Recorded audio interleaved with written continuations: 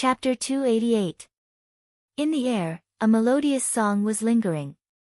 From the song that lingered in the air, Noah sensed a magic that could not be ignored.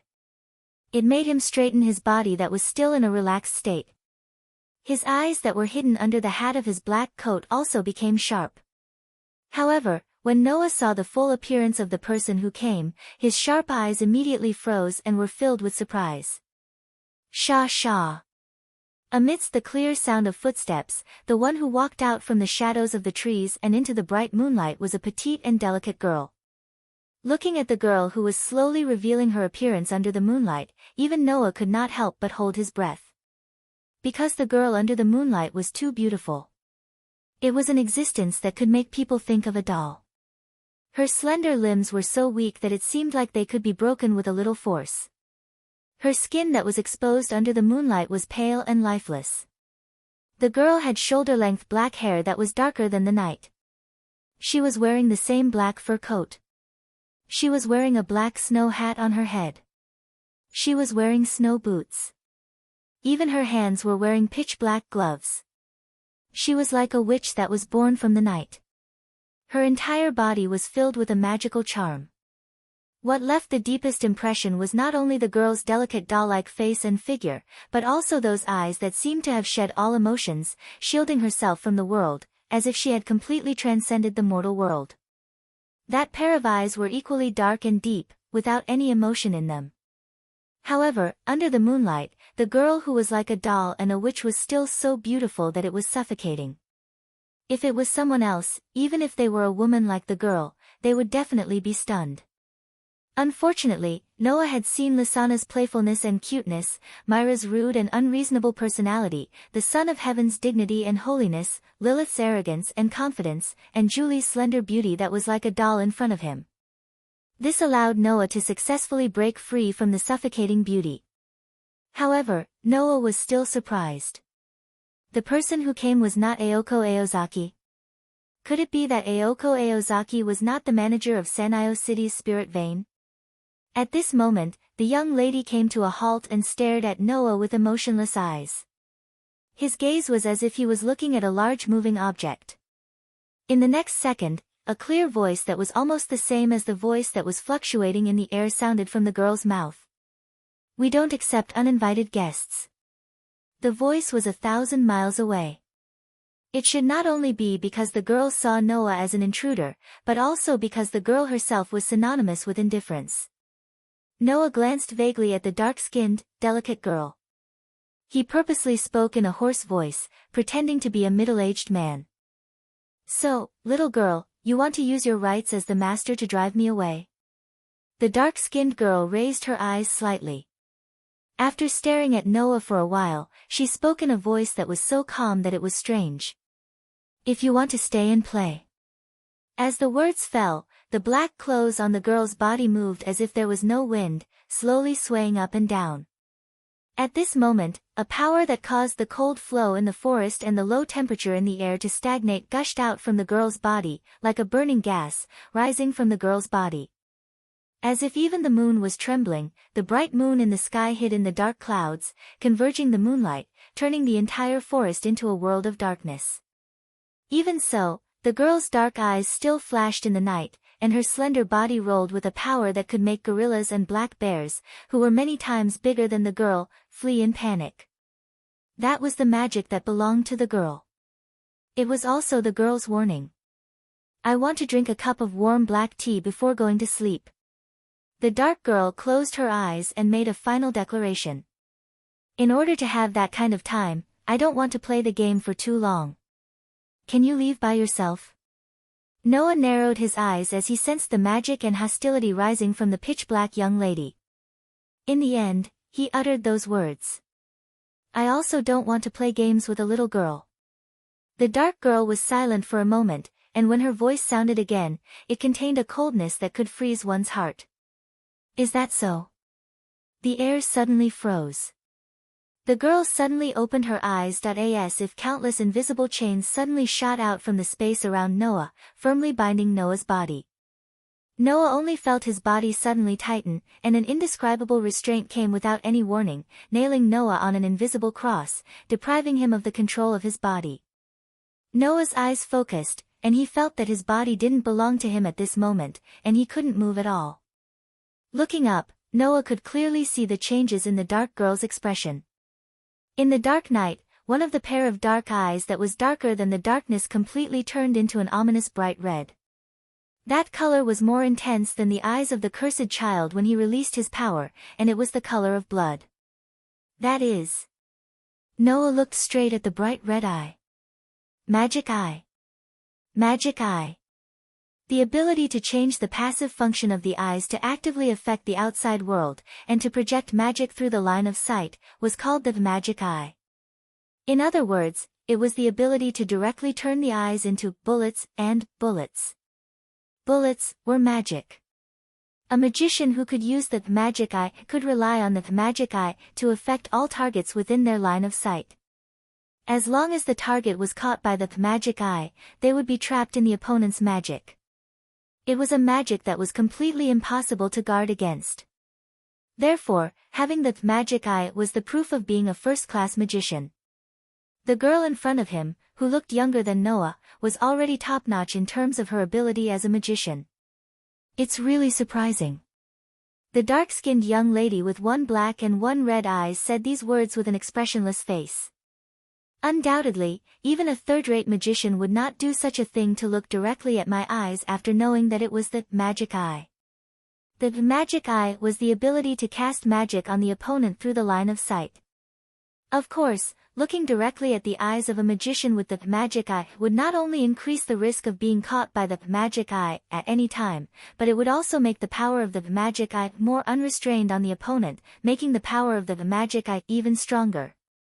Clearly knowing the power of the magic eye, an excellent magician would not directly look at the opponent. However, Noah did so.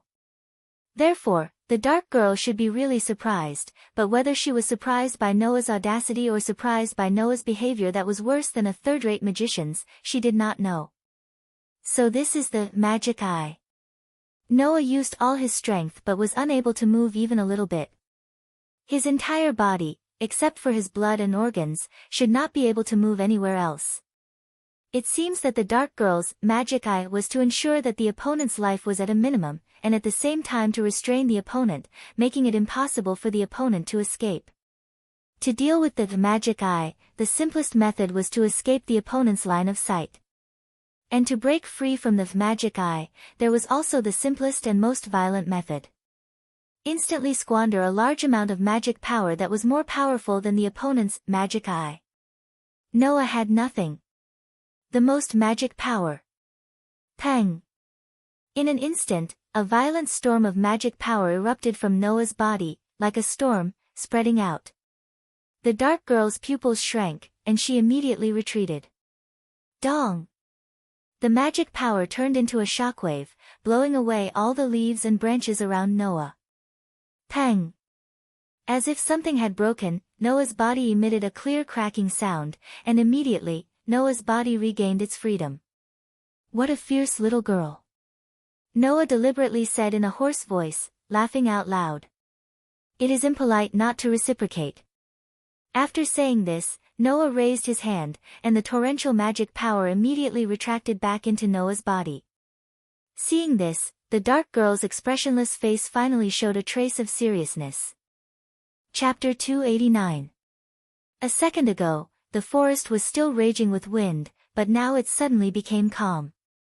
However, in the air, an extremely oppressive feeling spread out like a sticky swamp, firmly pressing down on the entire forest. Her sharp battle instincts made the pitch-black girl realize the true terror of her opponent. Therefore, the pitch-black girl had reason to believe. In the next second, it would be her time of death. Looking at the black-clothed person who raised his hand high above his head, emitting a dangerous aura, the pitch-black girl took a light breath, and the hand hidden under the pitch-black shawl moved. Ding-ling! In the midst of a bell-like sound, the pitch-black girl took out a dangling, cat-shaped bell that seemed to be made of glass or gemstones. Ding-ling! Releasing the slender fingers that were holding the cat bell, the pitch-black girl let the glass-like cat bell in her hand fall to the ground. Immediately, the cat bell that fell to the ground seemed to sink into the water. The ground was like a splash of water, and in a series of ripples, it seemed to have fallen into the water and disappeared there. Looking at this scene with his own eyes, Noah frowned in confusion. His superb sensing ability told Noah that the cat bell that seemed to have sunk into water and disappeared on the ground seemed to have some kind of function that couldn't be seen on the surface. Build it up with wood and clay, wood and clay, wood and clay, build it up with wood and clay, my fair lady. At this moment, a light, bell-like song came from the ground, and in a flash, it spread over the entire forest. That song was completely different from the one that accompanied the girl's appearance at the beginning. At the very least, Noah had a creepy feeling as though he was being stared at by an invisible eye at the moment the ballad was played. Without the slightest hesitation, Noah gave up the idea of condensing magic, intending to launch a large-scale crush, and directly raze this place to the ground. He jumped back, and retreated explosively. Rumble. In the same second, the ground where Noah was just standing suddenly shook as if it had exploded. Not only did it crack, but it also directly protruded like a volcanic eruption. Wood and clay will wash away, falling down, build it up with bricks and mortar, my fair lady. As the melodious song reverberated in the air, the earth began to tremble. The pitch-black girl expressionlessly closed her eyes, and as if she was whispering before sleep, she softly called out. Come, it's your turn, Bridge. Her voice, as soon as she finished speaking. Woo! As if it directly sounded from the distant ancient times, a long sound that represented a long history came from the ground, and the sound shook the air. Kacha-kacha. The trees behind the pitch-black girl's back, and the ground also accelerated, and constantly collapsed and destroyed. Woo! After a long roar, a true monster appeared behind the pitch-black girl. Pang! Pushing the earth, and squeezing the ground. It was a monster that seemed to be unable to take shape, and just its upper body alone was more than 8 meters tall. Tree roots like blood vessels covered its whole body, and it was filled with the traces of time. Stones became its muscles. Trees formed its body. Countless branches spread out on its surface, and a huge bridge-like arm was raised high, covering the sky. His vision was completely filled by the giant that covered the sky. Noah looked at the giant that let out a long roar with a dumbfounded expression, and was extremely stunned. Noah had seen existences that were more exaggerated than the giant in front of him. Not to mention others, if Makarov used gigantification to the limit, then in a flash, he could transform into a giant that was bigger than an island. In the world of Black Bullet, Scorpio, in Stage V, Zodiac, was hundreds of thousands of meters tall. Compared to those two, the giant in front of him was like a child. However, from the memories obtained from Gaia and Aleya, Noah did not find any information about a magician being able to control such a giant. Could that be a familiar? The so-called demonic servants referred to those who were created by magicians. They were similar to robots, and they existed specifically to help their masters. They were like summoned beasts that could be ordered by their magician masters. Whether it was in daily life or in battle, they were objects that could play a supporting role. It was not strange for a magician to have a familiar. However, when a familiar was created by a magician, although it would be given a part of its master's abilities, it would not have power that was above its master's. Therefore, demonic servants were often used by magicians to solve their daily difficulties. In terms of battle, demonic servants would at most play a supporting role. The giant in front of him could only play a supporting role in battle. Even an idiot would not think so. That was definitely not an ordinary familiar. Bridge. The pitch-black girl's voice was extremely appropriate. Deal with him. The voice was as cold as before, but it could definitely chill anyone's heart. Woo! The giant that covered the sky let out a long roar that shook the sky. It raised its bridge-like arm, and like a mountain falling from the sky, it rubbed against the chaotic atmosphere and brought a sharp explosion sound as it fiercely fell in Noah's direction. In an instant, the light from the sky was completely blocked by the fist that fell like a mountain. The shadow of death descending from above made Noah subconsciously tense his body. He raised his head and stared at the giant fist that fell like a meteor, and his heart suddenly moved. A burst of dazzling light rose from Noah's body. In the dazzling light, a golden scabbard appeared in a flash, and then suddenly disintegrated. Wang wang. The fragments of the scabbard were still shining with a golden light, and turned into a crystal-like barrier. When combined together, it was like a protective cover that directly covered Noah's body. Against the extremely dense wind pressure, the giant's fist fell heavily on the barrier as if it was the end of the world. Dong! A loud and muffled sound that resounded through one's heart rippled out, bringing with it a terrifying shockwave that spread out in all directions. The dark girl's ice-like face changed slightly, and she retreated without thinking. Who? The frenzied storm swept through every corner of the scene, cutting down trees, blasting stones, and narrowly brushing past the dark girl's body, almost blowing her away. After an unknown amount of time, the frenzied impact wind that wreaked havoc in the forest quietly retreated. After retreating quite a distance, an invisible barrier appeared in front of the pitch-black girl, blocking all of the rubble, wood, and wind. However, it still made the pitch-black girl's emotionless eyes flash with a trace of lingering fear. Under such circumstances, the dark girl was unable to discover it.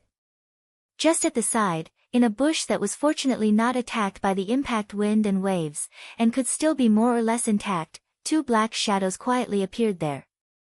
They were two men with a split mouth that was dark all over, and only their mouths were bright red, but they were long enough to touch their ears. Clang! A cold light flashed from the hands of the two fish-mouthed men. The arms of the two fish-mouthed men also turned into two huge kitchen knives, exposing the murderous aura and hostility of the two fish-mouthed men. The dark girl finally noticed that something was wrong, and she turned her head abruptly, looking at the bush on the side. However, at this time, she found that there was no way to stop the murderous maniac hiding in the dark. Whoosh! Almost in the blink of an eye, the two men with a split mouth rushed out like lone wolves, turning into afterimages. The huge murderous weapons in their hands were like fangs, and in the cold light and wind, they mercilessly cut towards the dark girl's head. After understanding the situation, the dark girl's cold, doll-like pretty face suddenly changed. Chapter 290. Clang! A cold light flashed through the air like lightning, cutting toward the defenseless dark-skinned girl. Her dark eyes reflected the image of the sharp kitchen knife that cut through the atmosphere. The dark-skinned girl's doll-like beautiful face suddenly changed, but after a while, she returned to being indifferent and emotionless. It wasn't because the dark-skinned girl found a way to avoid death.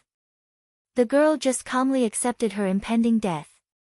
Obviously, for the girl, death wasn't worth being afraid of. Was it because the girl was extraordinary and had seen through the world of mortals? Or was it because the girl knew that she would meet such an end sooner or later? This point, no one knew. And the two men who had turned into homicidal maniacs clearly didn't want to be merciful because of this. They held sharp kitchen knives, one on the left and one on the right side of the girl, swung their weapons, and like scissors, cut toward the girl's white and slender neck. Woo! Sensing the crisis of its master, the giant let out a wail. Unfortunately, having a huge body also had its disadvantages. Every move required time, and it was quite clumsy. Therefore, the giant could only let out a wail, and only had time to clumsily twist its body. It was impossible for it to rescue the girl. Of course, the giant couldn't do it, but it didn't mean that others couldn't. Wang! Below the giant's huge fist that was still on the ground, the space suddenly shook, and flashed with little golden light, as if condensing into a vortex of air, crazily converging. Pang! Immediately, a low muffled sound rang. A figure like a bright golden light suddenly flashed, with a long light tail, as if piercing through space, and flashed in front of the dark-skinned girl in an instant. Then, the owner of the figure raised his hand, and a gorgeous scabbard that bloomed with golden light suddenly flashed in front of his palm, turning into pieces of crystal, forming a dreamlike protective shield, and shook like a spring. Ding! The two huge kitchen knives, which were strong enough to cut through rocks, fell on the dreamlike protective shield that rose up with a crisp sound, creating a loud noise. Kacha! The protective shield formed by the scabbard didn't even have a trace of crack, and the powerful force on the kitchen knives bounced back, causing the two huge sharp kitchen knives to crack at the same time. Clang! A second later, the two giant kitchen knives broke in half and spun like a windmill before disappearing into the forest. Slap! Inside the dreamy protective shield, a hand suddenly reached out and grabbed the face of one of the men with a split mouth. Wang! A dazzling white light instantly rose from the palm of the hand that was holding the man's face, illuminating the whole body of the man. In the white light, the man's body seemed to have been completely cut into cubes, and white marks appeared on his body. Then, such a voice lightly reverberated. Shatter! The dazzling white light surged. Bang! The man with the fissure didn't even have a chance to react. In the loud explosion, his body exploded, turning into fragments that sputtered in all directions. The remaining man with the fissure was trembling all over. Without any hesitation, he turned around and frantically fled to the other side of the forest. However, that would require the consent of the person who controlled his life and death. Woo! Over the entire forest, a long roar that represented anger exploded like thunder. A huge fist, like a falling meteor, rubbed against the atmosphere and fell, heavily smashing into the body of the man with the fisheye who was trying to escape. Bang! The strike that caused the earth to tremble directly buried his opponent. The whole process didn't even take 10 seconds. The two assassins hiding in the dark were killed by Noah and the giant. They didn't feel any pain and didn't realize their situation before they died. They didn't even have a complete body. Both of them died. The forest returned to peace once again. Wang! The dreamy protective shield turned back into a scabbard shining with golden light, then turned into a little starlight and returned to Noah's body. Hiss! Noah, who was standing in front of the dark girl, took a deep breath and a painful expression flashed across his face. One of his feet was still twitching, as if it was extremely painful. It was indeed extremely painful. From the beginning to the end, Noah had only released 1/10 of his magic power. The strength of his body was still under the seal of the limit ability, so he was only at the level of an ordinary person. The leap forward was the same as the annihilation strike. It would cause a certain burden to the user's body. Using the leap forward, which would cause a burden to the body, was a normal thing to feel pain. At this time, behind Noah, a cold voice with a trace of anger entered Noah's ears. Why? Noah was stunned, then he turned around and looked behind him. There, a young girl in black clothes and a shawl, who was as black as Noah, was looking at Noah with a puzzled expression that he had never seen before. Her red lips parted slightly. Why? The why here was naturally referring to the reason why Noah wanted to save the girl who was his enemy. The girl felt that Noah was an intruder who wanted to seize the spirit vein of Sanyi City, so she had the idea of eliminating the intruder and wanted to kill Noah. And as an intruder who wanted to seize the land, he had no reason to save her. The magicians of this world were not like the sorcerers, who could use magic in the open. In this world, concealment was the essence of magic.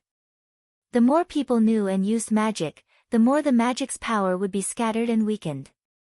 Because magic was a power that had already been determined in the origin, the more people knew about it, the weaker its power would be. This was easy to understand. Originally, if the power of 10 was used by one person, the power would be 100% of 10. If two people used it, then one person would only be able to use 5, which was only half of the power. The 10 here was the magic's power in the origin. Therefore, in this kind of situation, the more people who used magic, the less power the magicians could get. Therefore, most magicians would do their best to maintain the mystery of their magic. Even if their magic was discovered by ordinary people, magicians would have to eliminate them to maintain the mystery of their magic. Simply put, it was to kill the witnesses. For magicians, killing was definitely not something that they needed to feel guilty about. It was also because of this that most of the battles between magicians were decided by the death of the magician. As long as there was enough reason, even if it was family or friends, magicians would kill each other. As a pure magician, the girl did not understand. Undoubtedly, Noah, who wanted to seize the land of Sanyi City, had enough reason to kill her and obtain the ownership of the spirit vein of this land. Why would he save her now?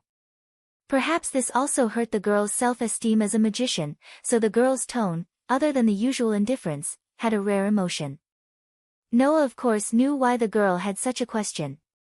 It was because he knew that. Noah snorted.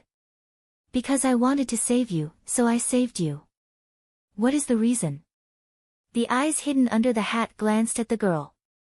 Noah did not give the girl a chance to speak and directly said, "Don't use your magician's tricks on me." This sentence made the girl's eyes move slightly. You're not a magician. At least, I don't admit that I'm the ideal magician in your heart. Noah did not realize that his voice had returned to normal. After throwing out this sentence, he faced the girl. Today's game will end here. Say hello to Aoko Aozaki for me. The girl's dark eyes suddenly focused.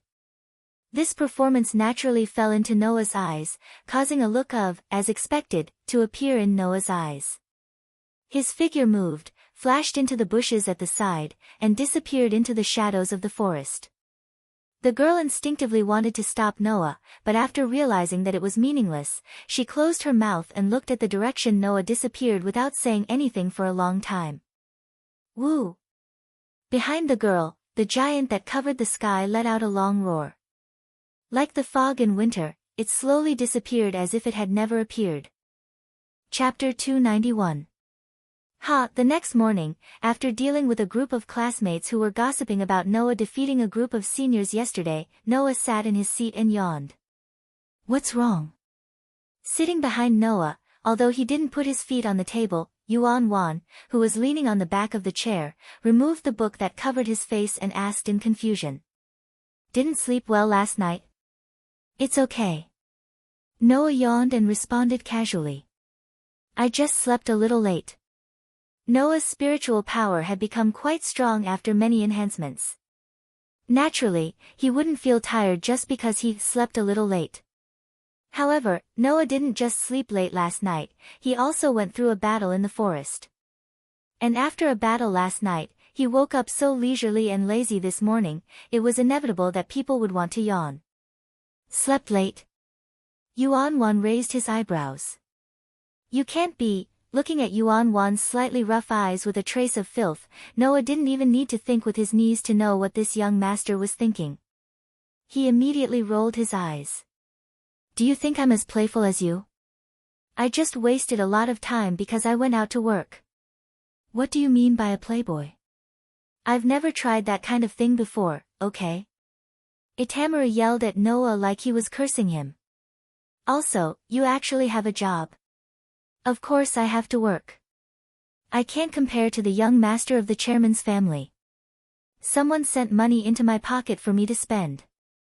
Noah waved his hand. If you think I'm pitiful, why don't you just throw some money to me? Don't forget, not long ago, you threw away 20 million that could have been in your hands at any time. I can't learn this kind of heroic spirit.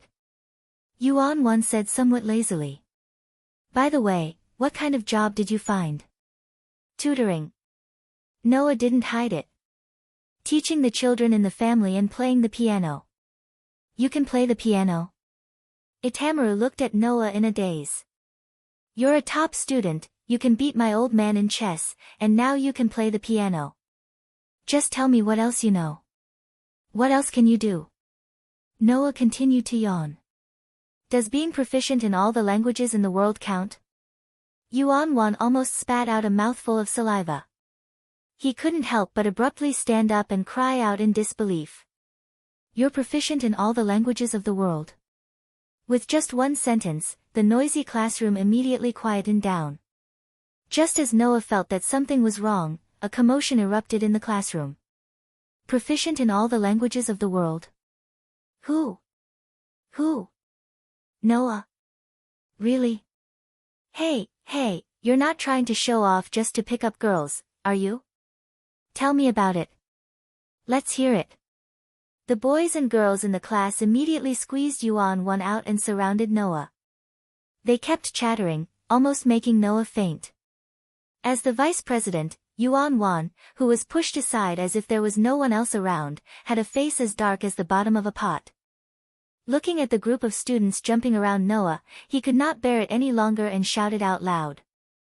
What are you bunch of idiots doing? At the door of the classroom, an angry roar sounded without any warning, directly overshadowing Yuan's voice, and also covering the entire classroom's noise inconceivably. The classroom suddenly fell silent for the second time. This voice. Don't tell me it's. When Yuan decisively shut his mouth, the group of students turned their heads in fear and looked in the direction of the classroom door. Then, everyone saw it. Although it's not time for class yet, until the bell rings, you have the freedom to arrange your free time. Saying such a sentence, Aoko stood at the door of the classroom with her arms crossed. She looked like she could endure a little before she exploded and angrily glared at everyone in the classroom. But, didn't anyone tell you that you bunch of idiots are too noisy? The second roar fell, causing the group of students to let out a miserable sound. Not good. The president of the Demon Student Council is going to be angry. We're going to die. We're going to die. Why aren't you running? Wait. For the time being, this is still our classroom. Yes. Even if the president of the student council is in our territory, he has to listen to us. Very good, as expected of our 2A's Bravehearts. Regarding your bravery in challenging the evil spirit, I will definitely spread it throughout the entire Samui High School. You can go in peace, we won't accompany you anymore. You bunch of traitors. Wait for us. Accompanied by such a conversation, in less than a minute, whether it was boys or girls, they all fled like stray dogs. Looking at this exaggerated scene, Noah was almost speechless.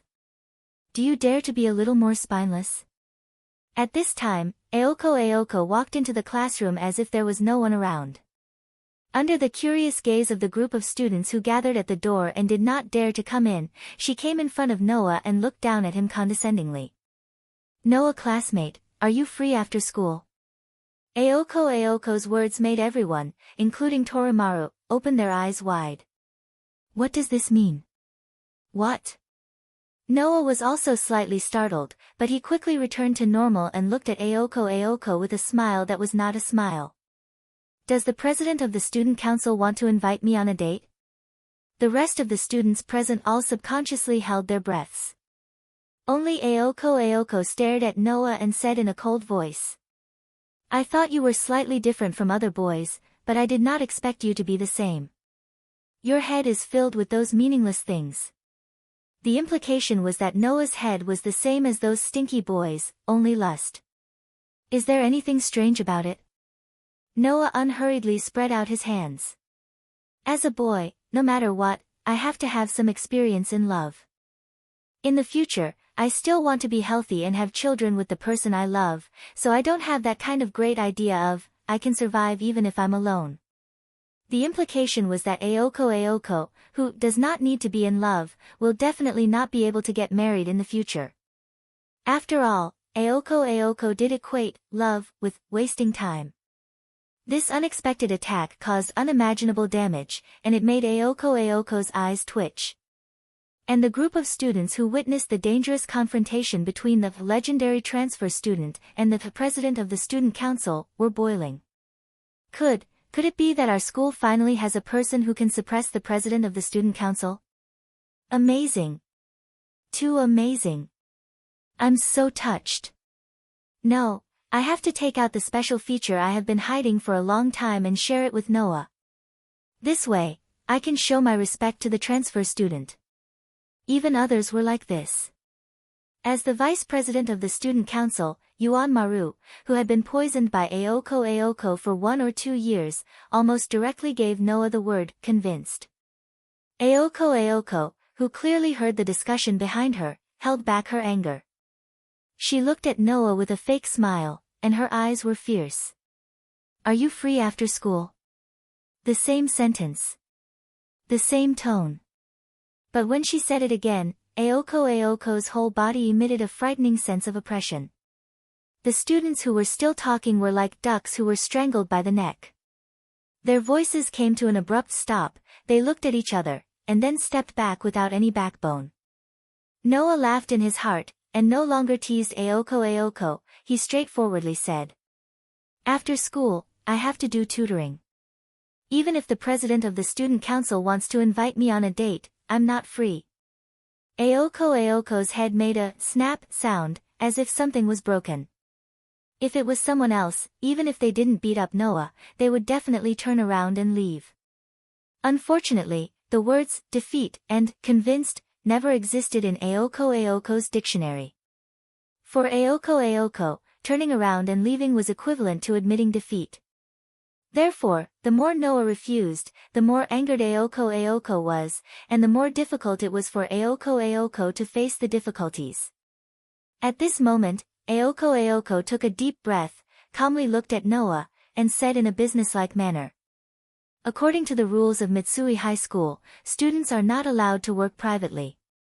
Even if they apply, they can't work more than 4 hours a day without holidays. Hearing this, Noah raised his eyebrows. And then? Aoko smiled. Her smile was very charming, but it also chilled everyone's heart. 4 hours, I can still wait. I hope Noah-san won't let me wait too long. Chapter 292. No matter which world it was, the sun rises from the east, and the sun sets in the west, were eternal themes. The sun gradually set behind the mountains in the west and slowly turned red. The color of the clouds in the sky also turned bright red bit by bit. Dusk had arrived. Although the advancement of urbanization had already begun in Mayo City, 10 years was clearly not enough to turn Mayo City into a truly modern city filled with tall buildings. The setting sun shone on the still developing city, shining on the gradually disappearing scenes of the pastoral landscape, making the philosophical saying that, the things that have passed away will never come back again, truly show the cruel reality in front of people's eyes. Under the guidance of Aoko, Noah arrived at the White Dog Mound in Mayo City.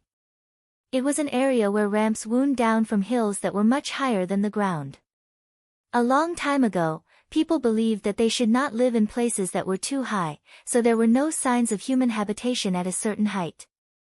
Similarly, the White Dog Mound was no exception, there were no houses on the hill.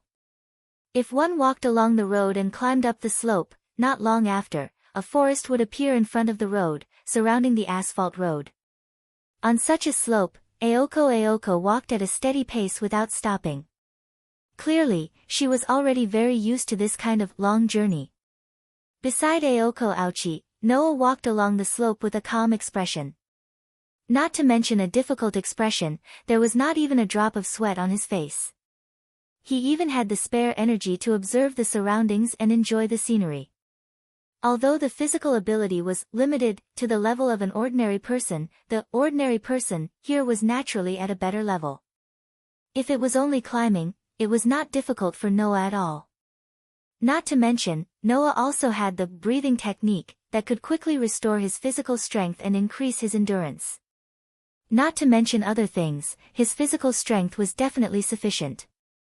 This made Aoko could not help but glance at Noah. I didn't expect your physical strength to be so good. No wonder you could beat up those senior students who were looking for trouble. So your good physical strength is also related to good fighting? Noah did not turn his head and replied to Aoko.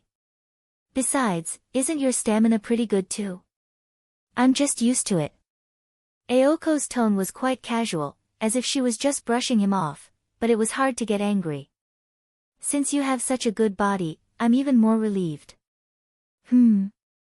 Noah became suspicious. Rest assured.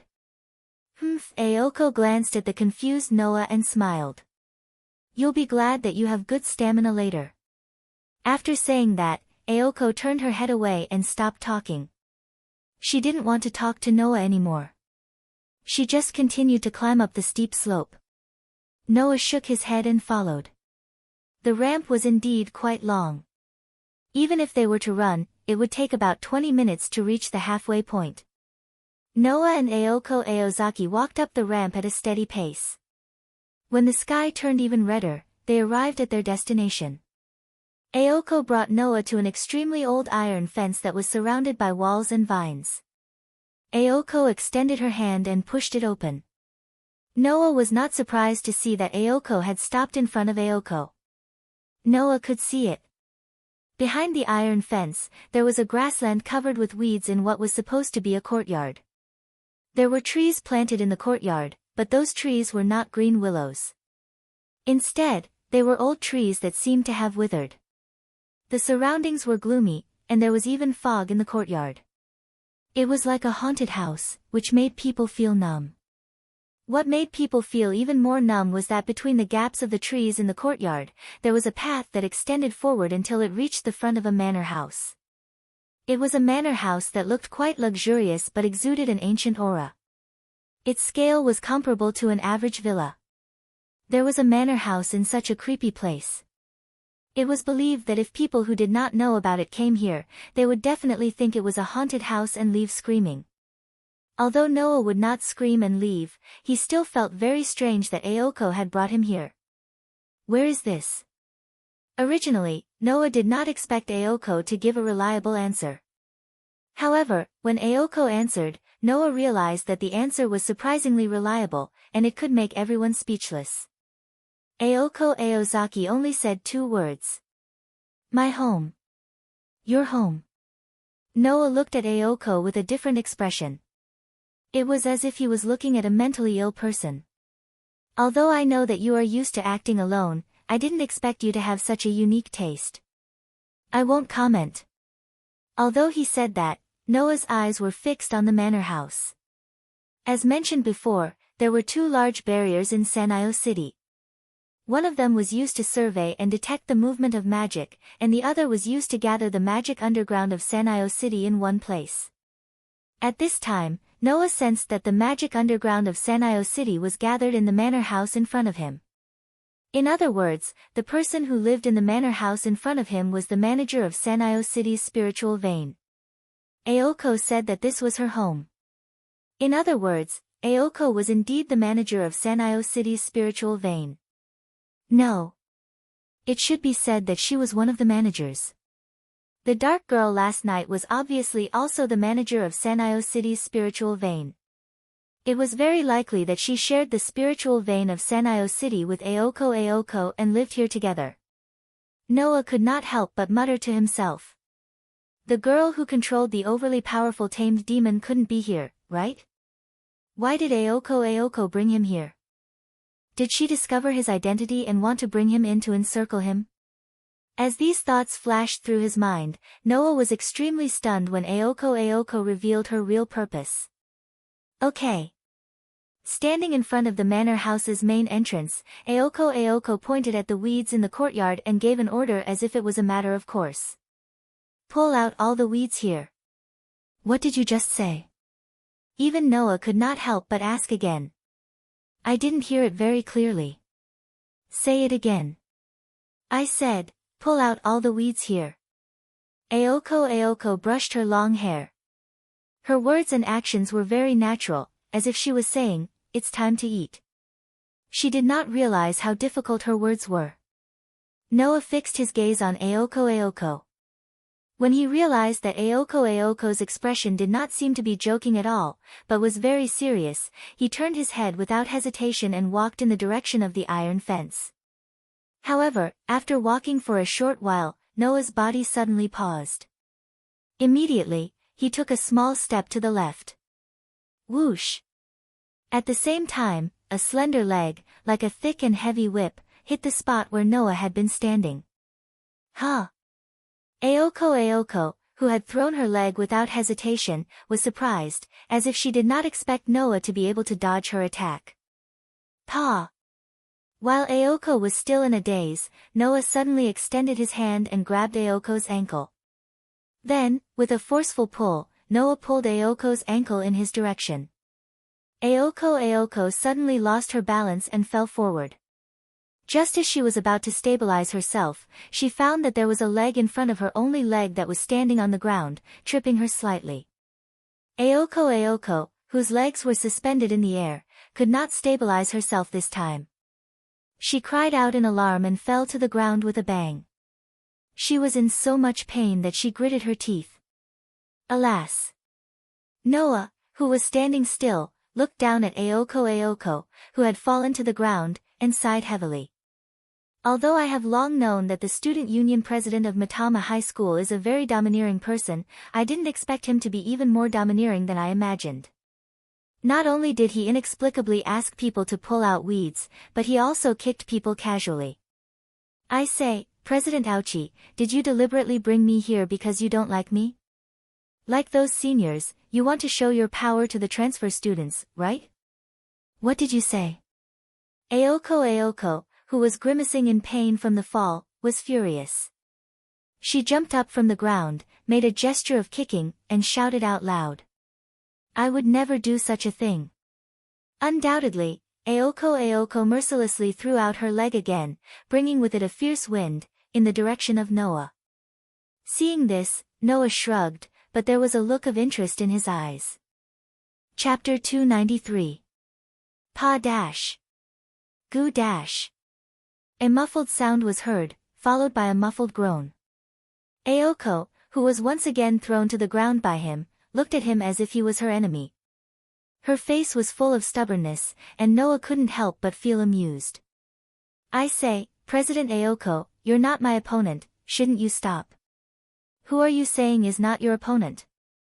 Aoko stood up from the ground, but she felt like her whole body was about to fall apart, and her heart was filled with hatred. Aoko Aozaki was a magician.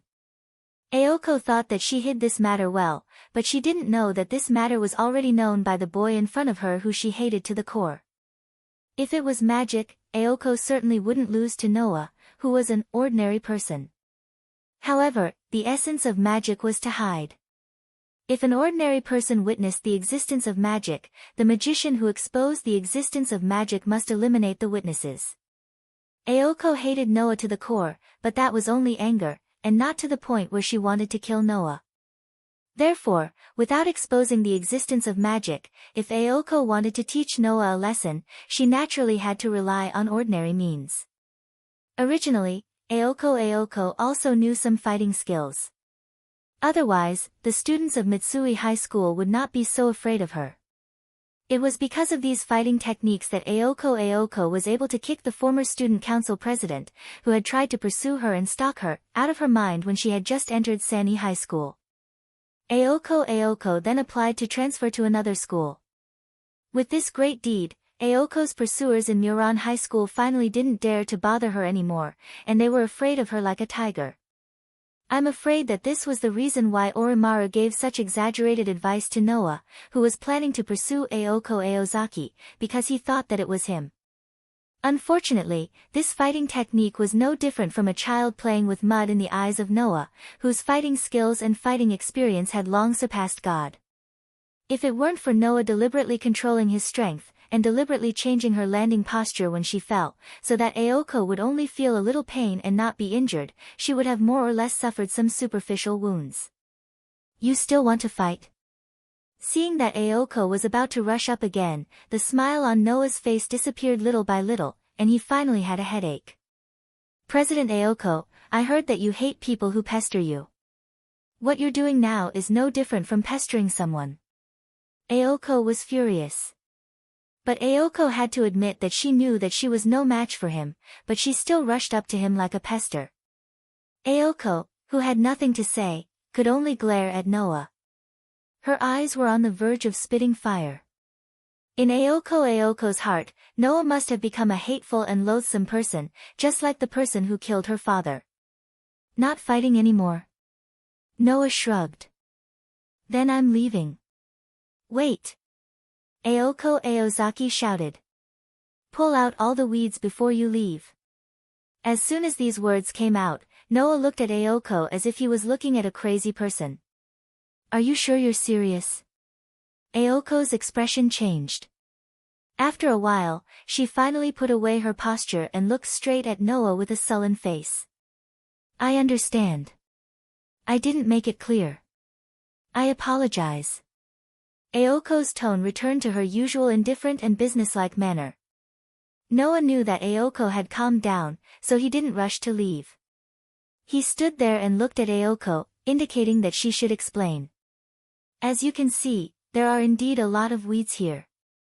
My roommate and I want to tidy up this place. Aoko seemed to have regained her composure. She also seemed to have forgotten that Noah had thrown her to the ground many times. She said this.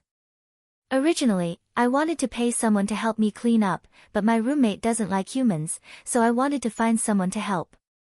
In the end, I'm the sacrifice. Noah sighed.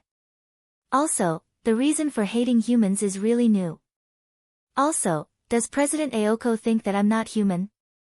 Compared to someone who I don't know where they found you, you're still a student of my school. My roommate shouldn't be hostile to you for no reason. Aoko glanced at Noah. It's my fault for not making it clear in advance. We won't let you work for free. We'll pay you well. You don't have any objections, right?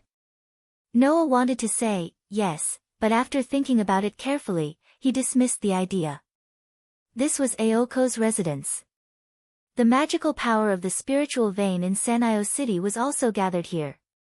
Since Aoko was likely to be the manager of the spiritual vein in Sanyo City, and the girl who controlled the giant last night was also the manager of Sanyo City, then could there be a third manager? Since he had nothing to do, he might as well stay and observe the situation. Maybe he could find something new. As for pulling weeds, it was not a problem at all. In the world of fairy tale, Noah had trained in the deep mountains for 4 years. At that time, in order to train his physical strength, what kind of hard training did Noah not do? Pulling weeds. That was not hard at all. With this thought, Noah nodded and agreed. Since President has asked me for help, I'm just a transfer student. If I don't help, I might be bullied. It's better to be sensible. Aoko's mouth twitched. She kept telling herself not to be angry. If she was angry, she would fall into the enemy's trap and be led by the nose. Oh, right, Noah, who was squatting down and preparing to pull weeds, turned around and smiled at Aoko. Remember the pay you mentioned? Aoko's temples were bulging with veins. She clenched her fists tightly and her delicate body trembled. In the end, she realized that she could not control her anger at all, so she decided to just ignore it. I hope you can finish before the sky turns dark. Just as Aoko was about to enter the manor house, she seemed to have thought of something. She turned around and said to Noah in annoyance, "Don't worry. Also, no matter what, don't come into the mansion. Not even one step, if you still care about your life." Aoko left behind these words that were either a threat or a threat. She angrily entered the mansion and slammed the door. Noah, who had been watching Aoko enter the mansion, couldn't help but laugh. Noah's personality had always been to be in control. If others wanted to be domineering, Noah would be even more domineering. Therefore, when facing Aoko, who was also domineering, Noah couldn't help but want to tease her and suppress her. This naturally made Aoko, who was also domineering, hate Noah to the core. However, Noah didn't hate Aoko. After all, no matter how angry or domineering she was, Aoko had a good heart. Otherwise, after being bullied by Noah, Aoko wouldn't have remembered to warn Noah not to enter the mansion. The people living in the mansion were magicians. It wouldn't be strange to be killed if one broke into a magician's territory.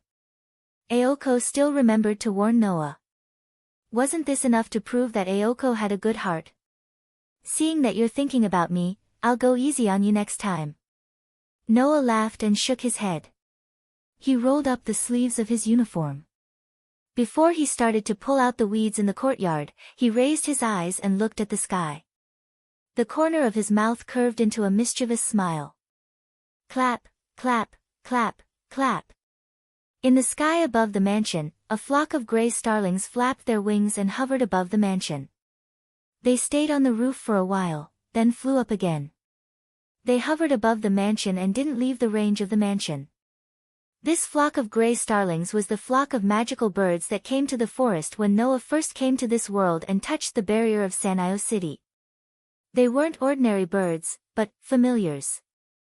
This flock of gray starlings was probably the manager of Sanio City's spirit vein, Aoko, or perhaps the girl who controlled the giant used to investigate. That meant that even if it seemed like Noah was the only one left, one of the magicians in the mansion was also monitoring Noah. Things are getting more and more interesting. Chapter 294. The night came quietly. At that moment, the haunted house-like mansion was lit up with some lights. The lights shone on the courtyard that was surrounded by dead trees, bringing some light to it. In the courtyard, there were many black garbage bags filled with weeds piled up. At first glance, there were at least 10 or 20 of them. These black garbage bags were all filled with weeds. One could imagine how many weeds there were here. Noah, who had put on a pair of rough white gloves at some point in time, pulled out the last handful of weeds and stuffed them all into the garbage bag in his hand. Without panting or blushing, he patted the gloves that stirred up waves of dust. Not long after Noah began to pull out the weeds, Aoko came out of the mansion and threw a pair of gloves to Noah. Even though Aoko was very cold at that time, there was still no way to hide the fact that she was kind enough to give gloves to her enemy. This made Noah feel that Aoko was the kind of girl who had a sharp tongue but a soft heart. But, it seems like there are a lot of weeds here.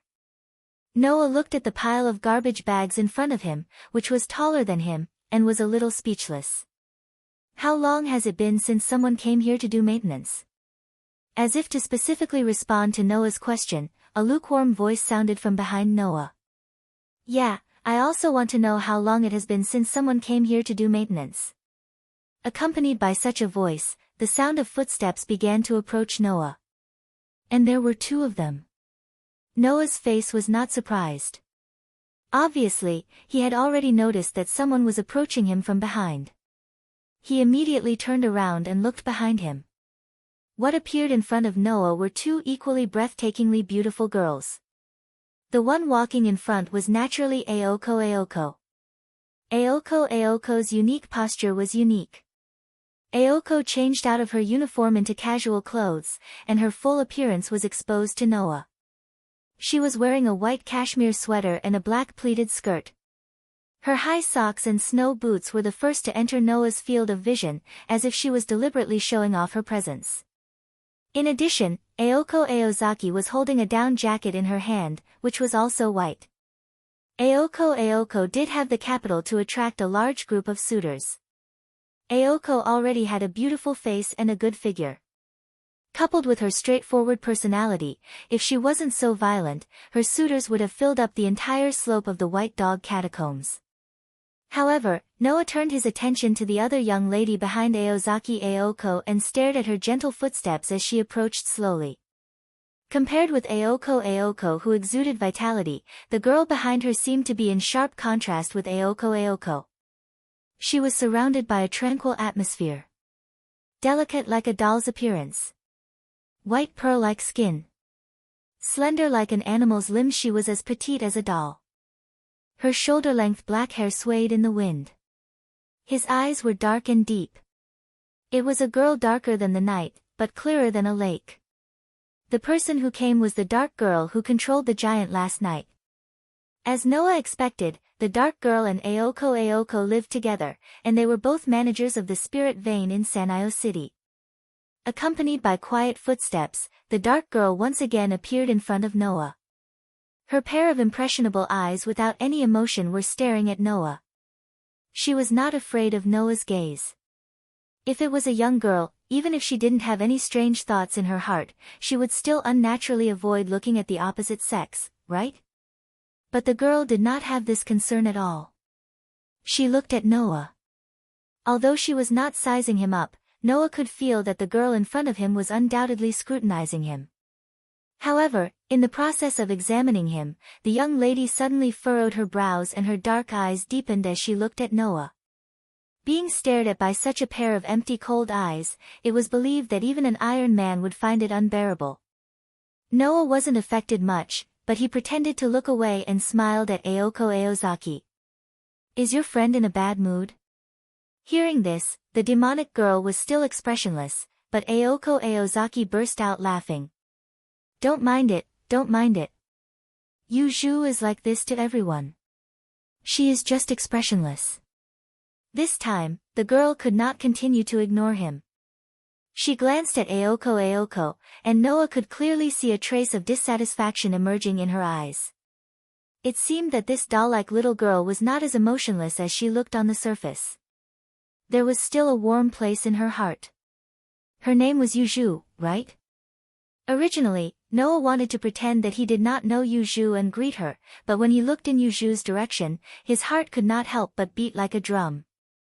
Because, from beginning to end, Yuju had been staring at Noah with emotionless eyes, as if she could see some secret from Noah. Even if the other party was Noah, he could not bear this oppressive silence. This made Noah very puzzled. Could it be that she recognized him? Yuju. Aoko seemed to have noticed that Yuju's behavior was a little different from usual, but she did not ask Yuju anything. Instead, like Yuju, she looked at Noah and did not let go.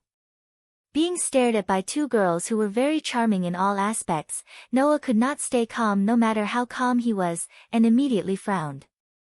"What are you two doing? Is there grass growing on my body?"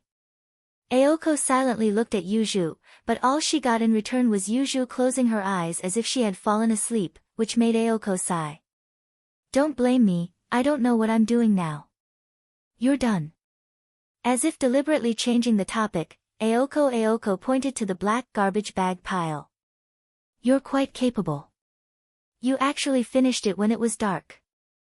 As if satisfied with Noah's performance, Aoko nodded. "I'll give you the reward tomorrow at school. You can go back now. If you can take this garbage away, I'll be more grateful. That's all." After saying this, Aoko walked out of the room, minding her own business. On the side, Yuju opened her eyes and stared at Noah for a while, then followed behind Aoko and left the courtyard. Looking at Aoko and Yuju pushing open the iron fence and leaving without hesitation, Noah looked up thoughtfully. Pa pa pa pa. As expected, the gray birds flapped their wings and hovered in the sky. As long as Noah took one step closer to the mansion, these familiars would report the situation here to Aoko and Yuju, right? Obviously, although Aoko and Yuju left, they didn't really feel at ease leaving Noah alone in their residence. However, it was already so late. Where were the two managers of Mayo City going? With this thought in mind, Noah also took off the gloves in his hand, casually threw them on the garbage bag pile, and walked out as if nothing had happened. There was no light on the ramp at night, making people afraid that some monsters would suddenly jump out from the forest next to them. What's wrong today? Walking on this slope that she had walked countless times, Aoko frowned and asked Yuju who was beside her. Paying so much attention to those annoying humans? That doesn't seem like something you would do. I often do this when you're not here. Yuju didn't know if it was out of spite, or if it was really the case, but the expressionless Yuju responded softly. That person is your classmate. What? Aoko's expression became slightly serious. Is there a problem? Yuju was still pondering, and after a while, she shook her head. Nothing, just a little bit concerned. You actually care about someone you just met for the first time? Aoko was really surprised. Aoko was the only one who knew how cold her roommate was. At least, compared to Yuju, Aoko felt that she was more humane. And as if she was impatient with Aoko's shock, Yuju looked at Aoko with condemnation and changed the topic. Are you ready? You don't have to keep confirming. Since I said I'm ready, then I'm ready. Aoko's expression became serious, but immediately changed into stubbornness. I'll kill him. Chapter 295. There was no moon in the night sky today. Thick layers of dark clouds covered the entire dark night sky, shielding all the light sources in the sky on the other side. Who? The bone-piercing cold wind seemed to want to freeze everything, bringing along an unbearable low temperature, pervading every corner of Mayo City. Da-da-da. Accompanied by the sound of powerful footsteps, at the end of the cold wind, two girls as dark as the night slowly walked out. Braving the bone-piercing cold wind, they arrived at a ruin. We're here. Yuju was the first to stop her footsteps, and even closed her eyes, as if she didn't want to be associated with Aoko, retreating to the side. Compared to the expressionless Yuju, Aoko's expression was a lot more tense. Her face was full of a grim expression, and her usually fierce eyes were filled with a sinister expression. Her appearance was as if she was about to step into a battlefield. Is it here? Aoko looked straight ahead, and asked without turning her head. According to the boundary, the location of the intruders is here. One of them. Yuju said indifferently. The other two were in the forest, but they've already been dealt with. Yuju was naturally referring to the two men who hid in the dark and launched a sneak attack last night, putting Yuju in danger. In this world, magicians were not so much a group of people who controlled power, but rather a group of people who researched power. The fundamental goal of magicians was to reach the source, and magic was only a means to achieve this goal. Therefore, magicians weren't necessarily strong, but they were definitely researchers. In order to research magic, magicians would usually choose a spiritual vein as their base of operations. With the support of a spiritual vein, magicians had a great advantage. For example, performing magic, setting up boundaries, preventing outsiders from entering, accumulating magic power, and so on. All of these were of great help to magicians. In addition, magicians spent more than half of their life on research, and some of the topics related to magic couldn't be separated from the support of magic power. In the case of limited magic power, the progress of research would be greatly limited. In this way, a spiritual vein with a large amount of magic power would naturally be in high demand. However, the spiritual veins in this world were either owned by a magician group for the purpose of researching magic, the Magic Association, or managed by the most prestigious magician family. Magicians from outside couldn't borrow the power of a spiritual vein. There were only 3 ways for magicians to borrow the power of a spiritual vein. 1. Apply to the Magic Association for the right to use the spiritual vein. 2. Reach an agreement with the magician family managing the spiritual vein to borrow the power of the spiritual vein. 3. Rob the spiritual vein. Aoko Aozaki and Yuju were currently encountering the third type of situation, which was a foreign magician who had come to snatch the spirit vein. The 2 fisheye men from yesterday were also one of them. The enemy they were about to encounter tonight was also one of them. As for Noah, who hid his identity, Aoko didn't know of his existence. Yuju also didn't say anything about what happened last night, intentionally or unintentionally hiding the matter of Noah. Unexpectedly in such a conspicuous place. Aoko, who didn't know this, nodded heavily. She looked around the ruins and fixed her eyes on the road not far away. She was speechless. Yuju, has the boundary been set up? Yuju didn't speak. Aoko knew that with Yuju's personality, she might have already set up a boundary when she arrived at the scene. Although it wasn't a big deal, it was a pity that Aoko was just an apprentice magician. Aoko had been learning magic for about 1.5 years, not even 2 years. Compared to Aoko, Yuju had been practicing magic since she was a child and was now an outstanding magician who could take charge of her own tasks. Compared to Aoko, who was still a novice magician, Yuju was a true magician. She had always followed the rules of a magician, to the point that she was rigid in her actions. Thus, Aoko Aozaki aside, Yuju would definitely carry out the concealment is the essence of magic, from beginning to end. Compared to Yuju, Aoko was indeed much weaker. At least, the gap was not small at all. Of course, Aoko had her own uniqueness. However, this uniqueness wasn't something that Aoko could rely on right now. Therefore, tonight could be said to be the day of Aoko's transformation. This was because Yuju wouldn't interfere in tonight's battle. This was Aoko's first battle. It was also her first battle where she decided to abandon human morality and kill with her own hands. It was easy to imagine how important this was to Aoko, who had been living the life of an ordinary person not long ago and followed the norms of an ordinary person's behavior. However, Aoko wouldn't run away. Running away wasn't something that Aoko would do. Therefore, Aoko had to bury the human part in her heart. Kacha kacha. At this time, a mechanical sound was heard from the other side of the ruins. Aoko instantly reacted. She suddenly turned around, looked in the direction of the sound, and raised one of her hands. Buzz! On Aoko's arm, a burst of light suddenly flashed, penetrating her clothes and illuminating her dignified face. Taking a closer look, the light bloomed from a tattoo under Aoko's sleeve. That was the magic engraving. The magician had spent his entire life's energy to fix and stabilize the magic that originally had no substance. It was purely a bunch of tactics, so that they could become a part of his body. The result of this was the magic seal. The magic engraving on Aoko's body was the crystallization of magic passed down from generation to generation. With it, even if Aoko was just an apprentice magician, she could instantly use fixed magic like those outstanding magicians. However, just when Aoko decided to activate the magic engraving to kill the intruder, on the side, Yuju suddenly raised her head, her dark eyes staring at the pile of stones in front of her. Yuju! Aoko was slightly startled.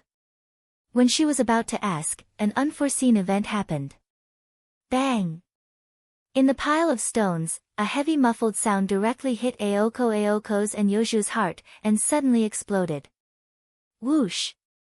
Then, a black shadow was thrown out of the pile of stones like garbage and fiercely hit the ground. Bang! Immediately, the black shadow shattered into pieces and scattered all over the ground. That was actually a puppet. Whoosh! Aoko and Yuju didn't have time to react. In the original pile of stones, a figure rushed out at an extremely fast speed, turned a corner, and disappeared at the end of the road outside the ruins. Aoko and Yuju only then reacted. The two girls knew that they had been fooled. They originally thought that the intruder was here, but in the end, it was only an automatic puppet sent by the other side. And obviously, there was another person here just now. Don't run. Aoko was slightly surprised. Yuju! Chase! Aoko said, but found that Yuju didn't move at all. She suddenly gritted her teeth and chased out. At the scene, only Yuju stood in the same place, staring at the figure and the direction Aoko disappeared in. Her dark eyes didn't have the slightest trace of emotion. In the dark alley, Noah dodged and came out from the other side. His eyebrows wrinkled a little, not knowing whether to laugh or cry. I was actually discovered in such a situation. Originally, Noah was just hiding in a corner, intending to observe Aoko and Yuju. In the end, unexpectedly, a puppet suddenly pounced on Noah who was hiding in the pile of stones. Noah, who had the sensing ability, naturally couldn't be ambushed, but he reflexively kicked the puppet away. Therefore, as the puppet fell in front of Aoko and Yuju, Noah was also exposed. However, that puppet should be controlled by a magician. Noah thoughtfully touched his chin. And the two men with the split mouth who attacked Yuju last night. It seems that Sanyi City is more chaotic than I thought. Chapter 296. Ha! Ha! Ha! Ha! Aoko, who had exhausted a lot of stamina from running, couldn't help but gasp for air. She tugged at the collar of her down jacket and scanned her surroundings. Where did he go? Why didn't the barrier react? Although Aoko didn't know what exactly happened, she could guess it with a little bit of effort. Just now, there must have been a third person hiding in the dark. For some reason, he got rid of the automaton and then turned to run. Needless to say, there must be a magician controlling the automaton, and that magician was the person Aoko and Yuju were going to deal with tonight. But now, it was one thing for the owner of the doll to not appear. At most, it would mean that the owner had sent the doll out to fool Aoko and Yuju. But what was up with this other person who had mysteriously jumped out of nowhere? The barrier didn't react, right? In other words, there was no magic on the other party. Could it be that the person who got rid of the automaton was an ordinary person? Aoko, who had such a thought in her mind, felt her heart turn cold. Aoko wasn't surprised that an ordinary person got rid of an automaton controlled by a magician. After all, automatons were similar to familiars. They both served their masters and were objects of their masters. However, there were strong and weak familiars. The strong ones, like the giant controlled by Yuju, where at least 80 to 90% of magicians couldn't do anything to it. The weak ones, like the gray starling, were only used for detection, but their strength was not much stronger than ordinary birds. If they were caught, they could be crushed in minutes. It was the same for automatons. It wasn't strange that an ordinary person could get rid of them. It was because of this that Noah, who didn't release his power, was able to send it flying with a kick and let it smash into pieces without much effort. Damn it! Aoko clenched her fists and stood up in anger. It better not be an ordinary person. Aoko had never killed anyone before. Tonight, she was determined to kill the intruder, but who would have thought that such an episode would happen? If the person he was killing was magician, it would be fine. After all, both sides were gambling with their lives. But to kill ordinary people in order to hide the existence of magic, that would be harming the innocent. Aoko Aozaki was not a person with a strong sense of justice. But at the same time, Aoko Aozaki wasn't someone who would disregard human lives. No matter what, Aoko Aozaki was just an ordinary human 2 years ago. Therefore, Aoko's first reaction was to resist such a method. It better not be an ordinary person. Aoko could only pray. Noah, who was hiding in a nearby alley, saw Aoko's anxious appearance and a smile flashed across his eyes. Just as he was about to hide in the dark, he suddenly stopped. Hoo-hoo. At this moment, the two black shadows were like rapidly bouncing rubber balls. With a swift and fierce sound of wind, they rose and fell a few times, streaking across space, and pounced towards Noah who had his back facing them. Slap! Without the slightest hesitation, Noah stomped hard on the ground and dodged aside by a hair's breadth. Kacha! Kacha! This was the sound of a huge beast opening and closing its mouth full of sharp teeth. The two ball-like black shadows suddenly fell on the spot where Noah was just a moment ago. Their bodies began to split evenly from the middle and turned into two sharp crocodiles. They bit down viciously at Noah's position, causing some sparks to fly. If Noah had stayed in that place just now, he would definitely have been bitten by the two sharp mouths of the crocodiles in front of him, regardless of the consequences. Noah, who had steadied himself, finally saw the full appearance of the two black shadows. They had the appearance of pigs, but their bodies were covered with stitches and stitches like dolls. Their bodies were about 1 meter long. He dodged it. He dodged it. He dodged it. The two little pigs were suspended in midair. Their bodies were moving back and forth without any pattern. Two noises could be heard from their bodies. How could he dodge it? How could he run? Wouldn't it be better if he let us eat him? Wouldn't it be better if he let us bite him? Master is going to scold us for being useless again. It's all your fault. It's all your fault. Noises that were comparable to noises kept coming out from the two little pigs who were talking to themselves, which surprised Noah a little. Are these also familiars? Just as the voice fell, a burst of chaotic footsteps came from afar, making Noah's heart feel bad. He quickly wanted to leave. Don't go. Don't go. Don't go. Don't go. The two noisy piglets jumped down from the air and blocked Noah's path, making Noah helplessly stop. The sound of footsteps came to an abrupt end. Aoko, who was standing at the entrance of the alley, looked at Noah, who was blocked by the two piglets. Her pale eyes first flashed with a touch of astonishment, followed by disbelief, and finally turned into coldness and awareness. She looked straight at Noah, her pretty face congealed, and her voice was emotionless. I didn't expect it to be you, Noah-san, your luck is really bad. Noah, who had seen Aoko adjust her emotions in a short time, felt admiration and helplessness in his heart. In the end, was he still exposed? Of course, for Noah, it was best if he could not expose his identity. Even if he did, it was not a big deal. Therefore, Noah relaxed his body and very casually greeted Aoko. Hello, President. It was as if he had met an acquaintance by chance on the road, extremely natural. This infuriated Aoko Aozaki. Yes, I am very good, very good.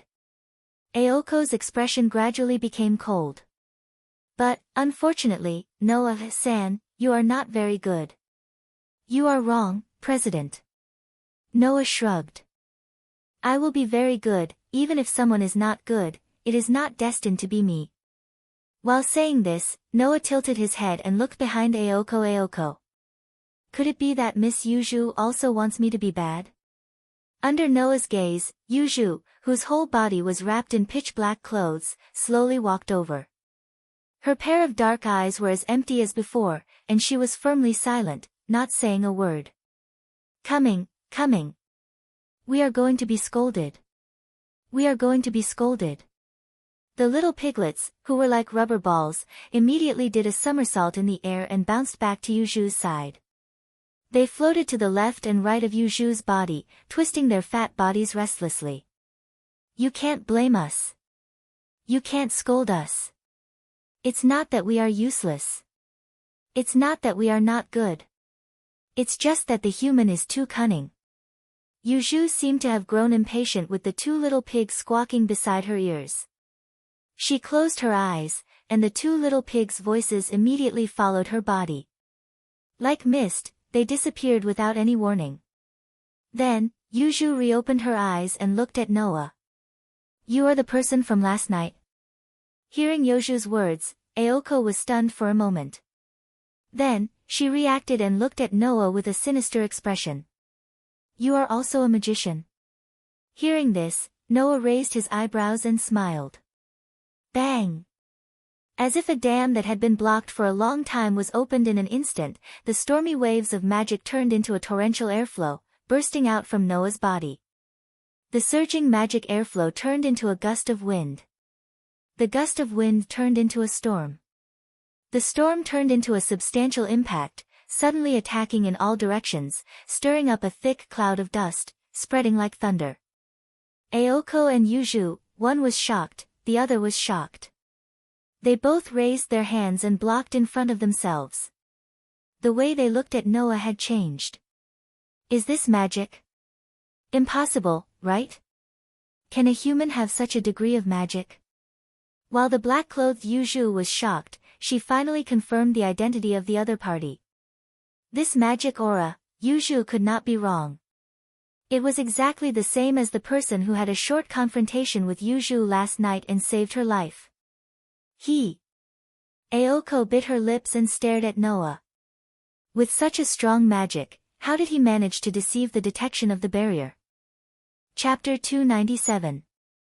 The creator of Sanyo City's barrier wasn't Aoko or Yuju, but the Aoko family, Aoko's grandfather, who was responsible for managing the spirit vein in Sanyo City. The Aoko family was responsible for managing the spirit vein in Sanyo City, so they were very good at managing the spirit vein and resisting outsiders. In addition, the creator of Sanyo City's barrier was the previous manager of the spirit vein in the Aoko family. In theory, if it wasn't a magician more capable than Aoko's grandfather, then it was impossible to break the barrier in Sanyo City. However, the more outstanding a magician was, the more difficult it was to completely hide their magic power. Not to mention, Noah, who casually squandered his magic power and released it in the most wasteful way for no reason, had a smile on his face, but in terms of magic power, he was already inhumanly strong. With such a degree of magic power, it would be very difficult to hide even a part of it. Aoko and Yuju didn't believe that such magic power could be hidden so perfectly in such a sensitive barrier. Even Aoko, who they met almost every day at school, didn't notice it. Of course, the two girls didn't know that Noah actually didn't have a way to completely hide his magic power, or rather, Noah didn't know how to hide his magic power at all. The reason why Noah was able to hide his magic power was only because of the ability of limit, which shielded and buried the sealed power. If he hadn't come to this world, Noah wouldn't have known that limit had such an additional ability. Therefore, Noah's answer to Aoko's words was also the same. It's just a little trick, President Sama, don't mind it. Aoko wanted to refute Noah, but in the end, she held back. Yuju didn't move and didn't say anything more. In any case, it was a fact that this boy of the same age was an enemy. It was useless to say anything more. Stomp. With a loud stomp, Aoko suddenly took a step back and stretched out her hand to Noah. Connect. Like a spell, the word Aoko spat out directly turned into a key and opened the power in Aoko's body. As a result, the light of magic engraving once again bloomed from Aoko's arm. Hum. A mechanical sound similar to that of an engine echoed from the arm that was emitting an ominous azure light. Witnessing all this happened, the smile on Noah's face gradually disappeared, and after a long while, he sighed. You really chose to make a move. Shut up. Aoko pointed her hand at Noah as if she was pointing a gun at him.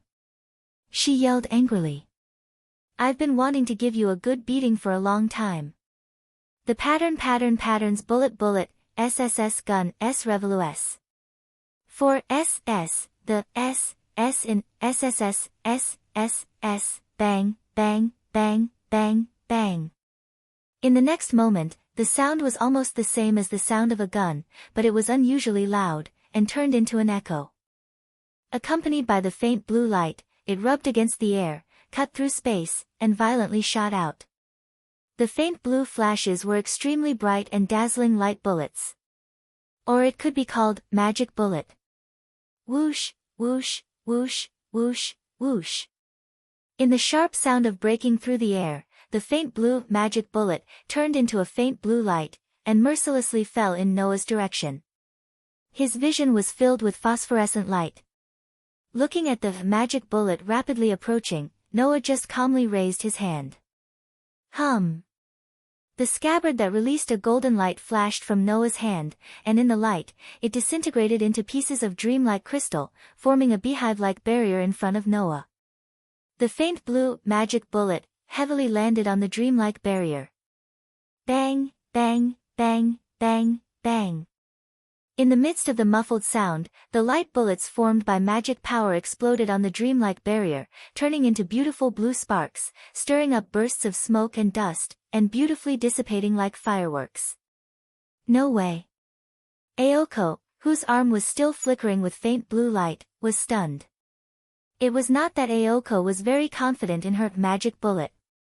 She had already expected that the magic bullet alone wouldn't have much of an effect against an opponent with such a vast amount of magic power.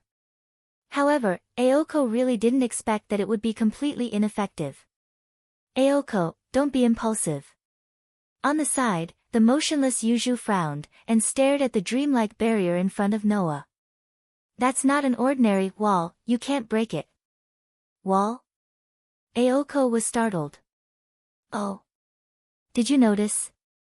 Noah, whose whole body was protected by the dreamlike crystal barrier, slightly raised the corner of his mouth. That's right. It's a wall. Wall. The scabbard's protection was indeed a wall. On the surface, the scabbard's barrier seemed to be able to block all incoming attacks, but in fact, the scabbard's real power was not blocking, but isolating. You should have heard of it, right? Noah's voice slowly drilled into Aoko and Yoju's ears. This is a noble artifact called Avalon. Noble artifact? Aoko's expression changed. Unlike Aozaki Aoko, Yuju reacted to the word Avalon and suddenly raised her head. Avalon. Legend has it that it was the eternal spring of King Arthur, and its true form was the scabbard that was crowned with the name Fairyland. Not only was it able to completely heal the user of any degree of injury, it could even stop the aging of the human body. If its true name was released, it could also be broken into hundreds of pieces to protect the owner from any interference. In terms of individual combat, it could be called a mobile fortress. Yuju was right. Avalon did not block all incoming attacks, but it placed Noah in the middle of Fairyland, isolating and excluding all external physical interference, just like a wall. It was a noble artifact that had reached the realm of magic, the strongest protection in this world.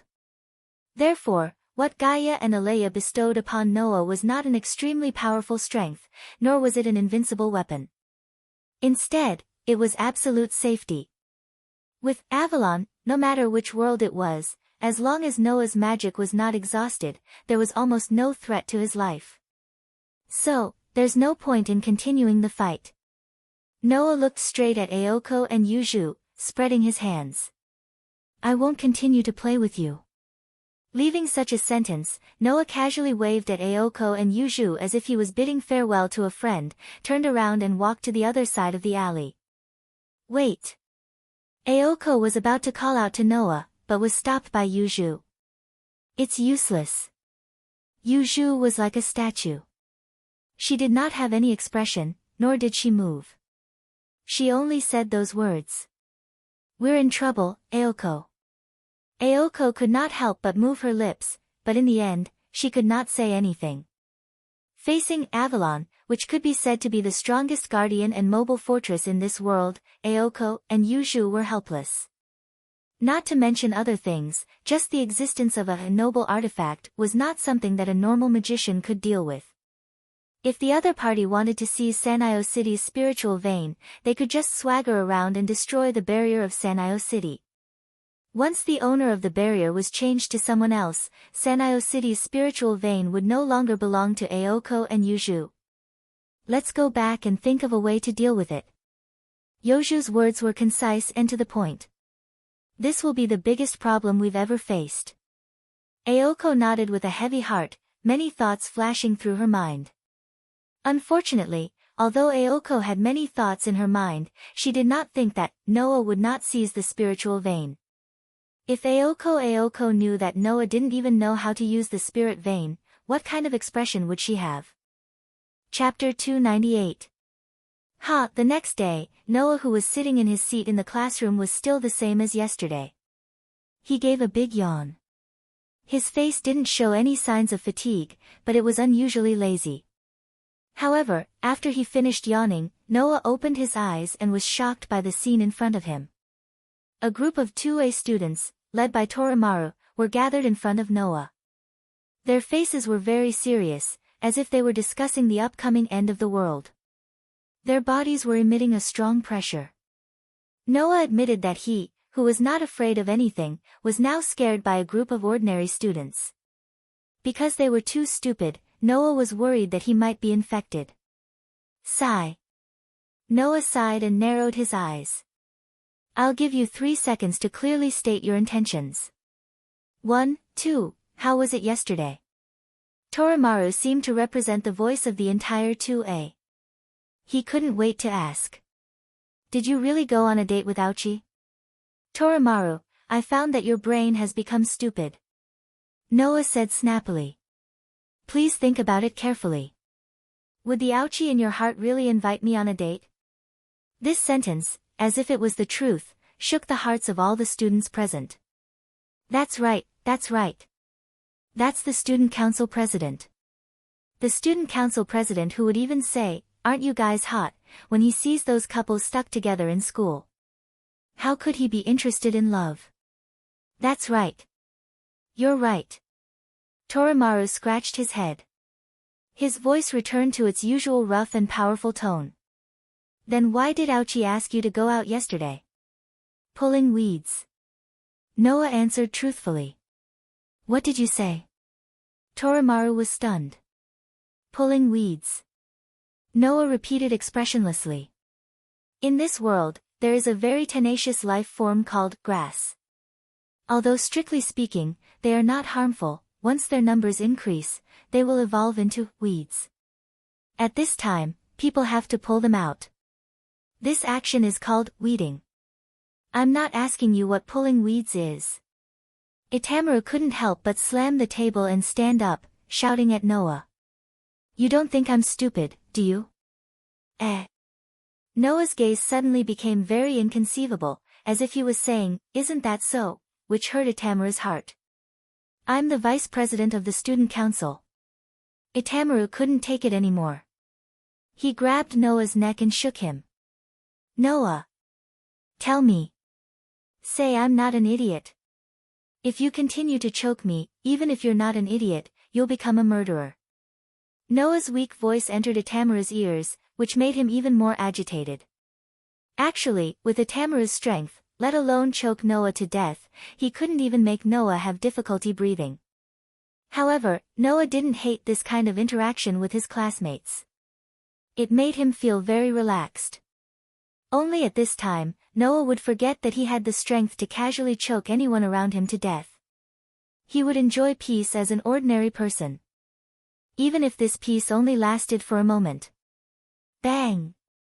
At a certain moment, the door of the 2A classroom was pushed open, making a loud sound. Her handsome figure swayed with her black hair. She ignored the surrounding students who had shut their mouths and fled in panic. Her gaze swept in Noah's direction. She looked at Noah, whose neck was being choked by Itamaru, and walked over. The person who came was naturally Aoko Aozaki. Seeing Aoko Aozaki walking in his direction without hesitation, Noah put away the lazy expression on his face and became a bit cynical. As for Itamaru, it was as if he was scared silly and forgot to move. After a while, he woke up and quickly retracted his hand from Noah's neck. He acted as if nothing had happened and dodged to the side. In the classroom, only Aoko Aozaki's unusually loud footsteps could be heard. Not long after, it disappeared into the air. Just like yesterday, Aoko Aozaki stood in front of Noah's seat and looked down at him. Her eyes were still fierce, but there was a trace of intense emotions that only Noah could see. After all, yesterday was different from today. Yesterday, Aoko Aozaki came to see a classmate. Today, Aoko Aozaki came to see an enemy. Noah classmate. Aoko Aozaki said straightforwardly. Do you have time after school? Even the opening words were the same as yesterday. However, no one noticed that there was an unknown change. Under the admiring and curious gazes of the students led by Itamaru, Noah smiled, but there was no smile in his eyes. Does the student union president want to invite me on a date? Still, it was exactly the same. But this time, Aoko Aozaki's response was like a big bad wolf trying to lure a rabbit to open the door. It was cunning and evil. It's not just me. Even my roommate wants to have a memorable date with you. When this was said, the classroom was dead silent. What did this mean? Buy one get one free? Speaking of which, was this really a date? The students looked at Noah as if they were worshipping a god. As expected, transfer students were all legends. Only Noah understood the meaning behind Aoko Aozaki's words. It seemed that Aoko Aozaki and Yuju had either found a way to deal with Avalon, or they were planning to negotiate with Noah. As for Avalon, as the strongest guardian in the world, it was hard to say whether there was a way to deal with it, let alone finding a way to deal with it. Therefore, compared to the former, Noah felt that the latter was more likely. I can't go on a date with two beautiful girls at the same time. Although he said this, Noah's face became a half-smile. I hope the president and Miss Yuju will have mercy on me. Aoko Aozaki glared at Noah, turned her head, swung her waist-length hair, and walked out of the classroom without looking back. After school, stay in the classroom and wait for me. After saying this, Aoko Aozaki disappeared from the classroom door. Wow! Almost at the same time, all the students of 2A swarmed over and surrounded Noah. They started chattering, almost squeezing Uemaru out of the crowd. Uemaru was so angry that the veins on his forehead were about to explode. In the crowd, Noah glanced at the direction Aoko Aozaki left in. Ignoring the chattering idiots around him, he tried to figure out what Aoko Aozaki and Yuju were thinking. Just like the day before, Noah and Aoko walked on the ramp leading to the white dog tomb in the manor house. It seemed like they would never finish walking on top of the hill. However, it was different from yesterday. This time, Noah and Aoko Aozaki did not exchange a single word. They walked up the ramp in silence and arrived in front of the old iron fence. Screech! The iron fence was pushed open with a whining sound. Noah and Aoko Aozaki walked into the courtyard and slowly walked along the tree-lined path in front of the manor house. It was only then that Aoko Aozaki coldly spoke. Let me make it clear. That manor house was left to Yuju by her father. Yuju treasures that manor house very much. I only got the right to stay there temporarily. Yuju has always hated people entering her manor. Therefore, you have to be prepared for Yuju's mood to change. Hearing this, Noah calmly replied. It's okay. If that's the case, my mood might change at any time. When the time comes, I will leave on my own.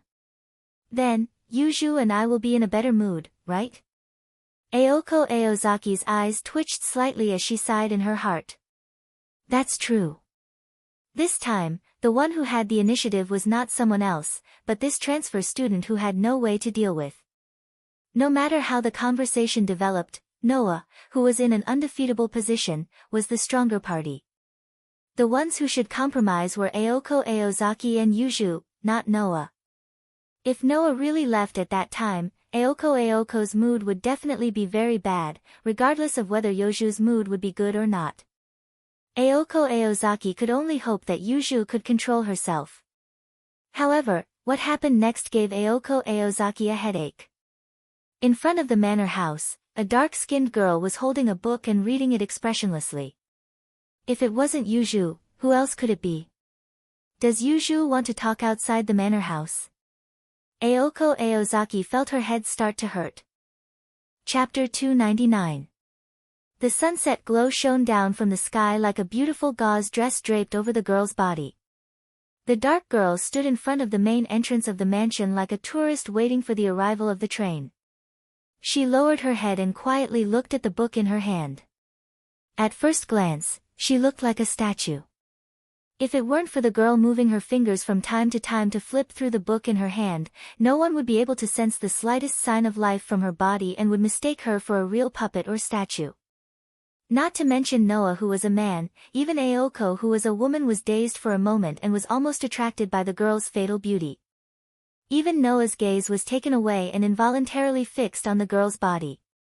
However, this quiet beauty didn't last long. As if she felt Noah's gaze, Yuju slightly raised her head without the slightest warning. Her black eyes suddenly met with Noah's equally dark pupils.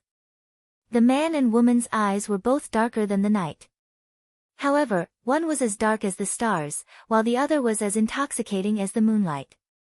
At this moment, it seemed that only the man and woman were left in the whole world, causing the air to be filled with a sense of oppressive silence. Although they had only met twice, and both times were in the form of battle or confrontation, it wasn't difficult for Noah to see that Yuju was a girl of few words. Therefore, needless to say, it wasn't that Yuju didn't know what to say, but that she had long been accustomed to silence and didn't feel the slightest bit uncomfortable with silence. Thus, if no one spoke first, Yuju would definitely remain silent until all the time was wasted, right?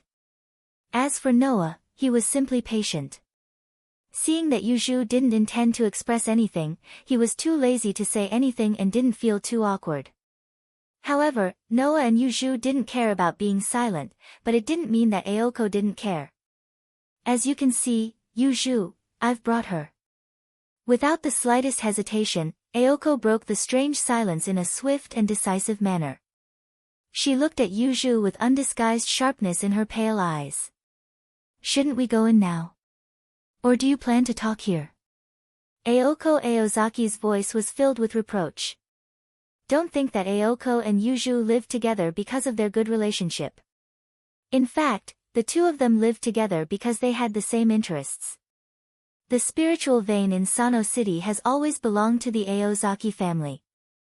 Of course, in Aoko's generation, the spirit vein in Sano City naturally became the property of Aoko. As mentioned before, there were 3 ways for a magician to obtain the power of a spirit vein. Apply for a loan from the Magic Association. Coordinate with the owner of the spirit vein. Snatching a ready-made spirit vein. Yuju had stayed in Sanyo City through the second route, sharing the spirit vein of Sanyo City with Aoko Aozaki. Only Aozaki Aoko and Yuju Aozaki knew exactly how they coordinated their relationship, and what kind of twists and turns there were in between. However, it was certain that the two of them didn't live together because they had a good relationship. Magicians were a group of existences without any moral values in the world. As long as there was enough reason, they wouldn't hesitate to kill even biological sisters. Now, as the manager of the spirit vein in Sano City, Aozaki Aoko and Yuju Aozaki had to negotiate with Noah, who they couldn't do anything about but couldn't ignore. Otherwise, neither of them would feel at ease. If Yuju Aozaki Aoko really rejected the person she had to deal with because of her personal feelings, causing the matter to reach a deadlock, then Aozaki Aoko would have enough reason to make things difficult for her cohabitant. Even if this cohabitant was Aozaki Aoko's friend and a magic instructor. Aozaki Aoko's power was nothing to Yuju Aozaki Aoko. Therefore, this time, it was Aozaki Aoko and Yuju Aozaki Aoko's turn to look at each other, falling into an indescribable silence. Yuju fearlessly responded to Aoko's piercing gaze, her expression not changing in the slightest. After a while, Yuju Aozaki Aoko turned her head and looked at Noah, who didn't say anything. After a long time, she finally turned around and pushed open the door of the mansion. From the beginning to the end, Yuju Aozaki Aoko didn't say a single word. However, the moment Yuju Aozaki Aoko turned around, both Noah and Aozaki Aoko could feel the unfriendly aura emanating from Yuju Aozaki Aoko. Obviously, Yuju Aozaki Aoko was really unhappy about letting Noah enter the mansion. This also meant that Aozaki Aoko was right. Yuju Aozaki Aoko really treasured this mansion. Sigh. Aozaki Aoko sighed tiredly. Her attitude towards Noah had become more or less impatient. Let's go. We'll talk after I've dealt with you. What do you mean by, we'll talk after I've dealt with you? Noah rolled his eyes and didn't bother to pay attention to Aozaki Aoko. He walked forward and entered the mansion on his own. As soon as he entered the mansion, Noah felt a sense of dissonance that was completely different from the outside. In every corner of the manor house, there was a trace of magical aura permeating the air. It was the magical aura that came from the earth spirit vein in Sanyo City. It wasn't until he sensed that even the air was filled with magical aura that Noah was able to clearly see the interior of the mansion. What entered his eyes was the main hall of the mansion. It was a very classical manor house. The floor was made of wooden bricks. Instead of saying that the walls were white, it was more accurate to say that they were gray. Almost none of the furniture around him had a modern appearance. They were either wooden tables and chairs or ancient clocks. There wasn't even a single fluorescent lamp. It felt like they had entered another world. The ceiling reached all the way to the top. Not only was half of it occupied by a huge glass window, but it was also higher than the second floor. The sunlight shone in from the outside, and at least it didn't make people feel cold. Yuju Aozaki Aoko didn't wait for Noah and Aozaki Aoko to enter. She opened the door on the left side of the hall and let Noah see a corridor that was as dark as a basement. Yuju Aozaki Aoko walked into the corridor and directly opened the door closest to her and entered. It was a living room with luxurious sofas and carpets, but it also had a very out-of-place TV, which made Noah feel out of place in another way. Aozaki Aoko ignored Noah's strange expression and walked in slowly and sat next to Yuju, who was already sitting on the sofa. Originally, it's rare to have guests here, so I should make you a cup of tea. But because I don't know if the meeting will end well or not, I don't want to do that kind of meaningless thing. Aozaki Aoko's expression changed into a serious one. Although it's a bit late to say this, can we talk? Noah curled his lips and walked into the living room. He sat opposite Aozaki Aoko and Yuju Aozaki and looked into the eyes of the two girls. I know what you want to talk about.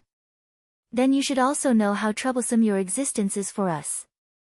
Aozaki Aoko stared at Noah while Yuju remained silent. Say it, what do you want? When she said this, Aozaki Aoko and Yuju were destined to fall into a passive situation. However, there was no other way. This time, they were really passive. Aozaki Aoko and Yuju Aozaki did not have the means to deal with Noah. If Noah really coveted Sanyo City's spiritual vein, he could ignore Aozaki Aoko and Yuju Aozaki. Anyway, with the protection of Avalon, Aozaki Aoko and Yuju Aozaki could not touch a single hair on Noah's head.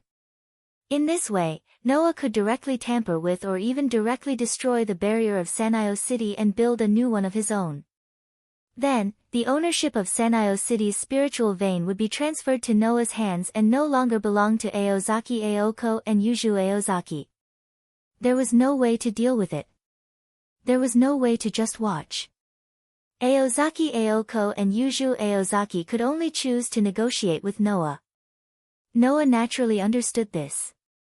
However, Aozaki Aoko and Yuju Aozaki made a mistake. I don't know if you will choose to believe me, but I'll make it clear to you. Under the gazes of the two girls, Noah said with a smile. Who told you that I'm here to seize Sanyo City's spiritual vein? Aozaki Aoko and Yuju Aozaki were stunned. Chapter 300. What do you mean by that? Aoko loosened her arms and stared at Noah as if she was trying to find a flaw in Noah's expression. You're not here for the spirit vein. If you're not here for the spirit vein, what are you doing in Sanyo City? Are you trying to tell me that you're here to experience the life of a high school student? Aoko said this in a mocking tone, but there was an indescribable seriousness in her expression. Although Yuju was still expressionless, her brows were slightly furrowed. Aoko and Yuju weren't ordinary people. Even without their identity as magicians, they believed that no one would underestimate them. And now, their instincts were telling them that they had walked into a huge misunderstanding from the beginning. Therefore, Aoko and Yuju wanted to see something from Noah's expression, but Noah's calm expression only brought them disappointment. Therefore, Noah only used one sentence to block all of Aoko and Yuju's guesses. Do you think I have a need to lie? Aoko and Yuju instantly exchanged glances. That's right. Noah had no need to lie. This was because even if Noah frankly expressed that he wanted to obtain the spirit vein in Sanyo City, Aoko and Yuju couldn't do anything about it. In that case, did Noah have a need to lie? President, do you remember what I said when we first met in the student union office? Noah looked at Aoko with a spurious smile. I said that I came to Sanyo City by chance. Aoko subconsciously wanted to refute, but she couldn't find a reason or evidence to refute. Aoko gritted her teeth. Since you're not here for the spirit vein, you should leave Sanyo City. This is our territory. Strictly speaking, Aoko didn't own Sanyo City, but the spirit vein in Sanyo City. Naturally, Aoko didn't have the right to chase away outsiders. But that was only limited to ordinary people. If the person who came to Sanyo City was an ordinary person, then Aoko wouldn't be able to control him. However, if the person who came was a magician, then it was different. As the manager of Sanyo City's spiritual vein, foreign magicians couldn't stay in Sanyo City unless they reached an agreement with Aoko. Even if foreign magicians did not use the spiritual veins in Sanyo City, it would still be the same. In response, Noah directly retorted with a single sentence. Since that's the case, please exercise your authority as the manager of the spirit vein and chase me out. How about that? Aoko Aozaki was furious. Drive him out? If she had the ability to drive Noah out, then with Aoko's character, she would not have talked so much nonsense with Noah. Aren't you worried that I will secretly do something to the spirit vein and boundary of Sanyi City? That's why you have no choice but to come and negotiate with me, right? Noah had a funny expression on his face as he shrugged. I've already told you that I have no interest in the spirit vein in Sanyi City. You don't have to worry anymore, right? Don't have to worry. Who wouldn't be worried? Not to mention whether it was true or not, even if it was true, who would be at ease to let a magician that they couldn't control stay in their territory? Who could guarantee that this magician did not have any other motives? Who could guarantee that this magician would not suddenly launch an attack from behind at the crucial moment and kill him? After all, to put it nicely, magicians were a group of mystical scholars, but to put it bluntly, they were just a group of lunatics who would do anything to achieve their goals, that is, to reach the source of their power. Allowing a magician with unknown intentions to wander around his territory? At least, Aoko and Yuju, who couldn't accept people's kindness, couldn't do that. Why do you have to stay in Sanyo City? Aoko went straight to the point. Do you have a reason for staying here? Hearing this, Noah fell silent. In fact, even Noah himself did not know why he had to stay in Sanyo City. However, in Noah's heart, Noah had never considered leaving Sanyo City. Why was it like this? After asking himself, Noah gave such an answer. I only have one reason to stay here. Aoko and Yuju stood up solemnly at the same time. However, in the next moment, Noah's answer almost made the bad-tempered Aoko fly into a rage. Intuition. Noah suddenly smiled. Intuition tells me that I have to stay here. Only by staying here can I get what I want. Aoko's forehead suddenly had the word, well, printed on it, causing her to put on a fake smile. Noah, are you playing with me? I'm very serious. Noah leaned his body on the sofa and said leisurely. It depends on whether you believe it or not. In the living room, silence filled the air. Aoko's expression had already become somewhat uncertain. She obviously did not expect things to develop into such a difficult problem. After a while, she gave up and looked at Yuju. Yuju, what should we do now? Yuju was still silent. After a while, she stood up and walked out of the living room. Aoko understood and said to Noah. Wait for us here. After saying that, Aoko followed Yuju out of the living room. Not long after, a faint discussion could be heard from outside. It seems that in order to solve Noah's problem, Aoko and Yuju had already started a strategy meeting. In this case, Noah had no reason to be anxious. He sat there with a clear conscience and observed the surroundings. What made Noah puzzled was that for some reason, the discussion between Aoko and Yuju seemed to have turned into a dispute. Moreover, the quarrel was quite fierce. Even the voice of the taciturn Yuju could be heard faintly. The dispute was very fierce. In the end, it was unknown if the dispute had reached a conclusion, but the voice disappeared little by little. Then, footsteps began to sound, approaching the living room. When Aoko and Yuju appeared in front of Noah again, the expression of the two girls was completely different. Aoko had a satisfied expression on her face. Yuju was expressionless as usual, but her empty eyes were fixed on Noah the moment she entered the living room. To Noah's surprise, there was obvious emotion in Yuju's eyes. Dissatisfaction. Yuju was very dissatisfied. We agree to let you stay in Mayo City, but we also have our conditions. Aoko opened the following negotiation with such a sentence. Don't be in a hurry to refuse. We also know that we don't have the qualifications to make conditions with you now, but after all, you are living in our territory. We will treat you as a foreign magician who wants to rent a spiritual vein from us. Aoko gave Noah an unusually sweet smile. Or is Noah the kind of evil guest who will occupy other people's residence and not pay rent? Hearing this, Noah raised his eyebrows. Since you have said so, fine, let's hear it. Our conditions are very simple. Aoko's smile became more and more sweet, but also more and more dangerous. Noah classmate, we hope to know your whereabouts, and always know. Otherwise, we won't be able to feel at ease. Oh. Noah slightly narrowed his eyes. You mean, you want to spy on me? No. Aoko straightforwardly shook her head, but her answer made Noah stunned. We want you to live here. What did you say? Noah was stunned. Live here. That's right. Aoko nodded heavily. Only when you are under our eyes can we feel at ease. Noah finally understood why Yuju was so dissatisfied. This was Yuju's most precious manor. Now that it was invaded by an outsider, of course Yuju would be dissatisfied. If it wasn't for the fact that Noah's problem couldn't be ignored, Yuju wouldn't have agreed to this proposal. And this time, it was Noah's turn to be hesitant. Live with Aoko and Yuju. Aoko didn't seem to care about the problem of the opposite sex living under the same roof as she crossed her arms. This is our bottom line. Hearing this, Noah understood.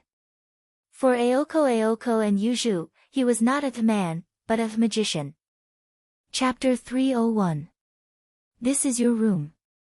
Aoko opened a door that was covered in a thin layer of dust. It seemed like it had not been cleaned for a while. Aoko moved aside slightly to let Noah enter Noah's line of sight. Noah replaced Aoko and came to the door. He had a panoramic view of the world behind the door. It was a very ordinary but somewhat strange room. Ordinary referred to the size and scale of the room. In terms of size and scale, it was no different from a normal room. Strange referred to the furniture. There was only one bed in the room, and it was a rather high-end mahogany bed. Putting such a high-end bed in an ordinary room, there was indeed an indescribable sense of strangeness. However, there were many rooms like this in the manor house. Yoju's manor house was very large. In terms of scale, it was larger than a normal villa. Naturally, there were many empty rooms. No matter how one looked at it, it seemed a bit wasteful for two single girls to live in such a large manor house.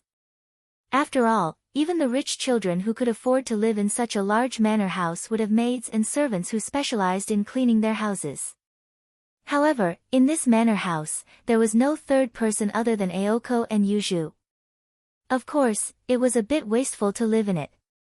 However, from today onwards, Noah would also be a resident of this manor house. If you're not satisfied, don't complain. The empty rooms in the manor are all similar. Some of them are even used by Yuju and me as storage rooms and study rooms. Aoko brushed her waist-length hair and turned a blind eye as she spoke to Noah in an indifferent tone. By the way, this room is in the East Manor. My room is also in the East Manor, but it's on the other side. The West Manor is Yoju's territory. Even I can't enter without permission. You can't go there either. Otherwise, even if she knows that she can't do anything to you, Yuju will fight you to the death. By the way, do you want to go back to your original room and get your luggage? Perhaps because she felt that Noah's room was a bit desolate, Aoko seemed to kindly suggest this. However, this suggestion only earned Noah's annoyance. There's no need for that. I've only been in Sanyi City for the past 2 to 3 days. The things that I originally had in my residence were all provided in my apartment. Is that so? Aoko asked doubtfully. Don't we need to bring clothes and daily necessities? I do need to go back and get the clothes, but there are only a few of them. It's not a big deal. Noah walked into the room and sat on the bed. Feeling the softness of the high-end bed, he nodded with satisfaction. As for the daily necessities, I'll buy new ones tomorrow. Well, it's up to you. Aoko answered casually. But don't buy anything that you can't fit in your room. Otherwise, Yuju will definitely explode. So many restrictions. Are you looking for a cohabitant or a prisoner? Noah raised his head, his eyes full of hostility. Since you're so displeased with me, why do you want me to stay here? You're going all out and going all out. Do you think we want to? It's just that this is the best plan for now. Aoko's voice sounded a little helpless. Moreover, Yuju didn't agree to let you stay here. Even if you have to compromise, she must be very unhappy now. Maybe she's hiding somewhere and preparing to attack you. Attack me? Noah was a little stunned. Don't be fooled by Yuju. She's actually very childish. Not only does she get angry easily, but she's also easily controlled by personal feelings. Aoko glanced at Noah. I've agreed to let you stay here because it's necessary. It's not that easy to get Yoju's approval. Why do I have to work so hard to get her to acknowledge me? Noah's voice didn't sound depressed at all. It was as if Yoju's mood had nothing to do with him. You're the one who asked me to stay here. I'm only cooperating with you to avoid trouble. If living here will cause a lot of trouble, then I'm sorry, but I won't stay here. I think so too.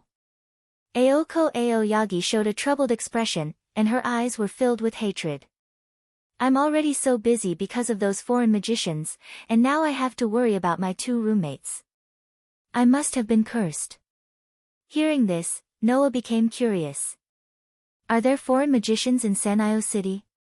Noah had some guesses about the 2 men who attacked Yuju that night.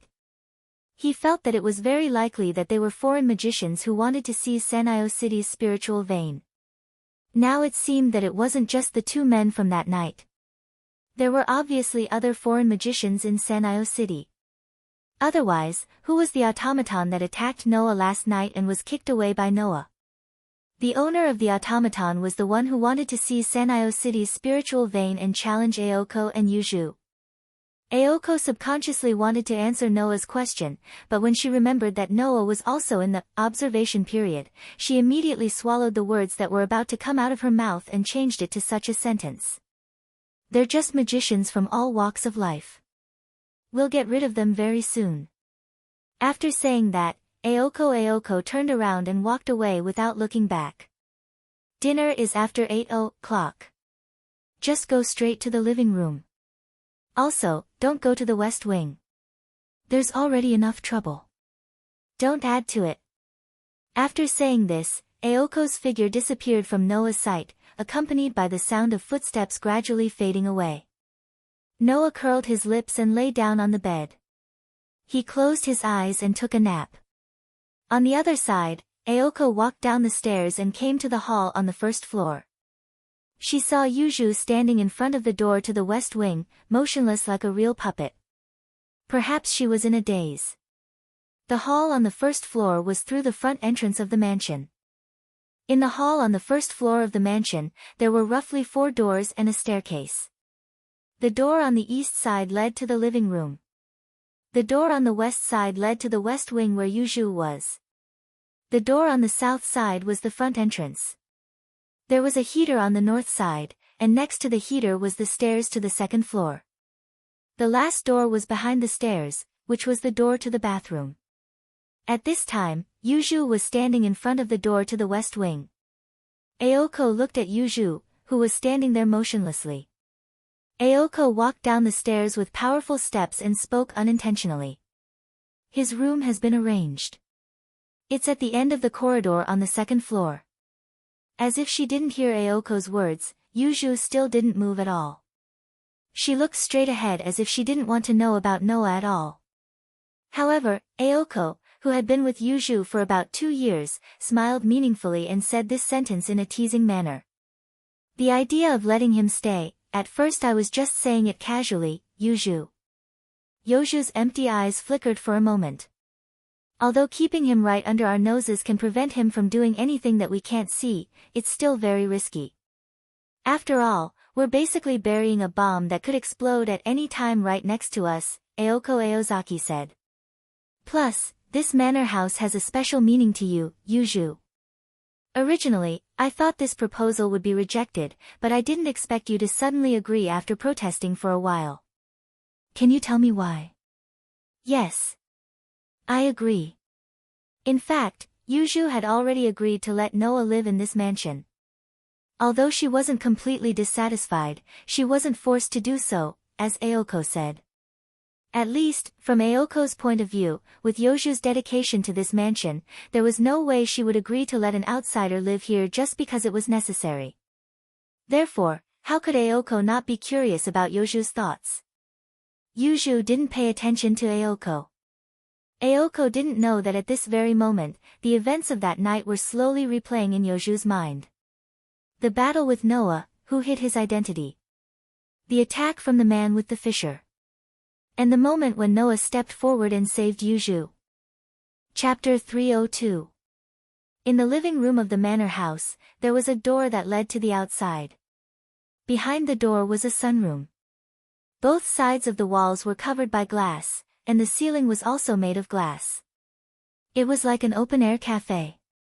Not only were there classical and elegant tables and chairs, but one could also see the courtyard outside the manor house through the glass. It was a pity that before this, only 2 single girls had lived in the manor house. Furthermore, both of them lacked the awareness to clean up. Therefore, now, the courtyard outside was filled with withered trees. It was as depressing as a wasteland. If Noah hadn't come here to pull the weeds yesterday, it would have been even more unsightly. What was even more disappointing was that the sunroom was also the manor house's dining room. Noah aside, Aoko and Yuju had always used the sunroom as a place to eat. When Noah found out about this, he was quite speechless. I can't believe you can eat so happily while looking at that wasteland outside. Sitting at the table that served as a dining table in the sunroom, Noah sighed at Aoko Aozaki and Yuju Aozaki, who shared the same table on the other side. It was such a good courtyard, but you wasted it just like that. Don't look at me. It was already like this when I moved in. Aoko didn't hesitate to draw the line. Don't look at Yuju either. It's more difficult for Yuju to repair the courtyard than for her to date. Yuju drank her soup in silence. It was obvious that she didn't care about Aoko's words, nor did she care that the courtyard had become a wasteland. Although she loved the manor house very much, Yuju didn't look like an extremely diligent girl.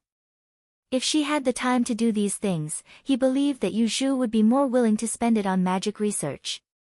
Aoko was even more so. She had to go through a lot of trouble to find Noah to pull the weeds. It was impossible for her to do it herself. In other words, neither of you are good at dating, and you both think that it doesn't matter? Noah looked sympathetically at the 2 girls who would be living together from that day onwards. What a pity. If it were any other girl who heard this, they would definitely fly into a rage. However, in the ears of Aoko and Yuju, it didn't even have the slightest bit of meaning. The 2 of them minded their own business and ate their own food, causing Noah to be snubbed. By the way, the dining rules in the mansion were different from those in other places. Under normal circumstances, they worked in shifts. However, if someone was in a bad mood or had something to do, they could choose not to work and let the other residents in the manor do their own things. It was that casual. It was the same this time. Yuju, who came to the living room first, cooked for herself. Aoko Aochi, who came later, cooked for herself. By the time Noah arrived, the 2 had already started eating. They mercilessly told Noah to cook for himself. At this time, Aoko suddenly said to Yuju. Yuju, let's continue with yesterday's homework after dinner. Hearing this, Yuju finally reacted. She raised her head and nodded at Aochi Aoko. Her quiet voice resounded in the sunlight room. Yesterday, we were practicing the suggestion magic. According to the original plan, we were going to do another topic today. However, Aoko, you are even more clueless than I thought when it comes to non-destructive magic. What can I do? Aoko said resentfully. Who told me to be an apprentice magician with less than 2 years of experience? I don't think it has anything to do with time, Yuju replied unhurriedly. After all, if it's a destructive magic, you can learn it very quickly. Aoko was at a loss for words. However, when Noah heard the conversation between Aoko and Yuju, he raised his head in surprise and looked at Aoko. You're just an apprentice magician. What? Aoko stared at Noah with a sinister expression. Are you making fun of me? But that's not right. Noah didn't pay attention to Aoko's angry expression as he spoke in surprise. I can feel that you are very special. There is a very powerful force hidden in your body. How can you be just an apprentice magician? Once those words were spoken, Aoko and Yoju's expressions tightened. They looked at each other, and the gazes they used to look at Noah became serious. Aoko, in particular, had a gloomy look on her face. The force you sensed, it can't be the magic in my body, right? Magic? Noah was slightly startled and immediately looked pensive. As mentioned before, Noah's crush in this world can't be called magic. It can only be called magic. Because, in this world, magic and magic are different mysteries. Both of them have the same source of power, but there is a fundamental difference. No matter how much time and technology is used, it can't be realized. That is magic. And no matter how inconceivable it is, as long as there is time and technology, anyone can realize the mysteries. That is magic. For example, humans can make fire. Therefore, magic with the property of fire can never be called magic. Therefore, in simple terms, if human science can achieve the same phenomenon, it is magic. If it can't be achieved, it is magic. The reason why Noah's crush can't be called magic in this world is because of this difference. However, magic is not necessarily better than magic. After all, magic only refers to those mysteries that can't be achieved by human hands. It doesn't necessarily have powerful strength. Some powerful magic is even more qualified to be called magic. Of course, Noah's crush is different from the magic and magic of this world. One of them is the power of the sorcerer's soul, while the other is the power of the root of all things. They can't be lumped together. And according to the memories he obtained from Gaia and Aleya, Noah also knew the truth of this world's magic. It is a method that magicians create or obtain in order to reach the root. Magic is the ultimate method to reach the root. If magicians can reach the root, then they can obtain magic. Similarly, if a magician develops magic, then they can reach the root. In other words, magic was the method left behind by those who had successfully reached the origin to reach the origin. You have magic? A thought arose in Noah's mind. He was startled and hurriedly asked Aoko about it. In other words, you have successfully reached the root? Unfortunately, as I said, I'm just an apprentice magician. Aoko said in a depressed tone. My magic is passed down from the Aozaki family. I have only inherited it. Moreover, I can't use it right now.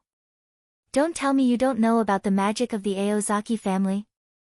Yuju looked deeply at Noah. It is impossible for a magician to not know about the magic of the Aozaki family, right? Noah didn't answer Yoju's question. This was because Noah had a thought in his mind. If the feeling that Noah felt from Aoko's body was the same as that of Gaia and Aleya's Snow White world was magic, then wouldn't that Snow White world be the location of the root? After all, magic is a mystery that directly leads to the root, isn't it? If that was the case, it would explain why Noah felt like a Snow White world from Aoko. But this doesn't make sense. If that Snow White world is the location of the root, then Noah can be considered to have successfully reached the root. If that's the case, then why didn't Noah obtain the magic of this world? With all these questions, Noah couldn't help but feel vexed. Seeing Noah's vexed appearance, Aoko and Yuju looked at each other again. Although they didn't know what Noah was thinking, just from the fact that Noah, as a magician, didn't know about the magic of the Aozaki family, Noah seemed a bit unusual. This cohabitant who had only started living in the manor house today had a lot of secrets. He had the legendary King Arthur's noble artifact. He was able to perfectly hide his magic. In addition, he had an abnormal reaction to magic. Who would think that Noah was ordinary? Of course, Aoko and Yuju didn't think that Noah wasn't a magician of this world. The cohabitation between the magician, and magician still had to continue. Chapter 303. As a result, Noah, who had stayed up until midnight because of the magic, was unable to come up with any constructive conjectures. Now, Noah was basically certain that the strange feeling he felt from Aozaki Aoko's body was the magic of the Aozaki family. However, Noah was still unsure as to why the magic was able to give him the same feeling as when he was in the Snow White world. He was certain that the Snow White world was the location of the origin. No, it should be said that if Aozaki Aoko's magic was proof that the Snow White world was the location of the origin, then the fact that Noah himself had been there but had not been able to obtain the magic negated this possibility. As a result, this matter smoothly entered a dead end. Unable to understand, Noah decided not to think about it and fell into a deep sleep as if he had given up. He slept all the way until dawn. In the morning, the white fog seemed to be able to freeze people as it carried a low temperature and filled the entire manor house. At dawn, Noah woke up from his sleep and felt the cold outside his blanket. Almost like any other ordinary person, he instantly had the thought of going back to sleep. However, this thought only flashed through his mind for a moment. After all, Noah was not an ordinary person. After all, even if his body's strength was suppressed to the level of an ordinary person by the limit ability, Noah had already gotten used to the cold. The 4 years of training in the deep mountains and forests had indeed benefited Noah a lot.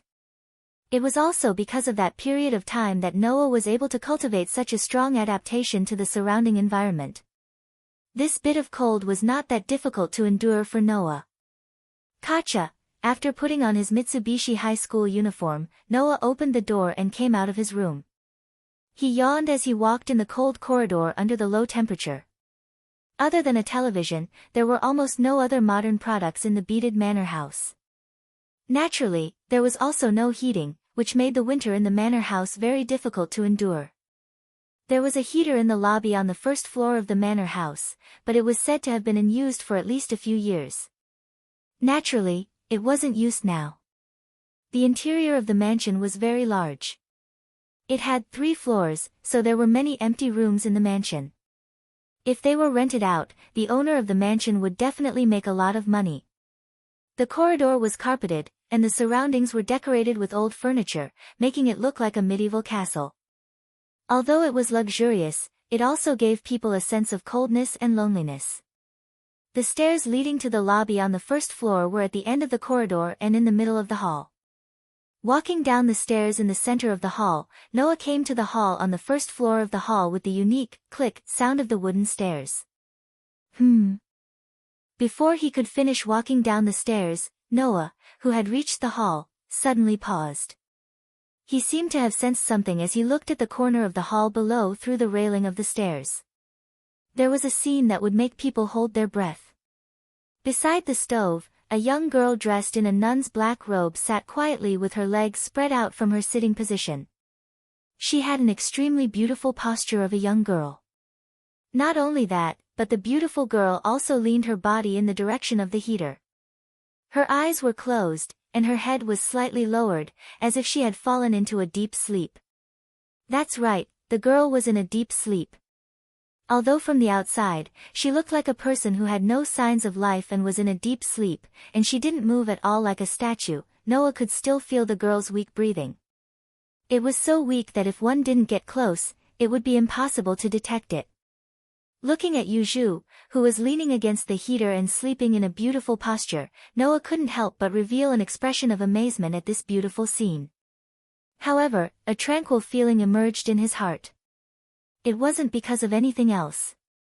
It was because even though Yuju's sleeping face was as expressionless as before, Noah could feel a sense of security emanating from Yuju at this very moment. Yes, Yuju was very at ease. Just like a child nestled in the arms of their parents, Yuju leaned against the heater as if she was sleeping in a cradle with her parents' soft whispers. There was an indescribable sense of security. Feeling that sense of security, Noah's gaze towards Yuju also revealed a very brief moment of gentleness. Aoko was right.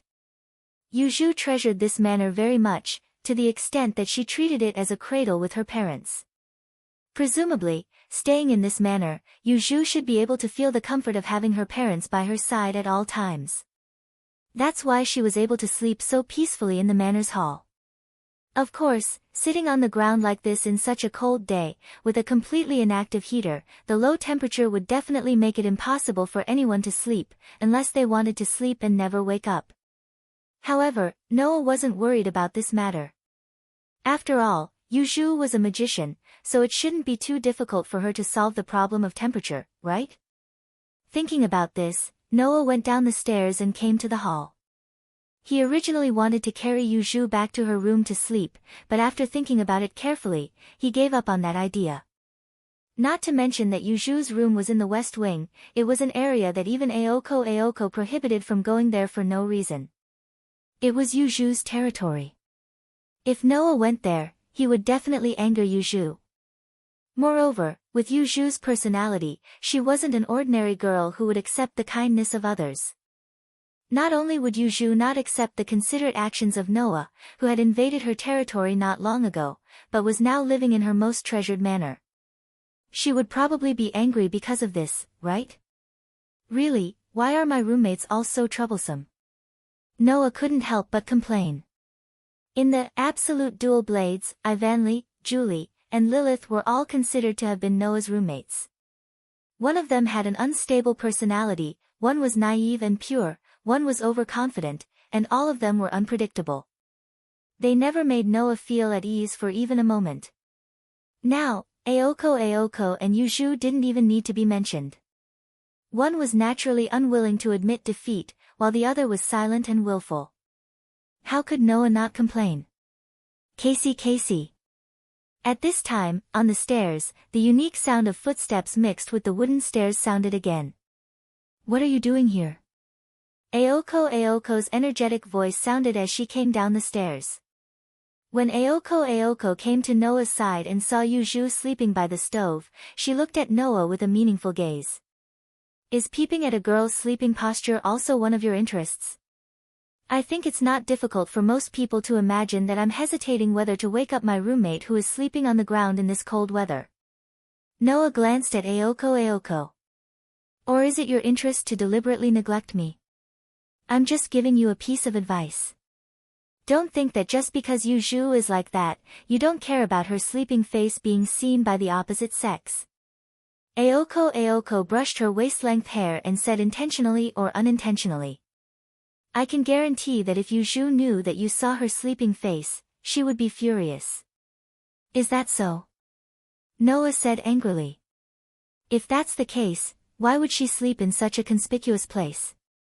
This is Yuzhu's mansion. She has the right to sleep wherever she wants. Aoko said disapprovingly.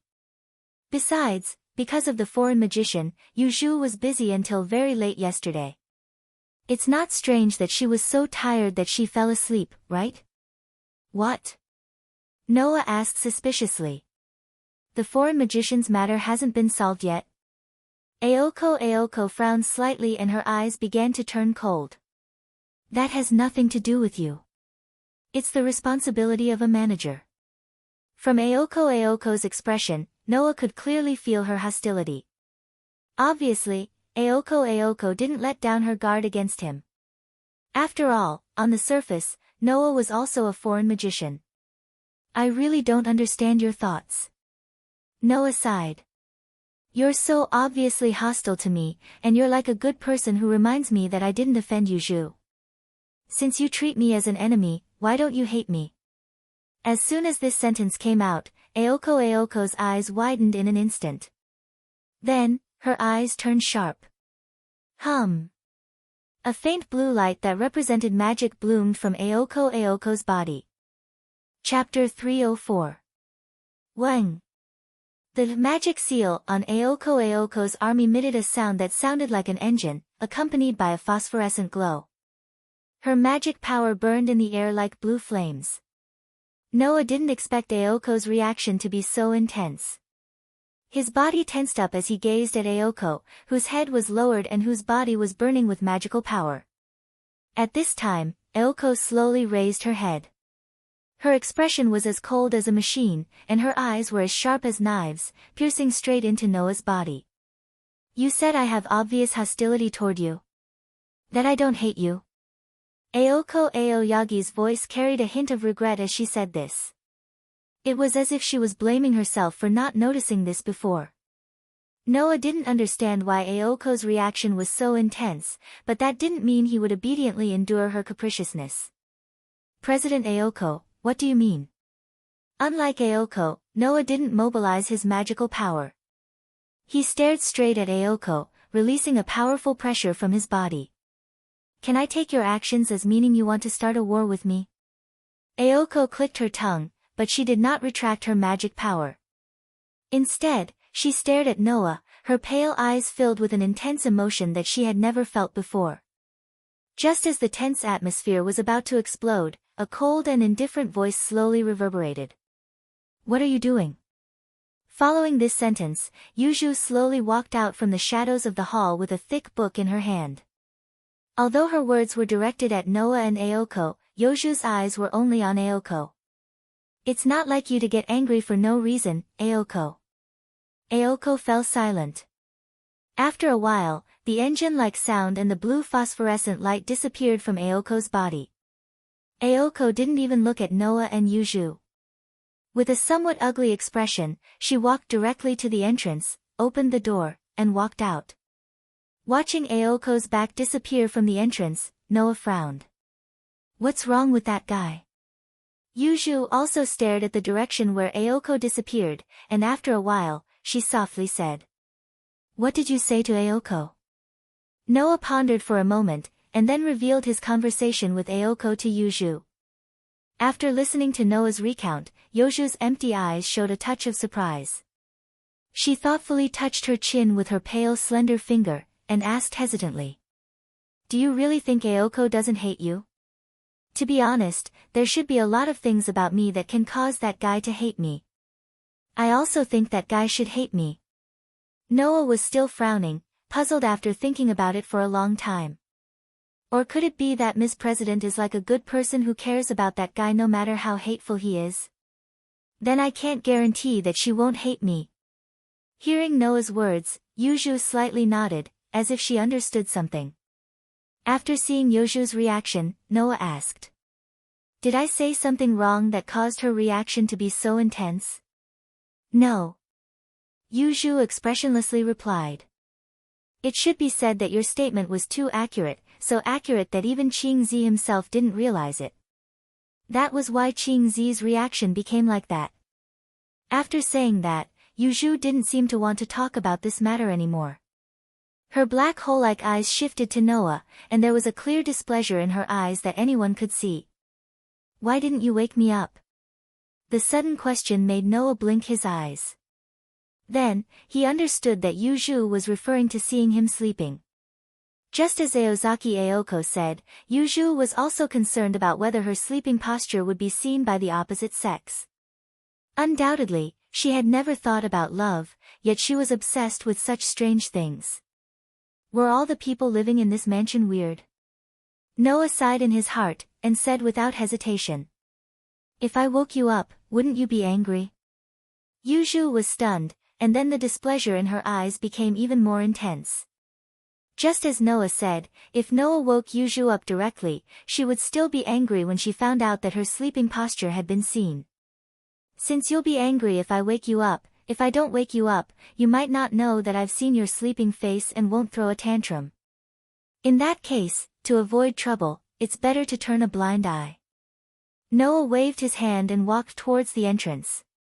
After all, we're living together, so this kind of situation is inevitable. If you care, remember to sleep in your room next time. Just don't catch a cold. With that, Noah pushed open the door to the entrance, walked out, and disappeared from the mansion. The mansion returned to silence once again. The displeasure in Yuju's eyes disappeared little by little. She stood there like a statue, motionless. Chirp, chirp, chirp. At the same time, a little blue bird flew out of nowhere and landed on the railing of the stairs.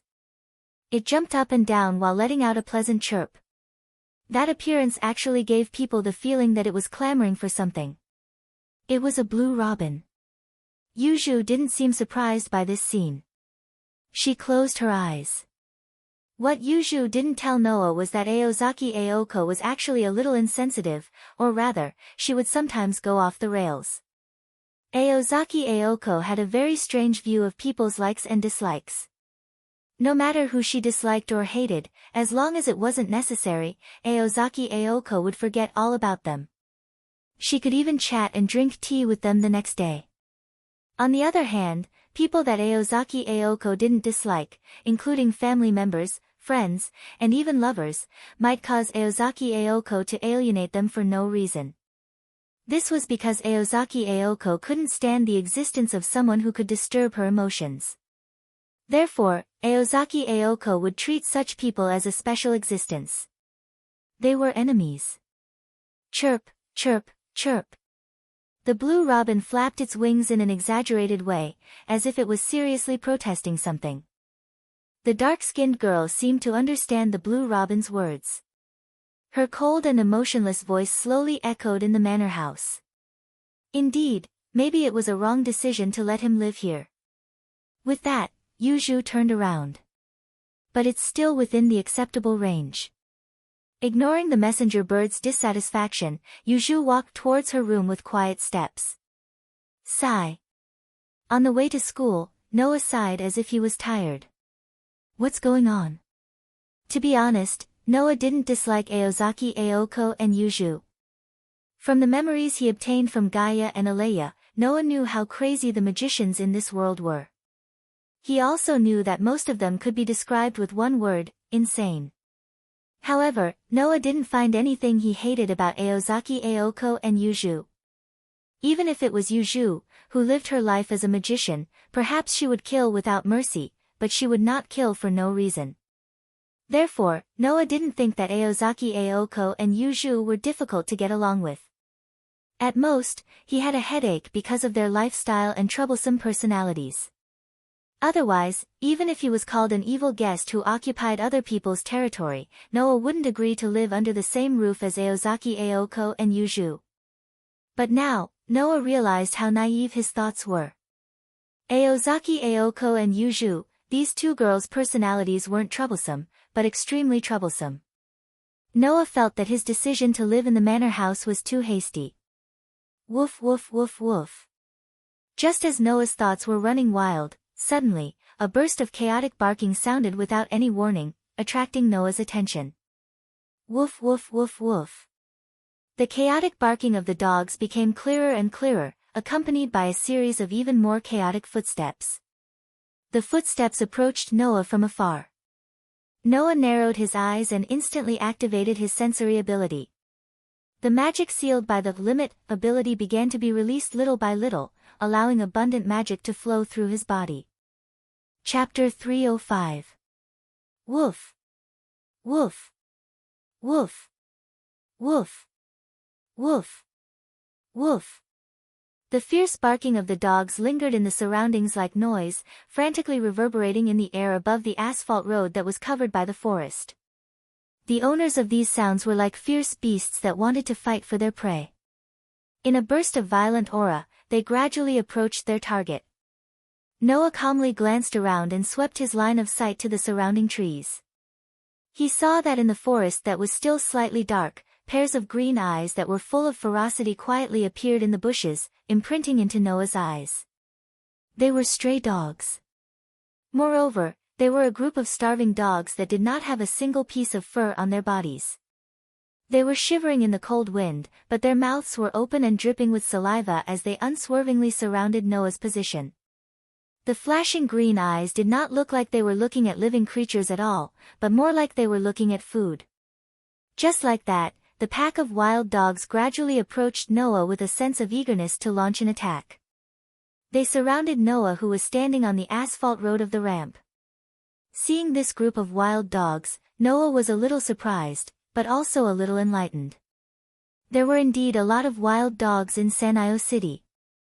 Because they had nowhere to go, these wild dogs would generally gather in the wild or the forest, and even directly breed there. If it were not for the lack of food and the environment, which caused some wild dogs to die not long after being born, the forest in Sanyo City would have been filled with wild dogs long ago. In order to get food, these wild dogs would sometimes attack passers-by like wild beasts, and were an existence that the residents of Sanio City hated. If Noah hadn't activated his sensing ability, he would have thought that these wild dogs were the survivors of the forest who were preparing to attack him. However, with his sensing ability fully activated, Noah could clearly feel that in the forest not far from the group of wild dogs, an extremely majestic aura was walking over here step by step. That aura more or less made Noah feel a trace of danger. Noah's eyes narrowed slightly. Ignoring the wild dogs that were gradually approaching, he looked forward with a burning gaze, closely staring in the direction of the aura that he had sensed. Not long after, a figure slowly appeared in the forest. Woo! At this moment, the surrounding wild dogs seemed to have encountered a terrifying enemy, or perhaps it was better to say that they were welcoming their leader. With a whimper, they abandoned the food in front of them without hesitation and retreated in unison. Da-da! The Black Shadow, on the other hand, walked out of the forest with powerful yet graceful steps, exposing itself to Noah's eyes. When he saw the full appearance of the person who came, Noah's eyes flickered uncontrollably, and even his heart skipped a beat. What appeared in front of Noah was a golden beast. It had the appearance of a wolf, but it was also more ferocious than a tiger. The fur on its body was the most dazzling, golden like the sun, and its eyes were emerald green like gemstones. However, there was no rationality in the golden wolf's excessively beautiful eyes. In fact, the moment it saw Noah, those emerald green eyes seemed to turn red, flashing with a bloody light. A sense of crisis that came out of nowhere made Noah's pupils shrink. Without any hesitation, he completely removed the limit ability, causing all of his strength to return to his body in an instant. Roar! Almost at the same time, the golden wolf let out an extremely beautiful and resounding roar. Its four limbs on the ground bent, causing the golden wolf to tense up like a spring. Dong! In the next moment, amidst the stomping sounds that caused even the atmosphere to tremble, the golden lone wolf turned into a meteor and tore through space. Like a sun that was rapidly moving forward, it carried a tremendous force as it charged out violently. Kacha kacha! Wherever the golden meteor passed, the ground cracked inch by inch. Even the space seemed to be unable to bear the burden, producing sharp buzzing sounds like teeth grinding. Its power was terrifying to the extreme. Wang! The magical power in Noah's body completely erupted, like a violent flame, soaring into the sky. His body was suddenly covered in a white light, illuminating the entire surrounding space. Wang wang! Immediately, the white light that rose sharply was like a stream of air, converging on one of Noah's hands. Finally, it turned into a transparent halo, covering Noah's tightly clenched fist. Ha! In the midst of a cold shout, Noah faced the direction of the golden meteor, and heavily punched out his fist. In that instant, the true power of the super high-level destruction spell, Crush, finally broke out. Pang! In the midst of a thunderous muffled sound, the space in front of Noah actually directly shattered like glass, exploding into a pitch-black hole. Peng peng peng peng peng. A series of muffled sounds rang out one after another. The space in front of Noah, as if it was cut open by a sword, was continuously shattered, outlining a pitch-black crack, spreading forward. In the blink of an eye, the pitch-black crack and the golden meteor suddenly collided together. Dong! In the midst of an earth-shattering sound, a circle of shock waves turned into a substantial halo, like the explosion of a star, suddenly spreading out. Pa! The ground formed by the asphalt road simply exploded, and without the slightest suspense, was razed to the ground.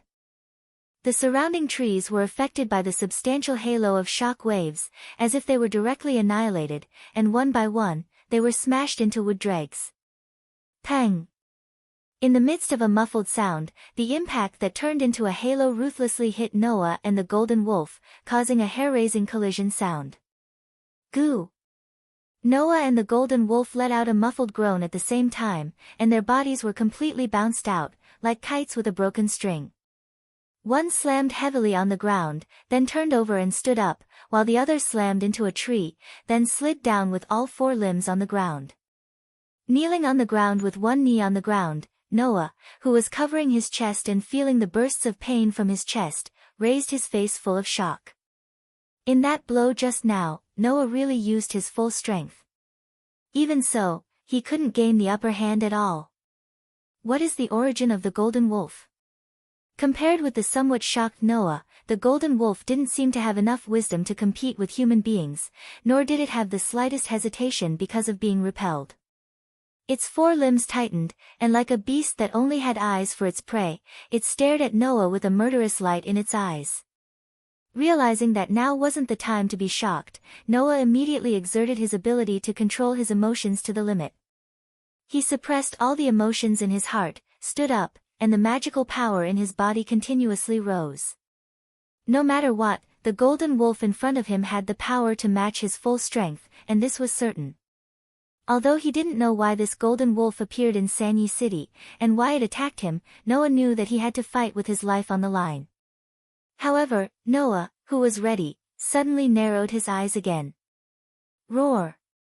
The golden wolf let out a resounding and beautiful roar, and its whole body bloomed with golden light.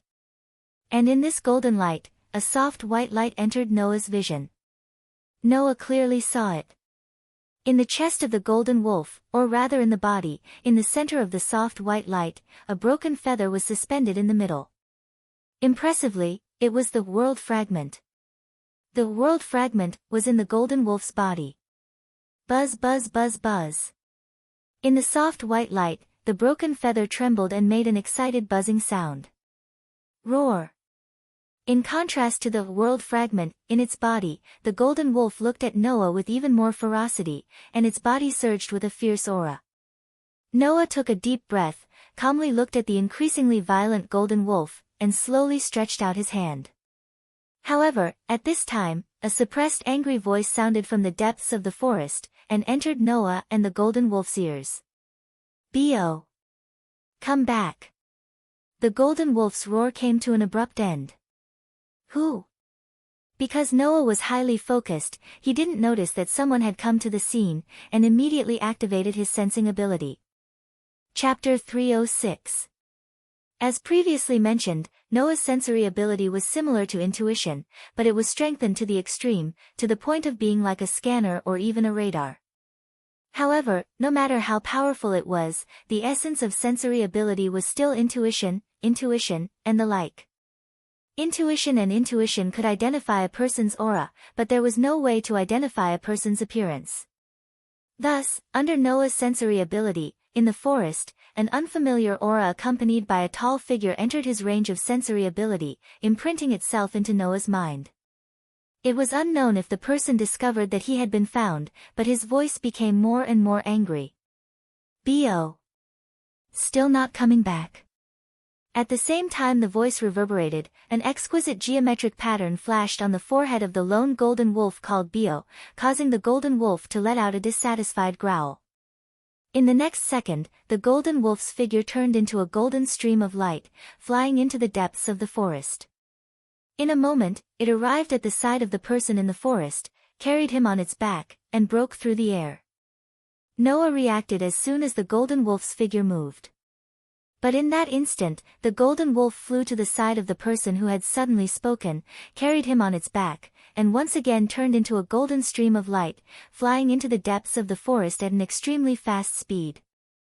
In less than a second, the golden wolf had completely disappeared from Noah's field of vision, leaving Noah no time to chase after it. Its speed was extremely fast. But in terms of speed, if Noah did not use leap, he would not be able to compare to the golden wolf. A golden wolf with a world fragment in its body. Where did it come from? Noah, with an unprecedentedly serious attitude, began to search for the memories of this world that had been instilled into him by Gaia and Aleya. Not long after, a term appeared in Noah's mind. Could it be, that's a magical beast? Just like how magicians existed among humans, some creatures that only existed in fantasy and legends also existed among beasts. Some of them came from the ecosystem, some were born from the imagination of humans, some became powerful individuals due to longevity, and some came from the evolution of nature. This type of creature that had broken away from the category of wild beasts and possessed great power was known as the magical beast. For example, demi-human fairies, giants, ghosts, dragons, and other creatures were such existences. And among these magical beasts, there was a race of werewolves. However, there was no such thing as golden hair among the werewolves. The silver werewolves were the leaders of the werewolves. They were the most powerful existences among the werewolves. Without a doubt, the golden wolf was superior to the silver wolf. In other words, it is an existence that surpasses magical beasts. Noah lowered his head and muttered. I see. Is it a fantasy breed? The existence that surpassed wild beasts was known as the magical beast. The existence that surpassed the magical beast was the illusory beast. It was also known as the fantasy breed. It was said that above the illusory beast, there was a type of divine beast that only existed in myths. However, that kind of existence was already comparable to the gods themselves. It was almost impossible for them to appear in this era where there were no gods. Therefore, Noah was certain that the golden wolf was a legendary fantasy breed. Moreover, because of the world fragment, the golden wolf seemed to have been affected in some way, faintly surpassing the category of a fantasy breed. Otherwise, even if the golden wolf was a fantasy breed, it was unlikely for it to have that kind of power. Even Noah could fight evenly with it at full strength. Noah did not think that an ordinary fantasy breed could achieve this kind of power. Raising his head and looking in the direction where the golden wolf disappeared, Noah could not help but laugh bitterly. Things seemed to have become a little troublesome. After saying that, Noah sorted out his emotions and turned around as if he had sensed something. He looked behind him. There, Yu Zhu, who was dressed in black, was rushing over with somewhat hurried footsteps. When Yu Zhu arrived at the scene in front of her made her black hole-like eyes reveal a shocked expression. The ramp that was originally paved with asphalt seemed to have been razed to the ground, exposing the charred earth. The surrounding forest seemed to have been bitten by something, and a large piece of it was missing on both sides. The guardrail of the asphalt road had long disappeared. The broken wood of the trees was scattered all over the ground. Some of the green leaves had turned yellow, and some had become charred, as if they had been burned overnight by a fire. It was especially miserable. What shocked Yu Zhu the most was the magical aura that still filled the air. The magical aura that made one's heart palpitate like a volcano that had just erupted caused Yu Zhu's heartbeat to involuntarily speed up. When she noticed that the exact same magical aura was surging on Noah's body, how could Yu Zhu not understand who had caused all of this? Fortunately, Yu Zhu had arrived late and was not able to see the space that had been directly broken by Noah's full-strength crush. Otherwise, it was easy to imagine how shocked Yu Zhu would be. Looking at Noah standing in the middle of the charred earth ramp, Yu Zhu slightly clenched her small fists and walked step by step to Noah's side. Her voice was extremely grave. What exactly happened? From Yu Zhu's tone, Noah could tell that she attached great importance to this matter. Therefore, Noah did not need to ask. He could even guess that if he hid this matter, Yu Zhu would definitely not trust him again. Of course, Noah did not intend to hide it. There was nothing to hide about this matter. As you can see, I was attacked. Noah sighed. Moreover, it was not an ordinary attack. Yu Zhu did not speak. She just looked at Noah and quietly waited for Noah's explanation. Noah turned around and faced Yu Zhu. Fantasy breed. If I'm not wrong, this is the attacker. Moreover, behind this fantasy breed, there seems to be a magician controlling it. What did you say? Yu Zhu's pretty face finally changed uncontrollably. Fantasy breed. This term might be just a simple taboo to a layman. But to a magician like Yu Zhu, it was a miracle that absolutely could not be ignored. Yes. A miracle. Fantasy breed itself was an existence that could be directly linked to the terms mysterious and miraculous. For a fantasy breed whose existence itself was mysterious, its existence alone was above magic. In this world, the mysterious would be defeated by an even more powerful mystery. Compared to a fantasy breed, the mystery of magic seemed weak. That level of mystery was nothing to a fantasy breed that existed in fantasy and legends. Therefore, magic could not be compared to a fantasy breed. No matter how strong the magic was, there was no way to leave any damage on a fantasy breed. For a magician, a fantasy breed was a natural enemy. There are fantasy breeds in Sanyi City. And there are magicians who can control fantasy breeds. Yu Zhu seemed to want to deny this, but in the end, she chose to remain silent. Noah knew that Yu Zhu was starting to find it difficult to back down. As the manager of Sanyi City's spirit vein, how could Yu Zhu ignore the appearance of a fantasy breed and a magician who could control fantasy breeds in her territory? After all, fantasy breeds were the natural enemies of magicians. As long as it was a magician, it was absolutely impossible to defeat a fantasy breed. It was not that she looked down on magicians, but it was just like a cat eating a mouse. Fantasy breeds were the bane of magicians, and there was no other way. If Noah, who had Avalon, made Yu Zhu helpless, then a magician with a fantasy breed was a real threat. Poor Yu Zhu. She had just solved Noah's problem, but now she had to worry about a fantasy breed and a magician who could control fantasy breeds. Let's leave this place first. Noah interrupted Yu Zhu's silence. The commotion just now was too big. The residents of Hakunushi and even Sanyi City must have noticed it. It will be troublesome if someone comes up later. Yu Zhu immediately looked around. After hesitating for a moment, she walked forward. Why don't you come with me? Go. Noah was stunned. Go where? Yu Zhu did not turn around and directly threw out two words. The church. Chapter 307. In Mayo City, there was a church.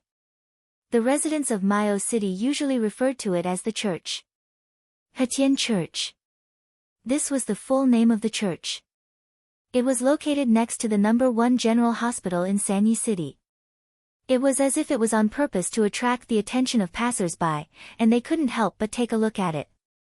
For Mayo City, which had only been a small city for 10 years, the existence of a church was a bit extravagant. This was because there were no foreigners here, nor were there any devout believers. Only the residents of Sanyi City, which was not far from the church, would come here to pray on Sunday. Compared to the size of the church, it was more or less a waste. However, this church had an extraordinary significance to the people in charge of Mayo City. This was because it was the branch of the Magic Association in Sanyi City. It was also the branch of the Holy Church that viewed magicians as heretics and was the archenemy of the Magic Association. However, they were currently in a state of truce. Although Aoko and Yu Zhu were both magicians, they did not join the Magic Association, nor did they join the Holy Church. They only managed Mayo City's spiritual vein as freelance magicians. As the family that managed Mayo City's spiritual vein, although they were freelance magicians, they had a cooperative relationship with the Magic Association and the Holy Church.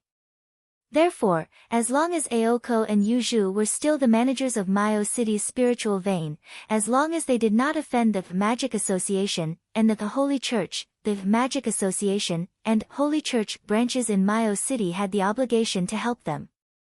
Of course, Aoko Aozaki and Yu Zhu both had their own insistence when it came to defending against external enemies.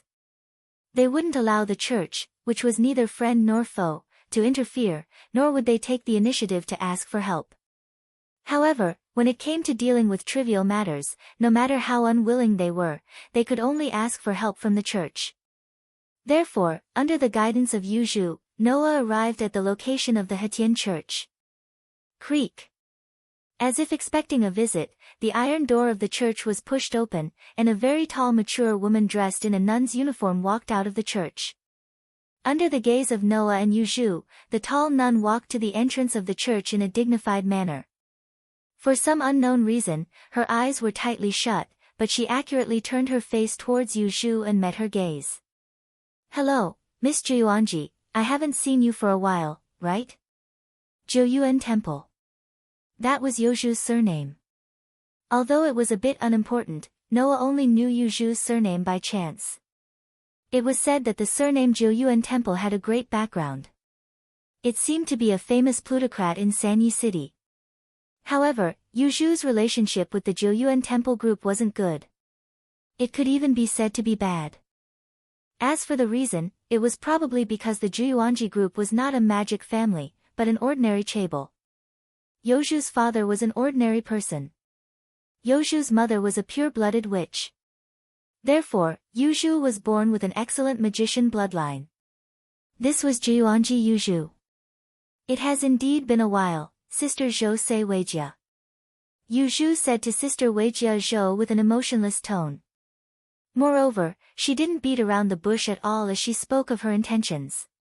I have something to ask Father Yongli. Father Yongli is in the church.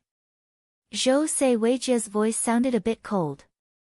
Her eyes were still closed, but she turned her head and faced Noah. However, Miss Jiuyuan Temple, do you want to bring this person in as well? From Zhou say Weijia's voice, Noah could hear a sense of coldness that kept people 1,000 miles away. And this coldness became a lot stronger after Yuzhu revealed Noah's identity. Don't worry, he is related. It's just that the technique of hiding his magical power is beyond our imagination. Qing Zi and I didn't discover the magical power in his body with the help of the barrier. Yuzhu said. However, Sister Weijia should be able to sense it, right? This sentence made Noah pause, and at the same time, it also made Zhou say Weijia frown and nod. Indeed, there is a feeling of power flowing through his body. After saying this, Zhou say Weijia stepped aside and walked away without looking back. She didn't even say goodbye. She was extremely cold. Yuzhu didn't seem to be surprised at all. She lifted her feet and walked into the church. Noah, who was following behind Yuzhu, curiously asked. How could that sister feel the magical power in my body? My magic power is obviously hidden again, isn't it? After the battle was over, Noah once again used his limit ability to seal all the power in his body. Therefore, logically speaking, other people shouldn't be able to sense the magical power in Noah's body. But Yuzhu's answer made Noah a bit surprised. Sister Weijia has a congenital amblyopia and is now completely blind. But because of this, she has very powerful senses.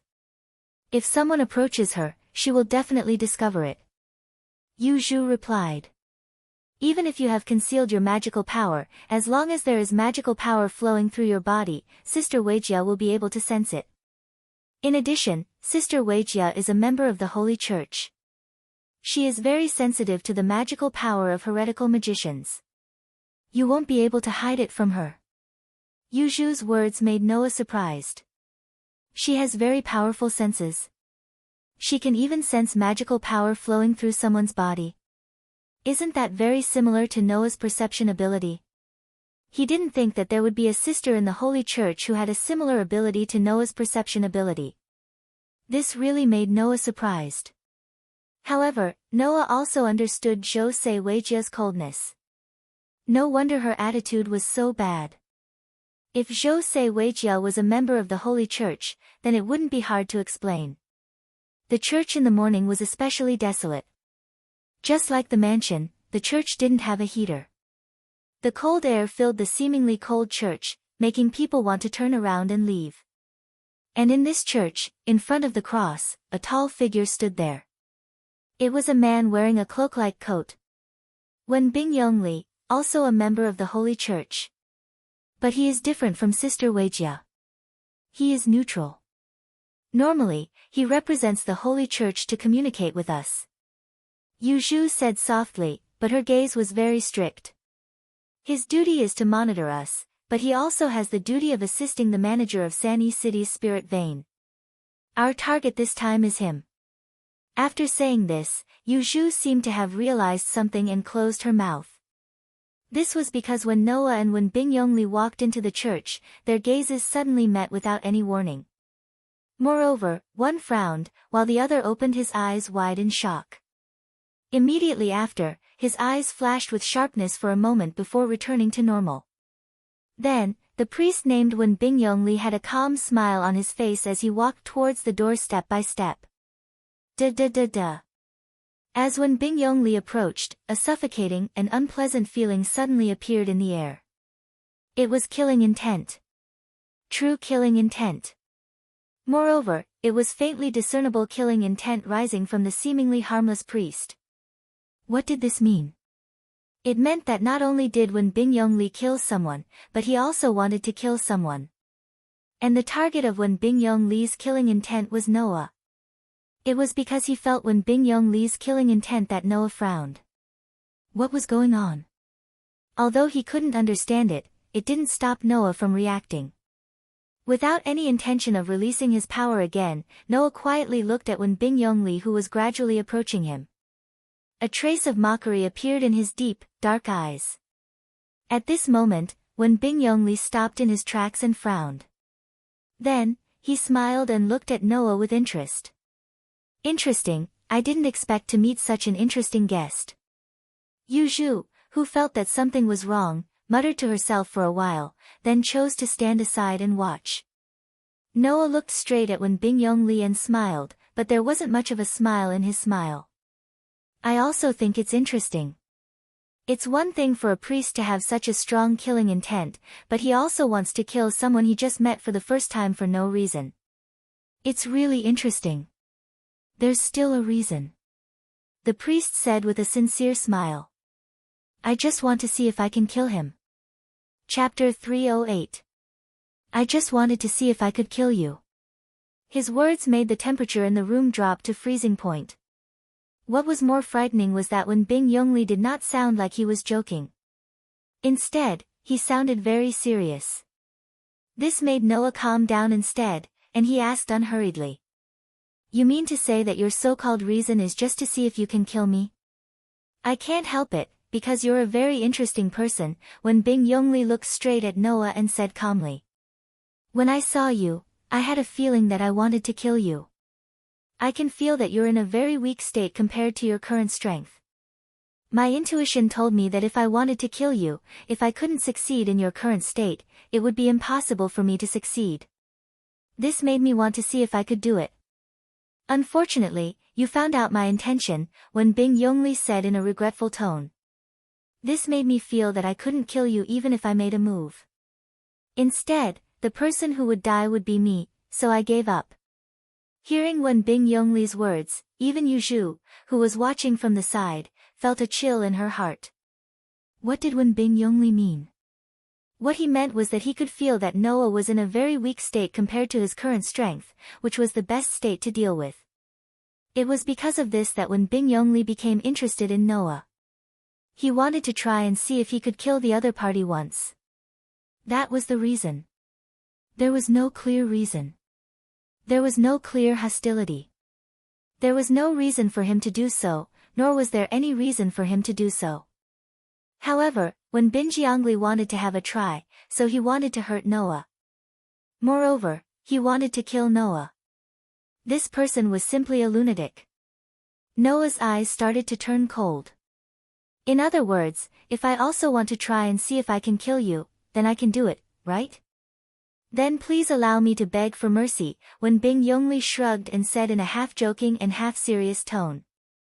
Although this is not something worth mentioning for a priest, I have an extraordinary sensitivity to killing. I can feel that you're the best person to kill, and I can also feel that I can't kill you. Naturally, I can also feel that if you want to kill me, I won't be able to live. As he said this, Wen Bingyongli raised his hands as if he was surrendering, indicating that he would not resist. He sincerely wanted to beg for mercy so that Noah could not find an excuse to fight back. Then, Noah glanced at Wen Bingyongli. You're really not an ordinary kind of hateful guy. Really? Wen Bingyongli laughed bitterly. This is the first time someone has said that to me. Yu Zhu, you talk to him yourself. Noah turned around and walked out of the church without looking back. I'll wait for you outside.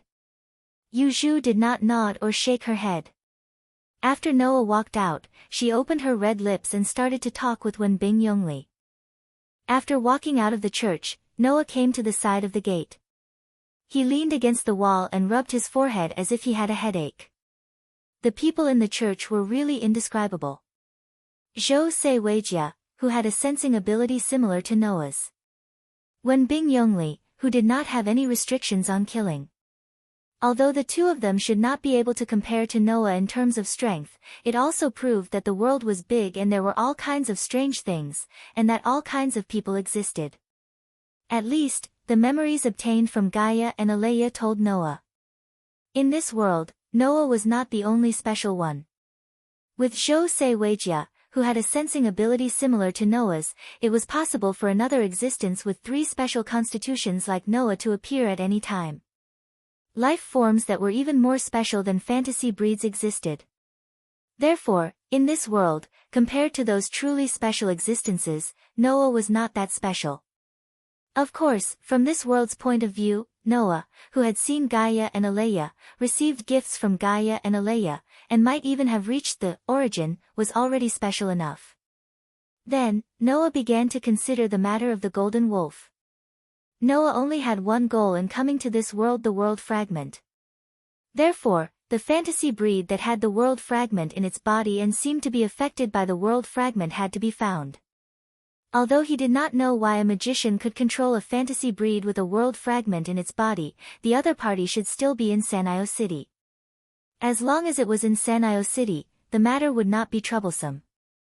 What Noah was most afraid of was that the other party would directly escape with the golden wolf. If that happened, he would not know when he would be able to find the world fragment. In addition, the golden wolf had strength comparable to Noah. This time, there might be a tough battle to fight. Gag. Just as Noah was thinking about what to do next, the sound of the church's metal door opening and closing was heard. Yuzhu walked out of the church. Behind her, the church's door closed as if it had completed its mission. Finally, with a dong sound, it was tightly shut. Looking at Yuzhu's doll-like pretty face that lacked emotion, Noah spread his hands. Was the negotiation successful? It's not considered a negotiation. Yuzhu shook her head gently. The church doesn't want the battle between magicians to affect ordinary people, so Father Yongli will be responsible for suppressing the various effects of your battle with the fantasy breed. After saying that, Yuzhu glanced at Noah. Next, I hope you can tell me what happened. Hearing this, Noah looked at Yuzhu's expressionless face and could not help but sigh in his heart. Strictly speaking, Yuzhu had come to the church this time entirely to help Noah deal with the aftermath. After all, Noah was the one who had fought with the golden wolf. The person who had caused such a huge commotion and could possibly cause a commotion was also Noah. Although Yuzhu was the manager of San'io City's spirit vein and a magician, it was natural for her to abide by the duty of concealing the traces of magic. Thus, she took great pains to help Noah deal with the aftermath. However, help was help. Even if Noah himself did not care about the concealment of magic, he could not deny it. Here, it could be said that he owed Yuzhu a favor. Let's talk about it when we get back. Noah patted Yuzhu's little head. I owe you this time. After saying that, Noah walked forward in a carefree manner. Yuzhu stood in the same spot as she stared blankly at Noah's back. She raised her hand and rubbed the spot where Noah had just patted her little head. Soon after, she furrowed her brows tightly. Other than her father, there had never been a member of the opposite sex who had patted Yuzhu's head like Noah had. At night, in the sunroom of the manor. In other words, not only does San'io City have a fantasy breed that breaks the rules, but there is also a magician who seems to be able to control this fantasy breed. The worst thing is that the other party may also have their eyes on San'io City's spirit vein. We have to be prepared to fight with the other party, right? Aoko Aozaki looked sharply at Noah and Yuzhu, who were sitting at the same table as her. After a while, she held her forehead as if she had given up and looked hatefully at Noah. Is this your revenge on me? Aoko Aozaki was referring to her sudden outburst in the morning for no reason. I can't be bothered with the student union president's willfulness. Also, don't make it sound like I deliberately provoked this kind of enemy. I was the one who was attacked, and I was also confused, okay? Noah rolled his eyes and put the cup of black tea in his hand on the table. Although I'm still not sure if the magician who can control the fantasy breed has his eyes on Sanio City's spirit vein, since the other party is a magician, Sanio City's barrier must have detected the other party's existence. I hope you can provide me with information in this regard. Provide you with information? Aoko Aozaki and Yuju froze at the same time. Don't be in a hurry to refuse. I know you are still wary of me, but I want to tell you that you are magicians, and fantasy breeds are the natural enemies of magicians. With your strength, you can't deal with a fantasy breed at all. Noah crossed his arms, and his voice echoed clearly. If you provide me with information, I will help you deal with that fantasy breed. Chapter 309. In the sunroom, Aoko Aozaki and Yuju stared at Noah in a daze, unable to react for a moment. This was because there were two key points in Noah's words. The first was that Noah had promised to deal with fantasy breeds. They were fantasy breeds, the ultimate mystery that only existed in fantasy and legends. Disregarding the magic principle of, the mystery will be defeated by an even more powerful mystery, fantasy breeds were also extremely powerful existences. Otherwise, how could they only exist in fantasy and legends? At the very least, Aoko Aozaki and Yuju did not think that humans could deal with such monsters. Even if they were mages who could use magic to deal with them, they believed that there was a high chance that they would fail. Of course, Aoko Aozaki and Yuju did not know that the Golden Wolf's power had already surpassed that of ordinary fantasy breeds under the inexplicable influence of the world fragment. It might even exceed the category of fantasy breeds. Otherwise, they would be even more desperate. Aoko Aozaki and Yuju could not ignore the other key point in Noah's words. You're magicians? Aoko Aozaki raised her eyebrows. What do you mean? Are you saying that you're not a magician? Yuju also recalled the night when she first met Noah and fought with him. At that time, Noah also denied that he was a magician. Could it be that Noah is really not a magician? With this thought in mind, Yuju suddenly realized that apart from the magic power flowing in his body, Noah had not used magic even once. On the night of the attack by the man with the fissure, Noah had used a power that could shatter the other party's bones. However, Yuju could not be sure whether it was magic or not. As for why Noah had magic power in his body, that was even easier to explain. In this world, magicians were not the only ones who could create magic power. In fact, magic power was life force. As long as there was a way to convert it, then anyone could convert life force into magic power. It was just a matter of how much one could convert. Under such circumstances, Noah sighed. You guys really like to think that what you think is the truth. In the beginning, you took me as a foreign magician who wanted to seize the spirit vein in Sanyi City without permission.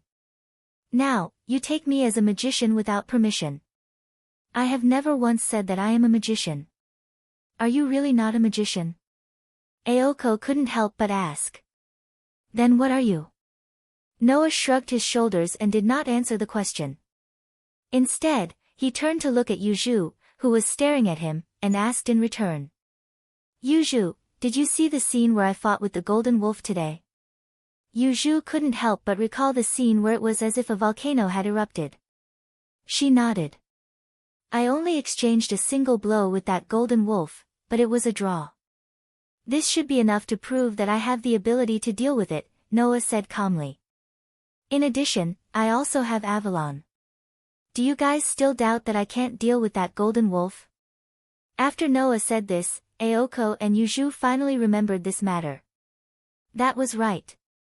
Even if the fantasy breed was considered a foul, the Avalon was also an extremely foul existence. Avalon was able to exclude all physical obstacles. Even in the face of magic, it would still be able to protect Noah from it. This way, even if the opponent was a fantasy breed, Noah would not have any problems. Moreover, Avalon also had a healing function. No matter how much damage Noah suffered, as long as there was enough magic power, Avalon would continuously provide healing and let Noah recover to his original state. Therefore, Avalon could be called a mobile stronghold. That was why Avalon was known as the strongest guardian. With Avalon, even if Noah could not defeat a fantasy breed, he could put himself in an invincible position. After understanding this, Aoko and Yuju looked at each other. Yuju. Aoko's expression was full of seriousness. What do you think? Yuju muttered to herself. After a while, she raised her eyes and looked at Noah. Why do you want to help us? This was Yuju's only question. Logically speaking, Noah should have no reason to help. Unless Noah had his own reasons. There's nothing to hide. Noah tapped the table in front of him with his fingers and then sighed slightly. Didn't I say before that I stayed in Mayo City because there was something I wanted to find? Upon hearing this, Aoko and Yuju immediately understood what was going on. Just as you guessed, the thing I want to find is on that fantasy breed. Noah curled his lips and smiled. We have the same goal, so there's a need for us to cooperate, right? You're wrong. Aoko glanced at Noah. We haven't confirmed that the other party will attack Mayo City's spirit vein. Perhaps they are like you. You have your eyes on them, and they have their eyes on you. Otherwise, why would they attack you? If the other party has no intention of attacking Mayo City's spirit vein, then there's no need for us to help you, Yuju said faintly. Similarly, there's no need to provide you with information. Oh. Noah silently curled up the corner of his mouth. In other words, you'd rather let a fantasy breed and a magician with unknown motives lurk in Mayo City and plant dangers that could explode at any time than provide me with information? Aoko and Yuju raised their eyebrows at the same time and remained silent. For you, investigating the other party's location is just a piece of cake, and there are no disadvantages. Furthermore, we can't rule out the possibility that the other party has no intention of attacking Mayo City's spirit vein, Noah said, pressing on step by step. Wouldn't it be better for me to deal with that fantasy breed and help you eliminate the hidden dangers? The sunroom immediately fell into silence. I understand, Aoko sighed slightly and said to Noah with a serious expression, we'll provide the other party's location. In exchange, if the magician behind the scenes really intends to attack Mayo City's spirit vein, you have to be responsible for dealing with that fantasy breed. No problem. Noah readily agreed. At the same time, Yuju extended her hand and extended a fair and slender finger. She gently tapped the table before her. Plop. Suddenly, the table in front of Noah, Aoko, and Yuju seemed to have assimilated into the surface of the water, and a circle of ripples appeared amidst the sound of water. A thick fog suddenly rose, and a mirror slowly emerged from the fog. On the mirror, the image of a city gradually appeared. That was Mayo City. Next, Yuju began to use Mayo City's barrier to conduct a comprehensive investigation of the entire city. The target of the investigation was naturally an individual with magic power. However, after half an hour of work, Aoko and Yuju were still unable to discover any signs of a foreign magician in Mayo City. After waiting quietly for about half an hour, Noah finally sighed softly. It seems that we can't find him. Like you, the other party has some kind of technique that can hide the existence of magic power. Yuju closed her eyes, and her quiet voice echoed. Things are a bit strange. Strange? A trace of confusion appeared on Noah's face. You still don't know, right? Aoko gritted her teeth and said this sentence. In the past month, we haven't been able to detect the existence of magic power. Other than you, there are also foreign magicians that you know about. Including this magician who can control a fantasy breed this time, there are 3 beings that we can't detect magic power this month. Yuju's expression became solemn. This is something that has never happened before, but it has happened 3 times in a row this month. Could it be that there's a problem with the barrier? 3 times? Noah scratched his cheek. Why are you so sure that it's 3 times? Noah's words made Aoko and Yuju's hearts tremble. Yes? Why are you so sure that it's 3 times? Aoko's gaze gradually became sinister. The foreign magician and the magician who can control a fantasy breed might be one and the same. Yuju lowered her head and fell silent. Noah cast his gaze outside the courtyard, and his eyes flickered slightly. This matter is indeed very troublesome. Chapter 3:10. Walala. He didn't know when it started, but the sound of rain could be heard clearly even though it was isolated by the window. Noah was woken up by the sound of the rain. He yawned as he got up from the bed and looked out the window. In the cold winter, a curtain of rain mixed with low temperatures filled the courtyard outside the mansion. It was obvious that the already very low temperature had dropped a little more.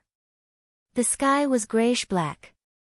All the scenery outside the window was covered by the curtain of rain, silently making people's moods become heavy. Looking at such a scene, Noah, who was sitting on the bed, couldn't help but feel a little uncomfortable, and his emotions gradually drifted away. Ever since they came to the conclusion that the magician controlling the fantasy breed was likely to be the same person as the foreign magician, Aoko Aozaki and Yoshu's lives became busy. 3 days had passed since then.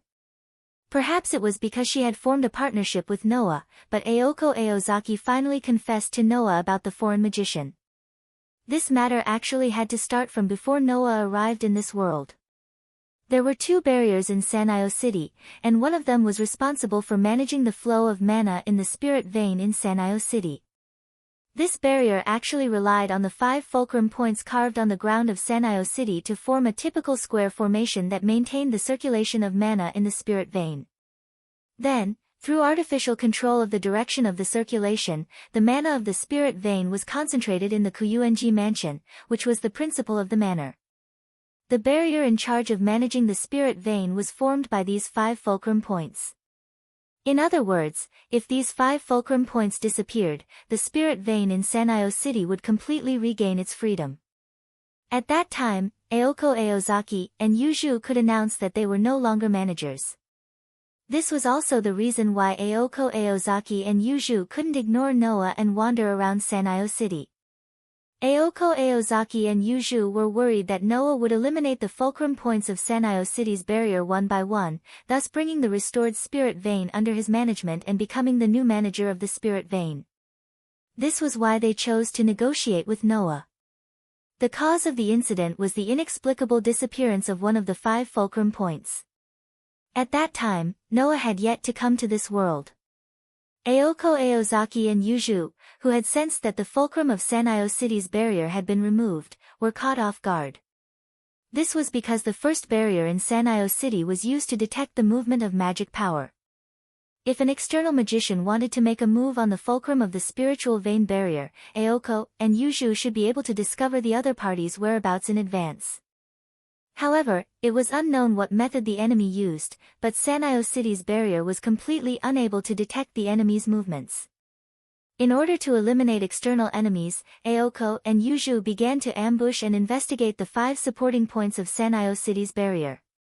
Finally, not long after, they discovered some traces of magic power being used in one of the supporting points in the forest between Sanyo Town and Sanyo Mound. And so, Aoko Aoki and Yuju came up with a plan to deal with the enemy. The first was Yuju.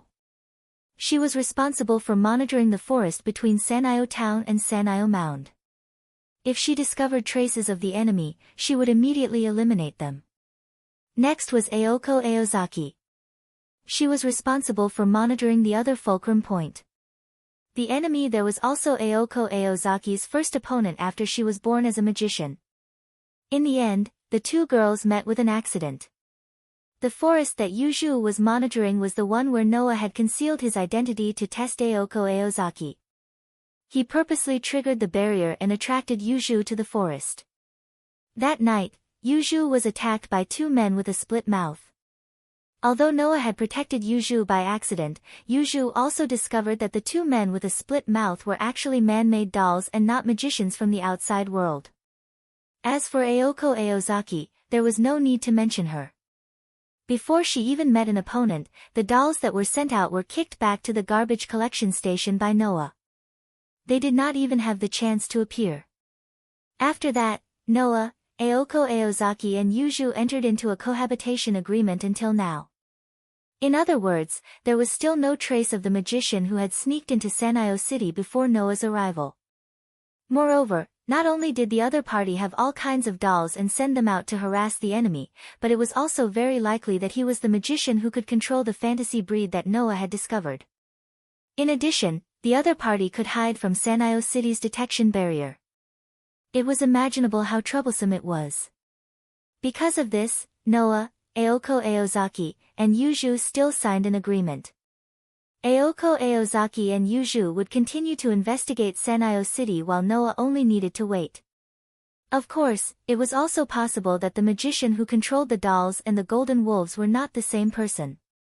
However, both magicians had the means to hide from Sanyo City's barrier, so Aoko Aozaki and Yuju felt that the probability was not very high.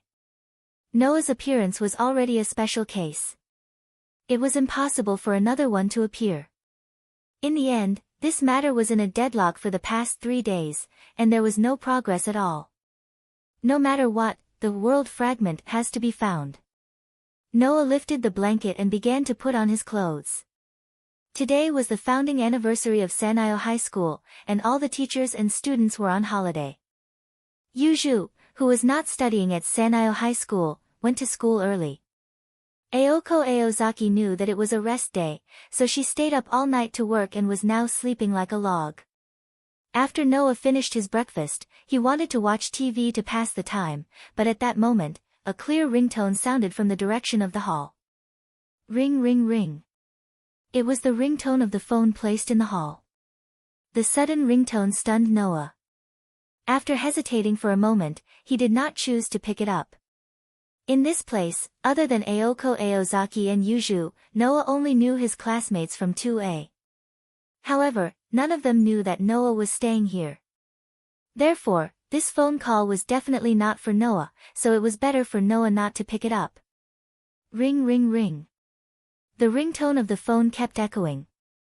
After an unknown amount of time, chaotic footsteps came from the direction of the stairs, followed by Aoko Aozaki's angry roar. Noah! Why didn't you pick up the phone? Noah subconsciously covered his ears, ignoring the faint anger of Aoko, who was awakened from her lack of sleep, from the direction of the living room. He continued to watch TV. After Aoko Aozaki hung up the phone, her anger seemed to have reached a new level.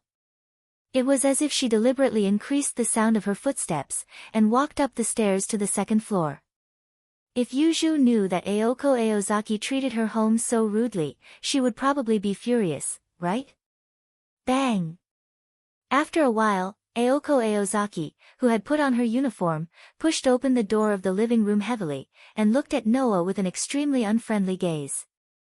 You seem to be quite free. I don't want to be so free. Noah did not even look at Aoko Aozaki's direction, and continued to watch TV.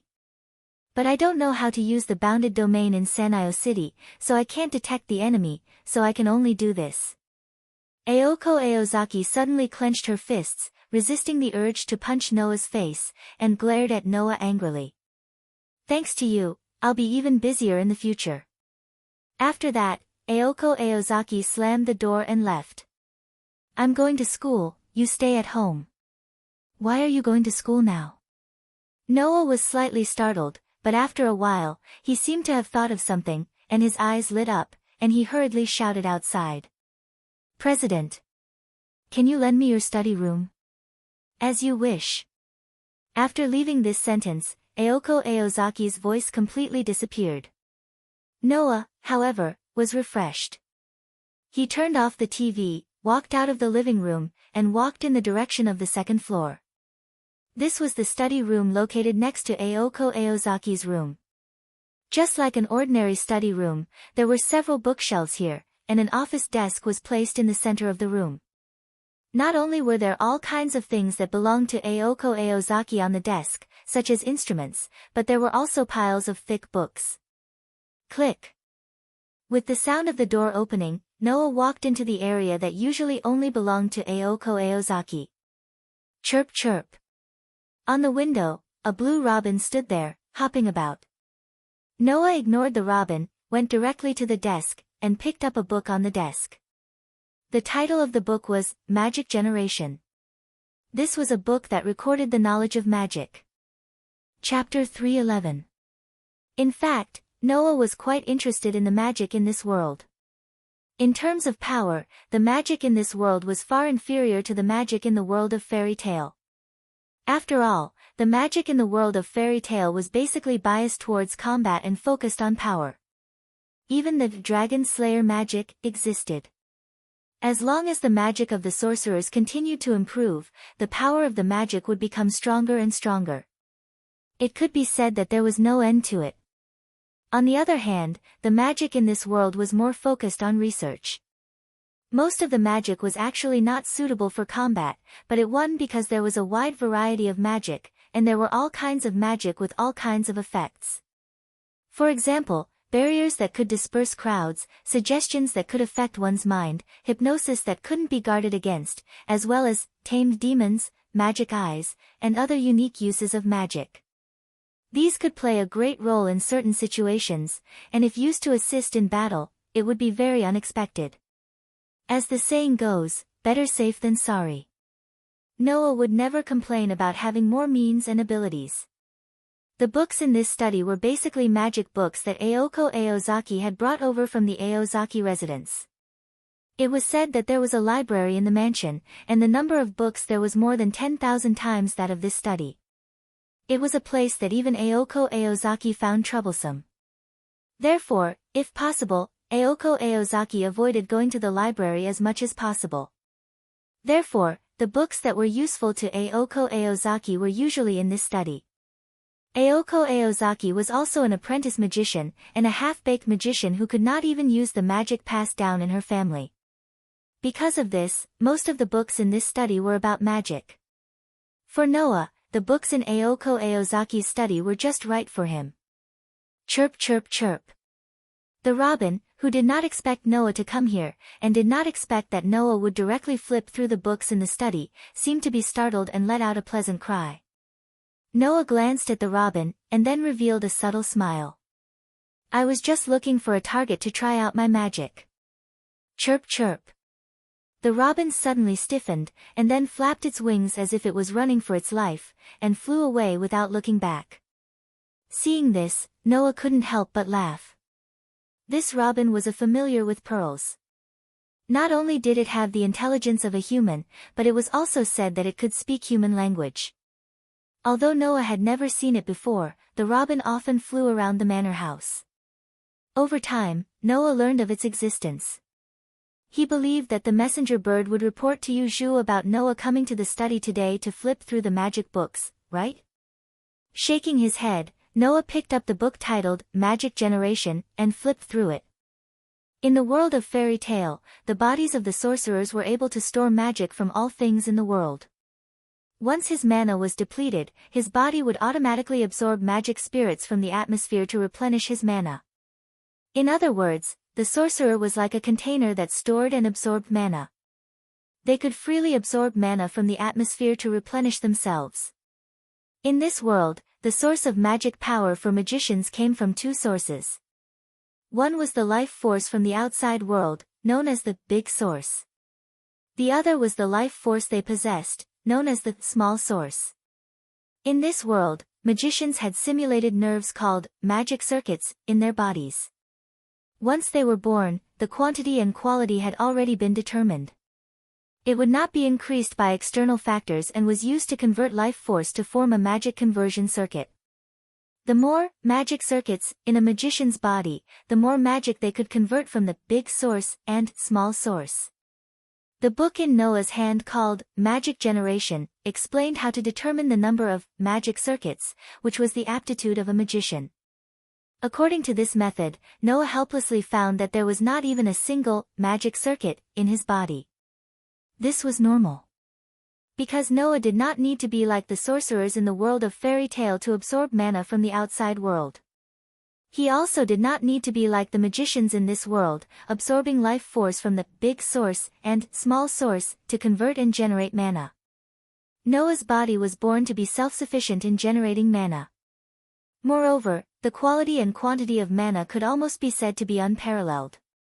It was precisely because of this that Makarov was so shocked when he discovered how special Noah's physique was. Therefore, Noah's physique was very special, and the ability to generate mana alone was a special characteristic that others could not imitate. With such conditions, Noah could skip a lot of steps if he wanted to learn magic. Generally, a novice magician would first have to open and activate their own magic circuits, one by one.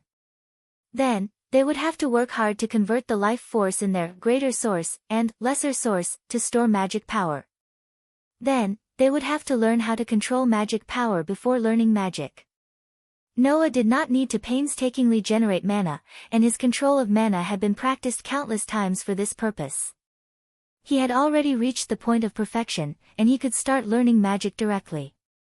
At that moment, Noah directly put the book in his hand on the desk, went to the front of the bookshelf, and began to flip through the books. Half an hour later, Noah took a book of mana processing, a book of magic eye manufacturing, a book of demonic eye division, and a book of magic base connection, a total of 4 thick books, and walked out of the study. Holding the 4 thick books, Noah came to the living room and sat on the sofa. First, he put the 3 books of mana processing, magic eye manufacturing, and demonic eye division on the table, then picked up magic base connection and read it. The so-called magic base connection referred to the magic patterns engraved in the world. When magicians used magic, they needed to get in touch with the magic base connection that had been engraved in the world in advance, so that the magic patterns in the magic base connection could be activated, and thus magic would be formed. In order to push the magic patterns and form magic, magicians first had to generate magic power, and the generated magic power would be sent to the magic base connection through the magic circuit, and then the magic patterns would be activated. In this way, magic would be formed. For example, the magic base connection was equivalent to a car, and gasoline was magic power, and magic was the phenomenon of car driving. Only by injecting magic power into the magic base connection could the car driving phenomenon be activated, that is, the magic would be activated, and magic would be used. In other words, if you want to use magic, you must have the magic power, the key, and the magic circuit to inject the magic power into the magic base plate. These 3 things are the magic power needed to activate the magic base plate, the key, and the magic circuit needed to inject magic power into the magic base plate. Noah furrowed his brows when he saw this. In terms of magic power, Noah did not lack at all. The key referred to the engineering and incantation of magic, which Noah could also learn from the books. But Noah himself did not have a magic circuit at all. How could he use the magic circuit as a channel to get in contact with the magic base connection engraved in the world, and then push the magic patterns to form magic?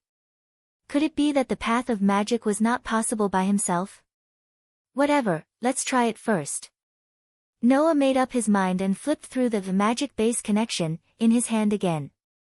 After confirming the method, according to the method recorded in the book, he slowly lifted the limited state of magic power, let the magic power flow like the magic circuit, and then communicated with the world. After 3 seconds, Noah opened his eyes, and his eyes were full of strangeness. I actually succeeded in one go. Without the magic circuit, it was impossible to get in contact with the magic base connection. But Noah got in contact with the magic base connection without any hindrance the first time he released the magic power. Could it be that the participation of the magic circuit is not actually needed at all? Noah did not know that only he could get in contact with the magic base connection like this. Because Noah was the favorite child who was favored by the world, he was an existence that the will of the earth and the will of the human beings regarded as family. Even if Noah did not have the magic circuit, the world would not refuse Noah's contact. So, the world acted as a bridge for Noah, playing the role of the magic circuit, and took the initiative to connect Noah's magic power with the magic base connection of the whole world. This was what it meant to be blessed by the heavens. Chapter 3:12. Walala. The rain was still drizzling in the outside world. The outside of the manor was almost completely covered by the curtain of rain. The withered trees were already soaked. The tender grass that had just grown was dripping with water. The wasteland of the courtyard had absorbed a large amount of water, and it no longer looked as dry as before. Kacha. a clear sound of the door opening was heard. Noah's figure appeared at the entrance of the manor house and came out of the manor house. If it were someone else, they would rather die than be soaked in the rain in such a cold winter, as it would definitely make their bones itch from the cold. However, Noah, who had once trained in the deep mountains and forests for 4 years, didn't care at all. He walked into the cold curtain of rain and walked around in the courtyard. After a while, Noah stopped in front of a rock. Taking a deep breath, Noah slowly raised his hand and pointed his palm in the direction of the rock. Collect. The moment the incantation sounded out, Noah opened his palm in the direction of the rock, and a faint blue light emerged. Wang! The magic that could be seen with the naked eye turned into a faint light that spun around Noah's hand. In a short moment, it covered Noah's entire arm. Immediately, a precise geometric pattern suddenly spun in front of Noah's palm. The edges of the pattern also spun with a few other smaller magic formations, flashing with a dazzling phosphorescence. Cast. The incantation to pull the trigger of the magic spell that had been formed in his hand also reverberated. Bang, bang, bang, bang. The faint blue geometric pattern in front of Noah's palm suddenly spun, and the phosphorescence directly converged on the smaller magic formations at the edges of the pattern.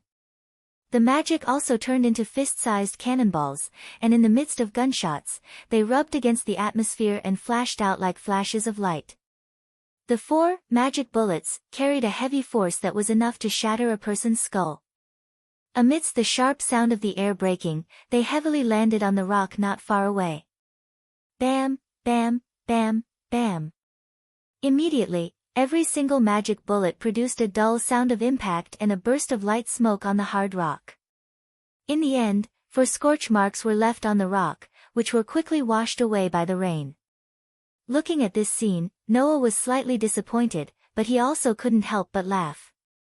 Disappointingly, the power of the simple, magic bullet wasn't that great. Even if it contained enough power to shatter a person's skull, it was only an extremely convenient murder weapon for humans. Those who could not help but laugh were self-deprecating after realizing their own disappointment. How long has it been since I started learning magic? This kind of power is already not bad, right? That was the truth. Magic bullet was a very simple magic trick. Rather than calling it magic, it would be better to say that it was simply processing, transforming, and strengthening the pure magic power, turning the magic power into something like a magic power cannonball, and then shooting it out. It was just like making water into a water ball. Even if the inside of the ball was soft, it would still hurt when it hit someone. For such a simple magic trick, Noah could learn it almost immediately, but if he wanted to become proficient, he still needed to practice. Magic bullet was also the first magic trick that Noah learned from mana processing. It was the same magic trick as Aoko. The difference was that Aoko's magic bullet basically didn't need to be activated by herself.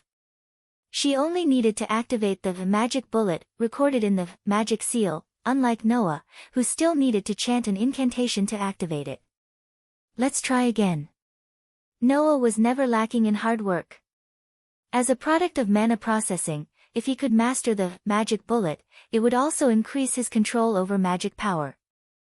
Therefore, Noah would not be stingy with his hard work. Bam, bam, bam, bam. Thus, in the manor house's courtyard, the sound of the magic bullet being shot turned into echoes, constantly reverberating. Bam, bam, bam, bam. The dull sound of the impact was also heard, causing a burst of light smoke and a burnt smell, but it was quickly washed away by the rain. Just like that, time continued to pass. Gradually, the time needed to form the magic bullet was shortened bit by bit, and Noah also became more and more proficient in the simple incantation technique, not as awkward as he was at the beginning. After an unknown amount of time, outside the courtyard's iron fence, a figure slowly appeared. Aoko, who was holding a large red umbrella, had just pushed open the iron fence when she heard the movement in the courtyard. She suspiciously turned her head to look at the source of the sound, and when she saw Noah, who was continuously shooting the magic bullet, her expression immediately turned into one of shock. Magic? But didn't he say that he wasn't a magician? With such a question in her mind, Aoko immediately began to seriously observe Noah. Bam, bam, bam, bam. The bright blue flashes were mixed with the dull sounds, flickering in the air above the courtyard. Bam, bam, bam, bam. Under the curtain of rain, the hard rock still stood there motionlessly, facing the incoming blue flashes and withstanding every heavy blow. Over time, even the rock that was not damaged in the beginning started to crack under the continuous bombardment of the magic bullet. Noah's eyes lit up, and the corner of his mouth rose.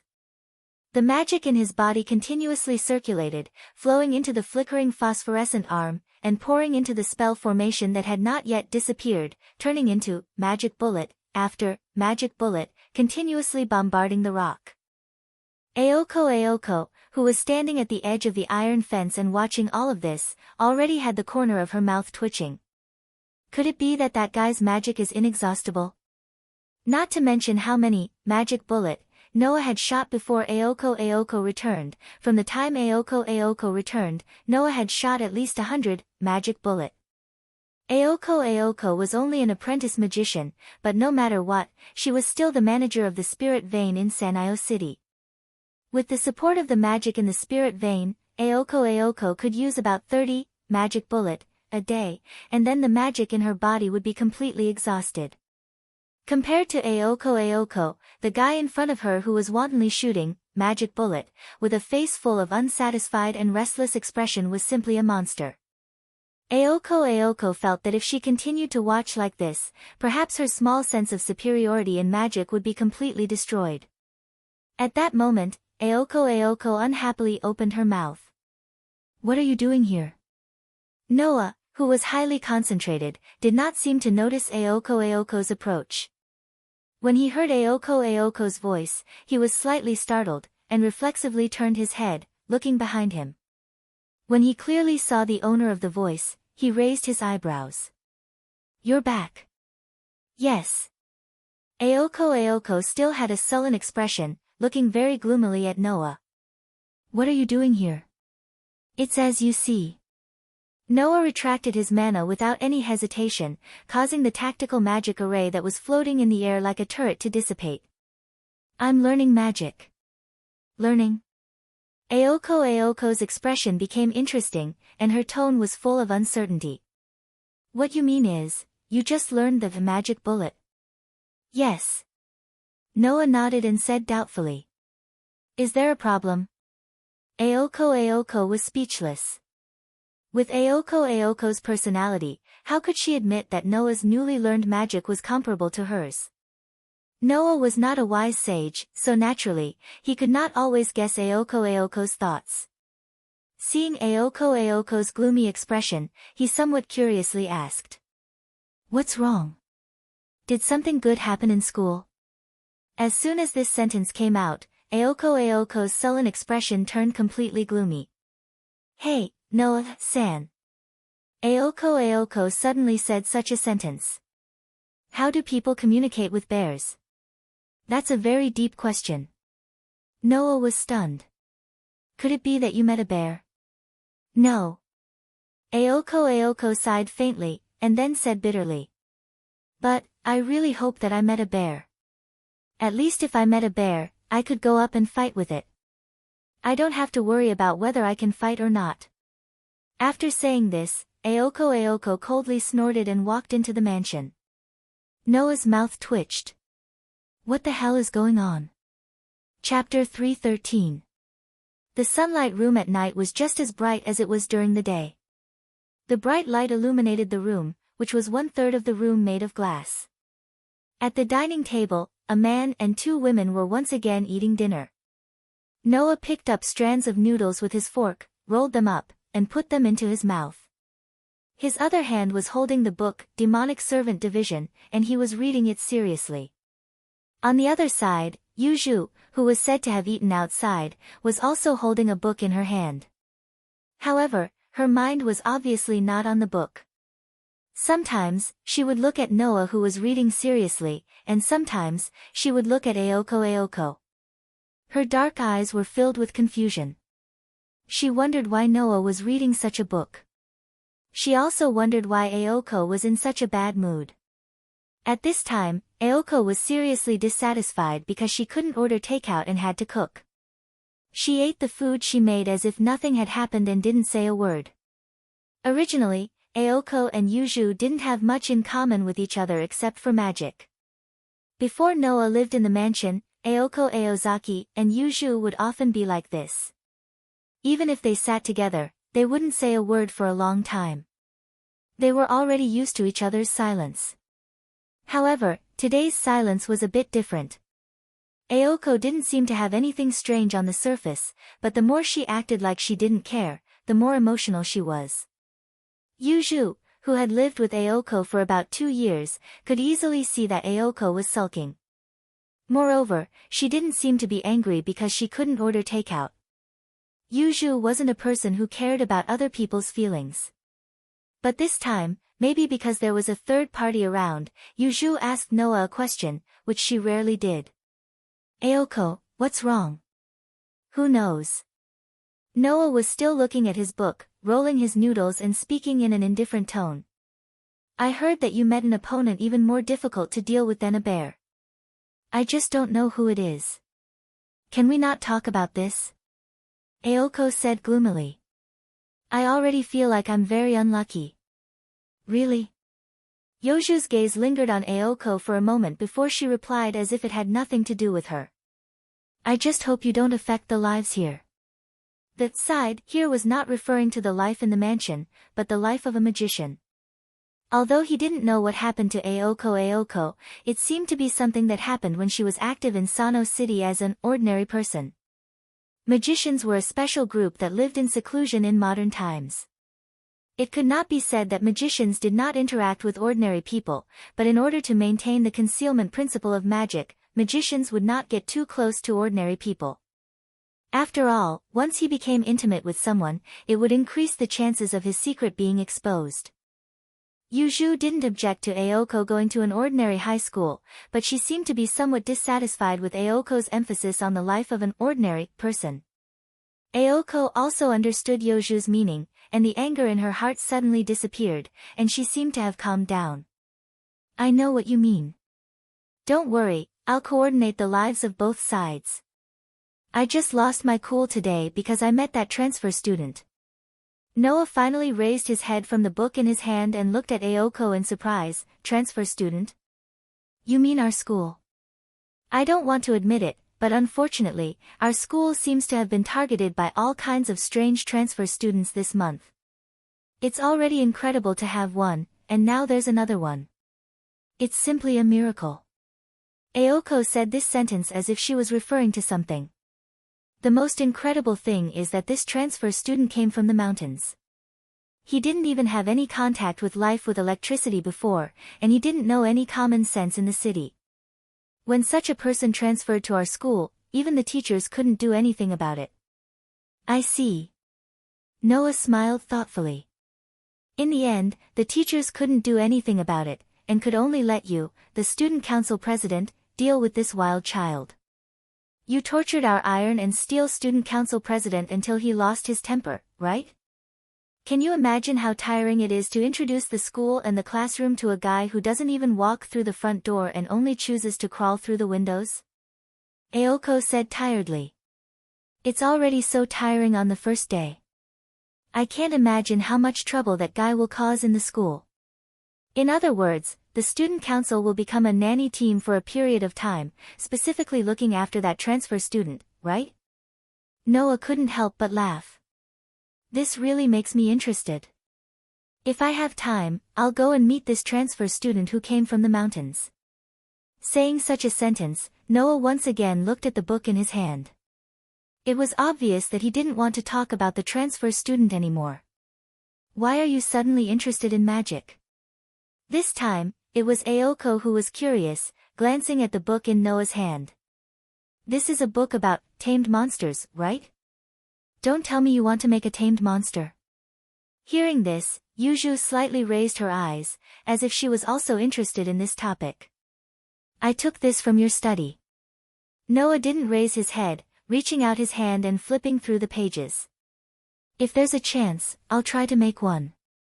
If you really want to make a tamed monster, there's an expert here. Aoko very casually said such a sentence. Don't forget, Yuju is the best at making all kinds of tamed monsters. Noah immediately looked at Yuju, who was also looking at him. When their eyes met, he also remembered Yuju's uniqueness. This was what Aoko, who was busy looking for signs of a foreign magician, casually told Noah when he accidentally mentioned Yuju's magic. According to Aoko, Yuju was different from other magicians. She was a pure-blood witch, and the magic she used was not in the same system as other magic. It was very unique, and only pure-blood witches could use the magic system. Fairy tale monster, Ploy Kickshaw. This was the general name of Yuju's tamed monsters. Yuju's magic was actually a fairy tale-themed curse and medicine, and the main fighting force was made up of the fairy tale monster, Ploy Kickshaw. Their prototypes came from the world of fairy tales. They were special cases created based on fairy tales. Unlike other tamed monsters, Yuju's fairy tale monster, Ploy Kickshaw, was quite powerful.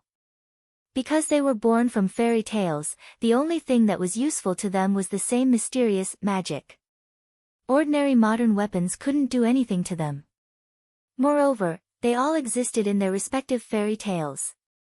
If you want to defeat them, you have to find their weaknesses in the fairy tales. Because of this, Yuju basically used the fairy tale monster, Ploy Kickshaw, as a fighting method. As for Yuju herself, her fighting strength was very low, and it was possible that even Aoko could defeat Yuju. However, if Yuju was given the opportunity to use her tamed monsters, then Yuju's fighting strength would be at the top of all magicians. Noah had already seen Yuju's special tamed monsters many times. For example, Diddle Diddle, after sinking into the ground, it would strengthen Yuju's magic in the middle of the night. It was the glass cat bell. For example, Gab twins, when Yuju used them to deal with Noah, they were the two verbose pigs. For example, 6 Song Chocolate, 24 gray starlings that were good at reconnaissance. They were mainly responsible for the surveillance of Sanyo City. Their bodies were chocolate, and if a magician ate it directly, it would have a healing effect. Noah had seen this flock of birds many times. Another example was Thames Troll, which was the personification of London Bridge. It was one of Yuju's strongest tamed monsters, and the giant that Yuju used in the forest was the Thames Troll. Therefore, when it came to how to create and use tamed monsters, Yuju was definitely an expert among experts. Because of this, Noah asked Yuju, "Yuju, what kind of tamed monsters do you think I should create?" Chapter 314. Noah originally didn't have high expectations of asking Yuju. After all, Yuju was not only reticent, but also because she was a pure-blooded witch, she abnormally rejected humans and outsiders. The words she spoke to Noah in the manor house usually didn't exceed 5 sentences in a day. In addition, Noah, an outsider, lived in Yuju's most precious manor house because of his own interests. If Yuju was pleasant to Noah, that would be really strange. Therefore, Noah was just trying to ask. Who knew? After Yuju pondered for a while, she responded to Noah. "What kind of familiar do you want to make?" Noah looked at Yuju with some surprise, as if he didn't quite believe that Yuju really intended to ask him about the matter of making a familiar. This made Yuju frown and coldly look at Noah. "If you don't want to say it, then forget it."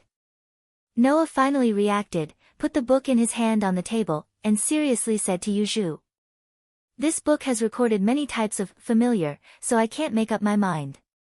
The original intention of magicians to make familiar was to give all the trivial things, such as daily life, the collection of research materials, and so on, to an absolutely obedient assistant to do, so that the magician could concentrate on the research of magic.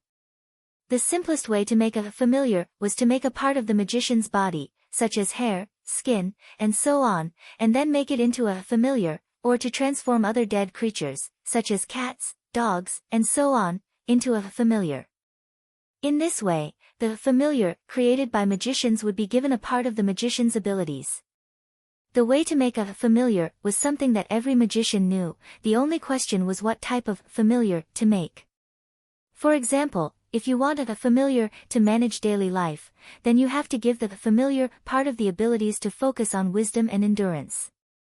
For example, if you want a familiar to collect research materials, then you have to give the familiar part of the abilities to focus on detection and identification. If you want a familiar to assist in battle, then there are more things to consider. This was also the main reason why Noah couldn't make up his mind.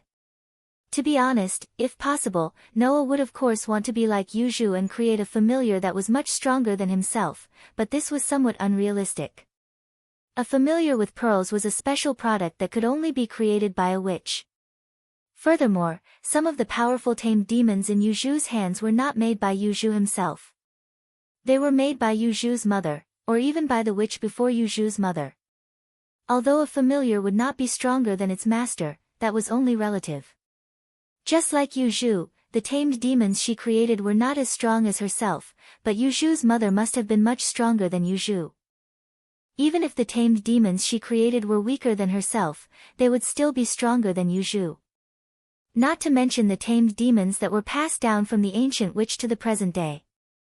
This kind of tamed demon that was created by the previous master and passed to another master to have a stronger power than the current master was not a strange thing. Moreover, if the target of the tamed demon originally had a strong power, then it was possible that the tamed demon was stronger than the master. Just like Noah, if he made a creature stronger than himself into a tamed demon, then the tamed demon's power would naturally be stronger than Noah's. Noah wanted to learn the method of creating a tamed demon because of this. Noah's idea was to first learn this method, so that when he obtained some powerful creature's corpses in the future, he could directly make them into tamed demons, which would definitely be of great help to him. Therefore, although a lot of magic was not suitable for battle, but there were all kinds of strange effects. If used well, the effect would be absolutely unimaginable. You want to create a tamed demon that is stronger than yourself, right? Yuzhu seemed to have seen through Noah's idea, but still gave such a sentence. I don't recommend you do that. Noah suddenly froze. It is very easy to create a tamed monster, but that also requires the magical power to be divided into the tamed monster's body. Moreover, the more powerful the tamed monster is, the more magical power it needs to be divided. Yuzhu's words woke everyone up from their dreams. If you intend to create a tamed demon that is stronger than yourself, then you must divide most of the magic power to the tamed demon, which will greatly reduce your level, so I don't recommend you to do that. Being said so by Yuzhu, Noah woke up. That's right. The method of creating a tamed demon was indeed very easy. But does this mean that magicians can create tamed demons at will? Of course, that was impossible. Otherwise, even if the tamed demon was weak, magicians could still create a large number of tamed demons to form an army of tamed demons to fight against the enemy, winning with numbers. In that case, who could say that the tamed demon was weaker than the master? In that case, would magicians still need to fight by themselves? Wouldn't it be fine to just leave it all to the tamed demon? The reason why they didn't do that was because creating a tamed demon required the magic power to be divided. This part of the magic power was equivalent to being lost forever, and there was no possibility of it being used by the magician himself. If it was to create a weak tamed demon, then the magic power that was divided was not much, and the level of the magician would not decrease by much. But if it was to create a strong tamed demon, then the level of the magician would be greatly reduced. For example, Noah, if he really lost a part of his magic power permanently, then his strength would also decrease. Unless the tamed demon was really strong, otherwise, magicians generally would not make such a choice. So, Yuzhu, are you suggesting that I don't wait until there is a strong creature's body to create a tamed demon? Noah nodded in relief. In that case, what kind of tamed demon is best to create? It depends on where you are lacking. Yuzhu said so. The tamed demon that you create should be able to make up for some of your own weaknesses, then it would be worth creating. Yuzhu's words were very few, but every sentence woke Noah up. It was indeed so. Even if the tamed demon was weaker than the magician himself, if he could make up for his own weaknesses, then the effect of the tamed demon in battle would simply be extraordinary. Yu Zhu was indeed a witch who was good at tamed demons, making Noah's understanding of magic enter a new level. No matter how weak the magic was, as long as it could be used, then it would be strong. What kind of cat was the best? It was not a cat with a strong body, nor was it a cat with a gorgeous appearance, but a cat that could catch mice. The expression in Noah's eyes became brighter and brighter. After Yu Zhu's reminder, Noah recalled the magic that he accidentally saw in the morning. That magic, at the beginning, was filtered out by Noah, but now that he thought about it, if that magic was learned, it would definitely make Noah's strength rise to another level. Ha ha ha ha. Thinking of this, Noah couldn't help but laugh out loud, stood up, and ran outside while shouting loudly. Thank you, Yu Zhu. I love you to death. Saying such a sentence, Noah ran into the living room and disappeared in front of the living room's door.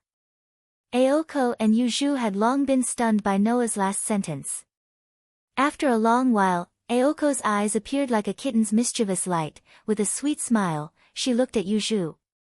Congratulations, Yu Zhu. Yu Zhu didn't even look at Aoko, slightly lowered her head, raised the book in her hand, and looked at it expressionlessly, as if nothing had happened.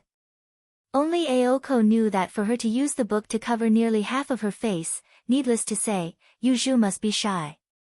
Obviously, Noah's words that burst out in joy were not harmless.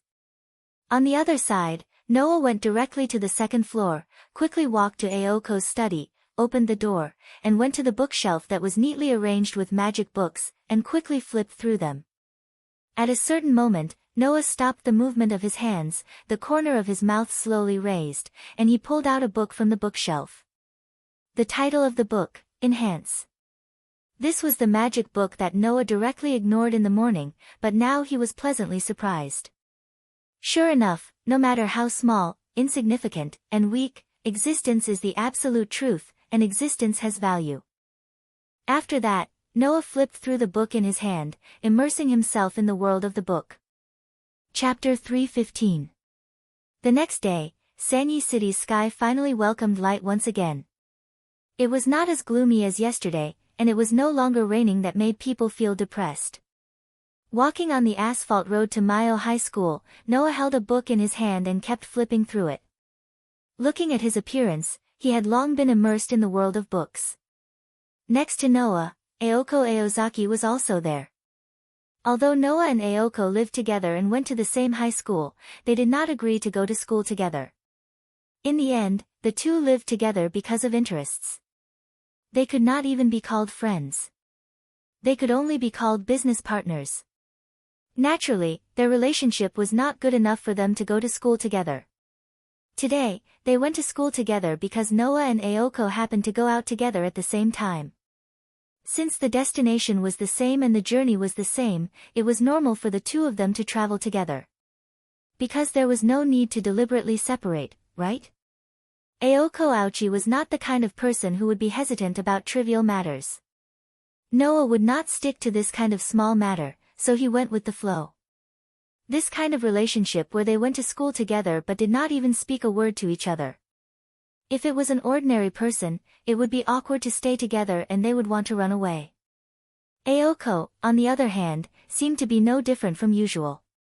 Her expression was still as calm as ever. After all, Yu Zhu was a taciturn person. Aoko Aochi had long been used to the people around her being silent. As for Noah, his mind was not on the outside at all. Instead, it was on the book in his hand. Gradually, more and more students appeared on the road to Mayo High School. When these students saw Noah and Aoko walking together, many of them looked at each other and started to talk. Isn't that the student president? That's the rumored transfer student, right? Why are they walking together? I heard that the student president has been inviting the transfer student on a date recently. Did they end up together? Why did I hear that the transfer student has been pestering the student president? Impossible, that's impossible.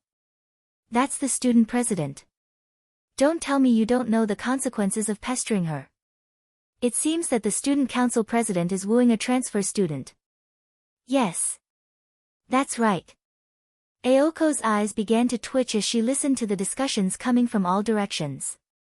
Her eyes suddenly became incomparably ferocious as she fiercely swept her gaze around, causing the surrounding students to turn pale with fright. They shut their mouths and instantly scattered like birds and beasts. Aoko clutched her head in pain, but when she saw Noah, who was still calmly reading his book, her brows furrowed. Why are you suddenly interested in magic? Isn't it good to have one more method? Noah immediately answered Aoko's question. Although he didn't raise his head, it proved that he had been paying attention to his surroundings and wasn't really paying attention to the book. Moreover, there are some magic tricks that would be of great help to me. Is that so? Aoko was still frowning. But don't forget, magic is ineffective against fantasy breeds. Who told you that my opponent must be a fantasy breed? Noah's voice became a half-smile. Don't tell me you think that I'm going to live in seclusion in the mountains and never fight again after fighting with that fantasy breed? With that said, Noah's voice changed from a half-smile to a meaningful one. Besides, it's not like all magic spells can't be used in a battle with fantasy breeds. Aoko was startled when she heard this. Just as she was about to continue pursuing, she recalled that this wasn't something she could ask in her current position. Her brows slowly relaxed as she casually replied. No matter what, since you've learned magic, you're considered a magician. You know the rules of magicians, so in such a conspicuous place, you'd better put away the magic book in your hand. It's just a book. Don't be so surprised, Noah retorted bluntly. Even if someone sees the book in my hand, they'll most likely think that it's a novel. What you're worried about won't happen, student president. Aoko raised her eyebrows and didn't say anything. If there was really a possibility of the magic being exposed, Aoko wouldn't have waited until now to remind Noah. Besides, even if the magic was exposed, it would be Noah who exposed it. It would be Noah's business who should be silenced, and it had nothing to do with Aoko. If it was Ariho, she might have interfered because of the strict style of a magician, but Aoko was just an apprentice magician, and she had only been an apprentice magician for less than 2 years. As long as the result was not bad, Aoko would not interfere. Aoko? At this moment, an honest and calm voice came from behind Noah and Aoko Aoyagi. It was a slightly contradictory voice. Aoko's delicate body slightly stiffened when she heard this voice. Her expression that had just returned to normal instantly became fierce and sullen. It was as if she had met the god of pestilence. She secretly sighed at her own bad luck. Noah noticed that Aoko's expression was a little stiff, so he turned around in confusion and looked behind him. What entered Noah's eyes was a student wearing a boy's uniform. His age was similar to Noah and Aoko, but his appearance was somewhat ordinary. His head was slightly messy, and his body was slightly thinner than the average person. No matter how you looked at him, you couldn't see anything special about him. However, such a boy made Aoko's body stiffen, and at the same time, it also made Noah squint his eyes. A trace of surprise flashed through his eyes. Because of his boundless and powerful magic, almost 70% of Noah's strength was in the aspect of magic. The remaining 30%, except for Blaze, was all in the aspect of his body and combat awareness. Noah, who had tempered his strength thousands of times, could easily see that this ordinary boy in front of him was not ordinary. His seemingly low presence was actually just a layer of natural camouflage. Even though the other party was wearing a uniform and looked thin, as a combat expert, Noah instantly discovered that the body hidden under the other party's clothes was also a body that had been tempered thousands of times. There was not a trace of excess standing posture. Hidden under his confused eyes, there was a bright light. The trace of a powerful aura that was covered by the low presence. And the unnatural feeling of a relaxed body that was ready to tense up at any time. This ordinary-looking boy in front of him was definitely a combat expert like Noah, possessing good combat skills and combat awareness. All of a sudden, Noah's interest was piqued. In contrast to Noah, Aoko's face was full of discomfort as if she had swallowed a fly. But soon, Aoko realized that her emotions were inexplicably affected. Aoko originally did not like the feeling of her emotions being disturbed. Therefore, Aoko calmed down, brushed her waist-length hair, and indifferently spoke as if she was talking to an ordinary classmate. "Hello, Jingshi classmate." Jingshi? Noah was startled, and then immediately remembered. This surname was not unfamiliar to Noah. Because, in the past few days, the student council headed by Aoko had been dealing with people with this surname every day. Jingshi Kusujukuro. Not long ago, Aoko had a headache, and now it was the entire student council that had a headache. Everyone knew that this was the transfer student from the mountains. He is the transfer student. Noah looked at Jingshi Kusujukuro, and just happened to meet Jingshi Kusujukuro's gaze. If it was a normal person, at this time, when seeing Noah and Aoko together, they would either worry about whether they would disturb the two, or even if they did not care, they would first introduce themselves to the person they did not know. However, Jingshi Kusujukuro did not have this intention at all. After meeting Noah's gaze, he simply looked away. It was not that this person was impolite, but that this person did not know that this was the time to be polite. That was the feeling. Aoko, who did not know Noah's feeling, directly asked after greeting.